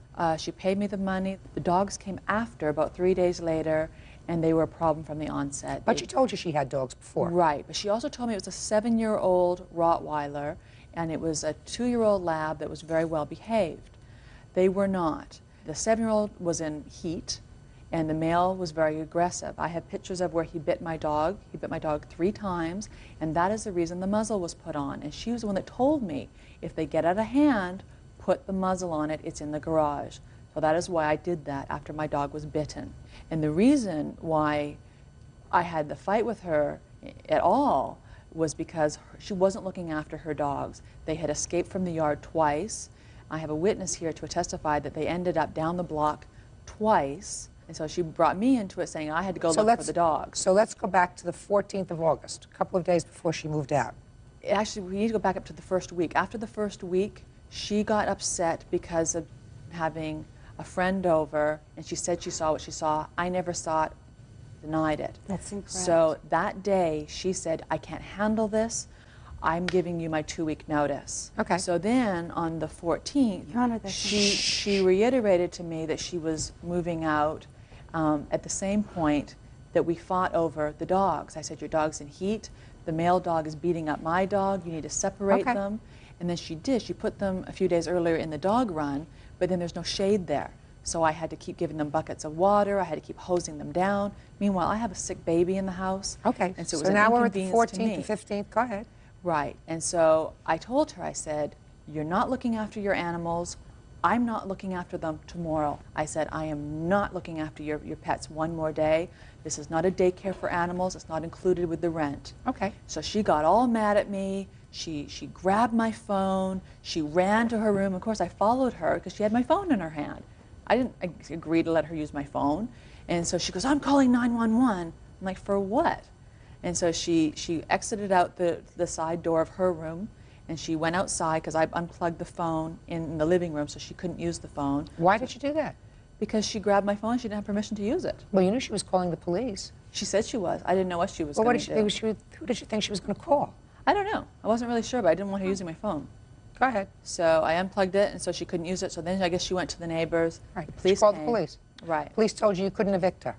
And I said, well, she gave her 2-week notice, and it's up tomorrow. But she's already paid up till the end of the month. She gave her 2-week notice. She's paid up till the end of the month. Okay, well, if I had someone else that wanted to move in because she had given her notice. Okay, so she moved out the next day. She moved her dogs at 9 in the morning, and I thought, great, the dogs are gone. Then she came back a couple hours, and after her and her friend had berated me, and that's why the police were called again that day, and they came to keep the peace.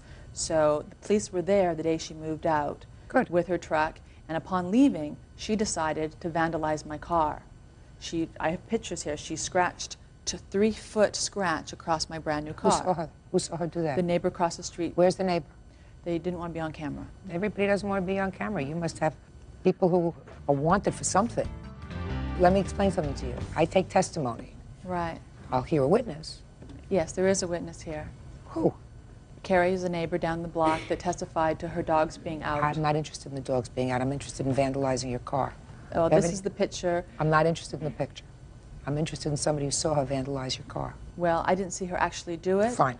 But Let's she move was on. standing next to the car. Let's move on. I'm going to deal with the counterclaim first. Right. Damage to the car I've dealt with. I don't have anybody who saw her do it. What about a fence? Yes. The fence was destroyed by her dogs. Let me see.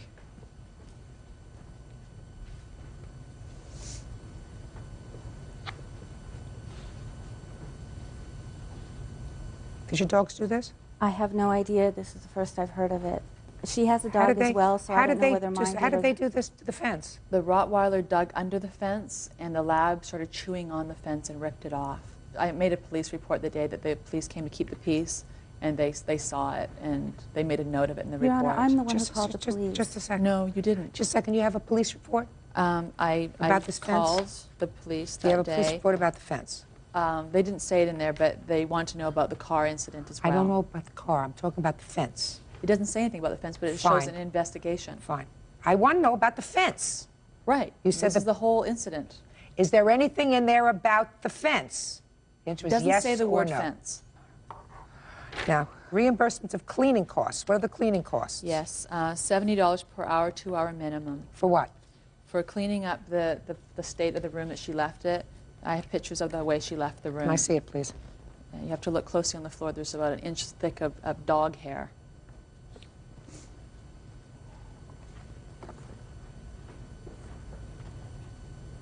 This is the room the way she left it? On the floor, yeah. It's pretty clean to me. Next. There's dog hair on. No, look on the floor. I'm looking at the floor. Okay, and the Looks pretty clean to you? Looks clean to me. Next. What else? Okay. Defamation of character and miscellaneous expenses. Right, the biting of my dog. Forget it. Was a show dog. Okay, good. Okay. The dog. Ms. Martins, I'm not going to torture you anymore. Let me give it to you as I see it, madam. Okay. The plaintiff wanted a roommate. Yes. She wanted to live with someone. She answered your ad. Yes. In good faith, she came. You asked her for $400 security. Yes. She gave you $400 security. Yes. She agreed to move in. She moved in on or about the 25th of July. She paid you the entire amount of rent. Yes. So that she was all paid up through the end of August. She was so uncomfortable with the situation there that she saw, so uncomfortable that according to you, she was so upset that your friend was doing business out of your house that after 1 week, she said, I can't stay here anymore. You know, this is not good for me. You know, I'm not going to jeopardize my life by staying here. We'll have a police raid here, and I'm going to get caught in the middle of this thing. So, according to you, after 1 week, she said, I'm moving. Right. Now, she's all paid up till the end of August. You can't throw her out. I didn't throw her. I just wanted her dogs to behave. And how did you expect to do that? She bought a barking collars for them, but she didn't put the batteries in. She refused to put batteries in. So, my things. question to you is, you were both unhappy with this arrangement. Yes. Clearly. She was unhappy with the kind of business being conducted out of your home, and you were unhappy with her barking dogs.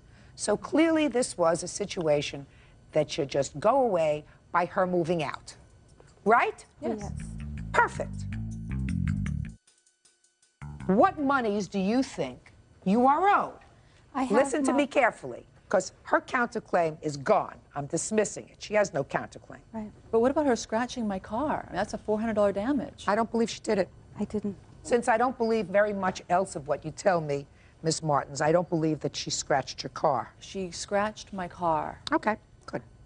Where did you go after you left her house? A good friend of mine, when he actually heard what was happening in the house, had been telling me, get out, I have a 3-bedroom house, you can stay with me. I felt my duty as a tenant was to give notice, so I didn't, okay. Just answer my question. My friend's house. Are you still there? No, I found a place. You found a place in a roommate situation? Very nice roommate, though. Okay. And she has a normal job. Your Honor, was not working out of my house. She was there with a boyfriend. I mean, you're claiming that she was working out of my house. She's not at work. She's a flight attendant. Let me tell you this. Whatever she was doing in your house when you weren't there, I was according to you, listen to me. You're not getting it. Are you thick? I tried to explain it. I will do it one more time. She came, she gave you money. According to you, she gave you notice within 1 week that because of the things that she was observing in your house and she was so distressed, She was giving you notice. That's according to you. Well, she could Now, see just through a second. walls? Just a second. What I'm telling you is, based upon what you told me, after 1 week of living in your house. She was complaining, yes. No, is very attractive and very thin, and she was calling her a crack because of her thinness and her wanting to swim in my pool naked. Miss Martins, there is no question in my mind that the She was plaintiff... jealous of her. Judgment for the plaintiff in the amount of $1,100. That's all. Parties are excused. You may step out. Oh, it was completely astonishing that I lost. Well, I just am glad that it's over. This girl vandalizes my property, ruins my house, leaves it a mess, and then wins the judgment. I'm glad that we can move on. I can recoup some of my losses. This woman was an overeater, eating chocolate chip cookies at 3 a.m. She was running an illegal business out of her house, and I didn't want any part of that. My friend's very attractive. They didn't hit it off well. She was jealous because she's an overweight, obese woman. The naked people in the living room was not a selling point either. She was having adult relations with her boyfriend. Her massage room is in the living room. Is that a crime with a boyfriend and girlfriend having a nice massage? Okay, now I'll hear your version of the story. Hi. Okay, Your Honor, what happened was that morning I had just got up to get ready to go to work.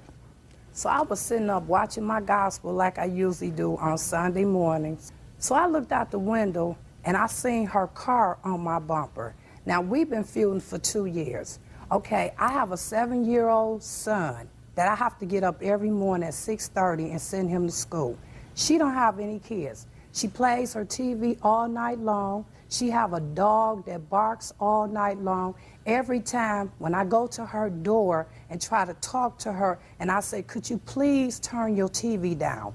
She turns it up even louder. So you haven't been getting along. You looked outside the window. Okay. I looked March outside. 25th, and you saw her car on your bumper. I looked outside. I seen her car was on my bumper. So I said, by her being the way she is, when I go try to talk to her, I said, I'm not going there with Juanita today. So what happened was I sat there, and then I looked at my watch, and I seen it was getting close time for me to go to work. So I went around there, and I knocked at her door. I said, could you move your car off my bumper? She said, I ain't moving. And that's when she slammed the door in my face and went on upstairs. Okay, I left from her door. So then I went on in the house, thinking maybe she'll come and move the car. I sat there for a while. She never came to move it. So then what I did, I went back around to her house. I knocked at her door again. That's when she came outside. She sprayed me. Okay, me and her, we passed words. She sprayed me with mace first, before I even attempt to do anything to her. It's not what you say in your complaint, in your answer. She sprayed me. No. Pay attention. Okay. Real cases, real people. Judge Judy. Juanita Taylor says neighbor Deborah Jones assaulted her. Deborah says Juanita sprayed her with mace. It's not what you say in your answer, Miss Jones. You just testified that you went to her house once, and then you went back to your house and waited to see if she would move the car. You went back to her house again. She opened the door and sprayed you with mace. Right. Is that what you just told me? That's right. Well, I'm going to read to you what you wrote in your answer. She refused to move her car, and we started arguing. I walked away from her.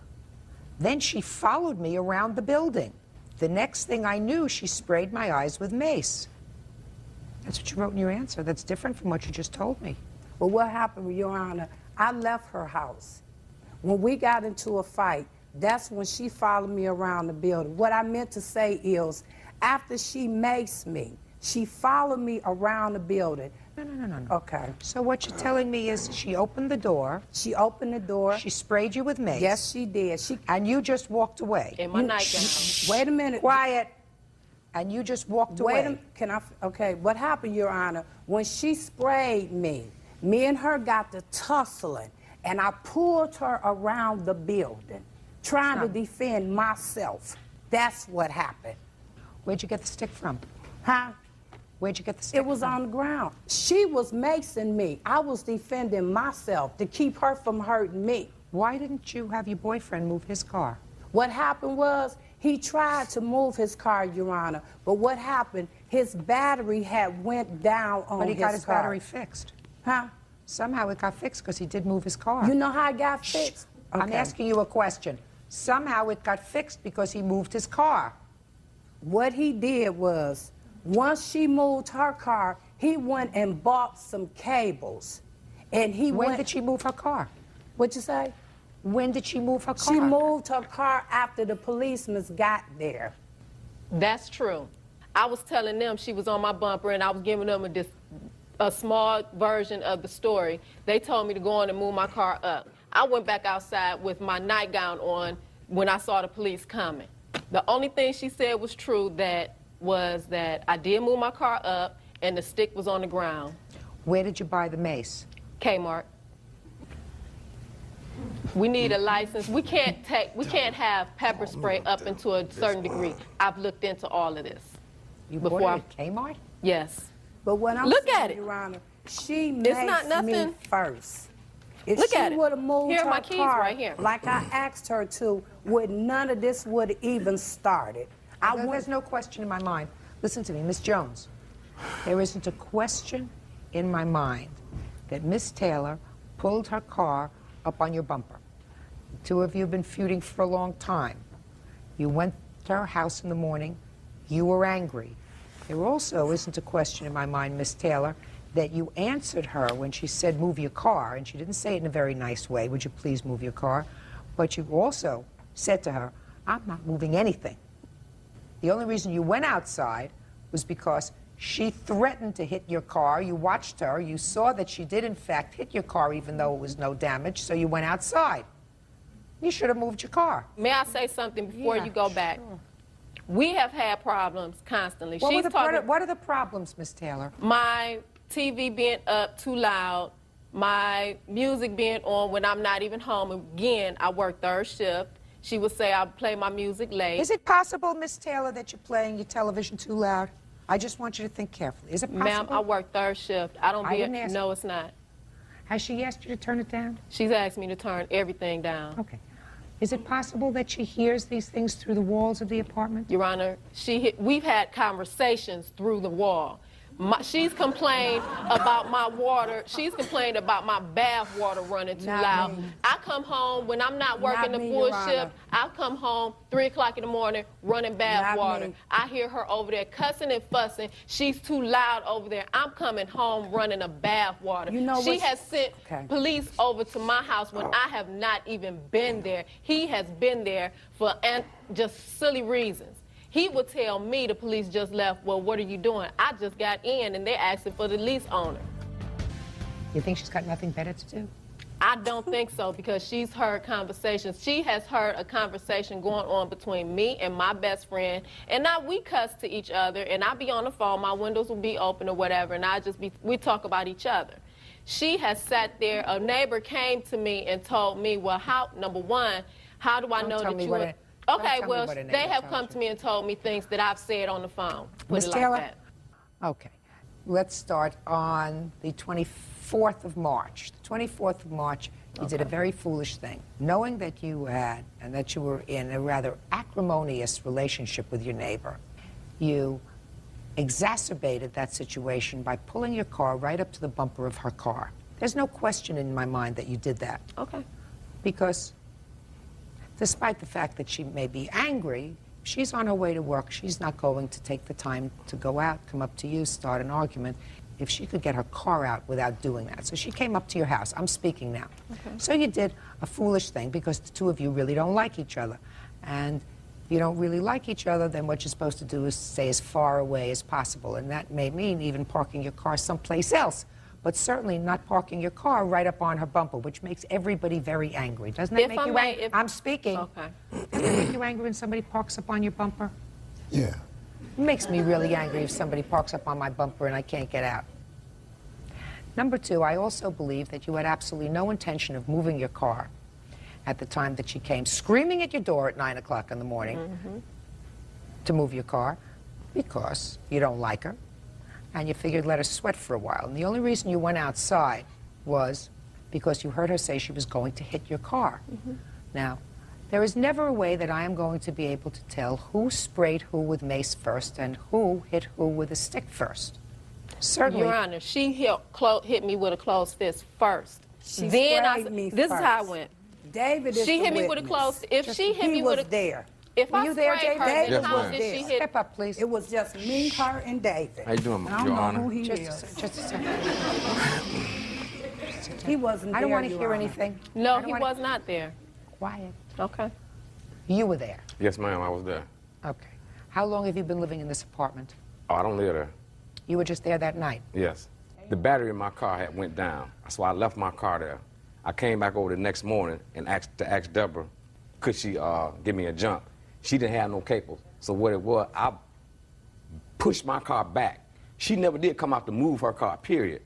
I pushed my car back, took her car, went up to the parts store and got some jumper cables. Came back, her car was still in the same place. I pulled, by me pushing my car back. I just want to hear what If I happened. didn't What, push- if anything, that you saw involving these two? Now, look at me. I want you to tell me what you saw. Make sure, sir, that you tell me only what you saw. Okay. When she knocked on the door, she come down, and when she come down, she had some keys in her hand. Then we standing out on the porch. They're arguing. Next thing I know, I see her do this. And that's when they started fighting. Your Honor, I broke the fight up.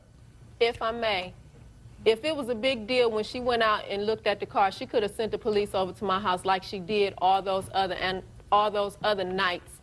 No, I didn't call. You could have called the police. Don't speak to each other. Sit Your down. Honor, Sit she down. could have called the police I think that and you told both her. behaved. I think that you both behaved badly. I think what you should have done, Miss Jones, is call the police. Yeah. That's what you should have done.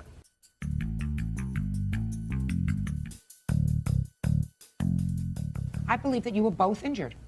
The fact that you had a graver injury than she did, which was you had a broken finger as a result of being hit with a stick. She did not hit you with that stick until after you maced her, which are the injuries that you are complaining about. Now, you could have taken care of the situation before it even started.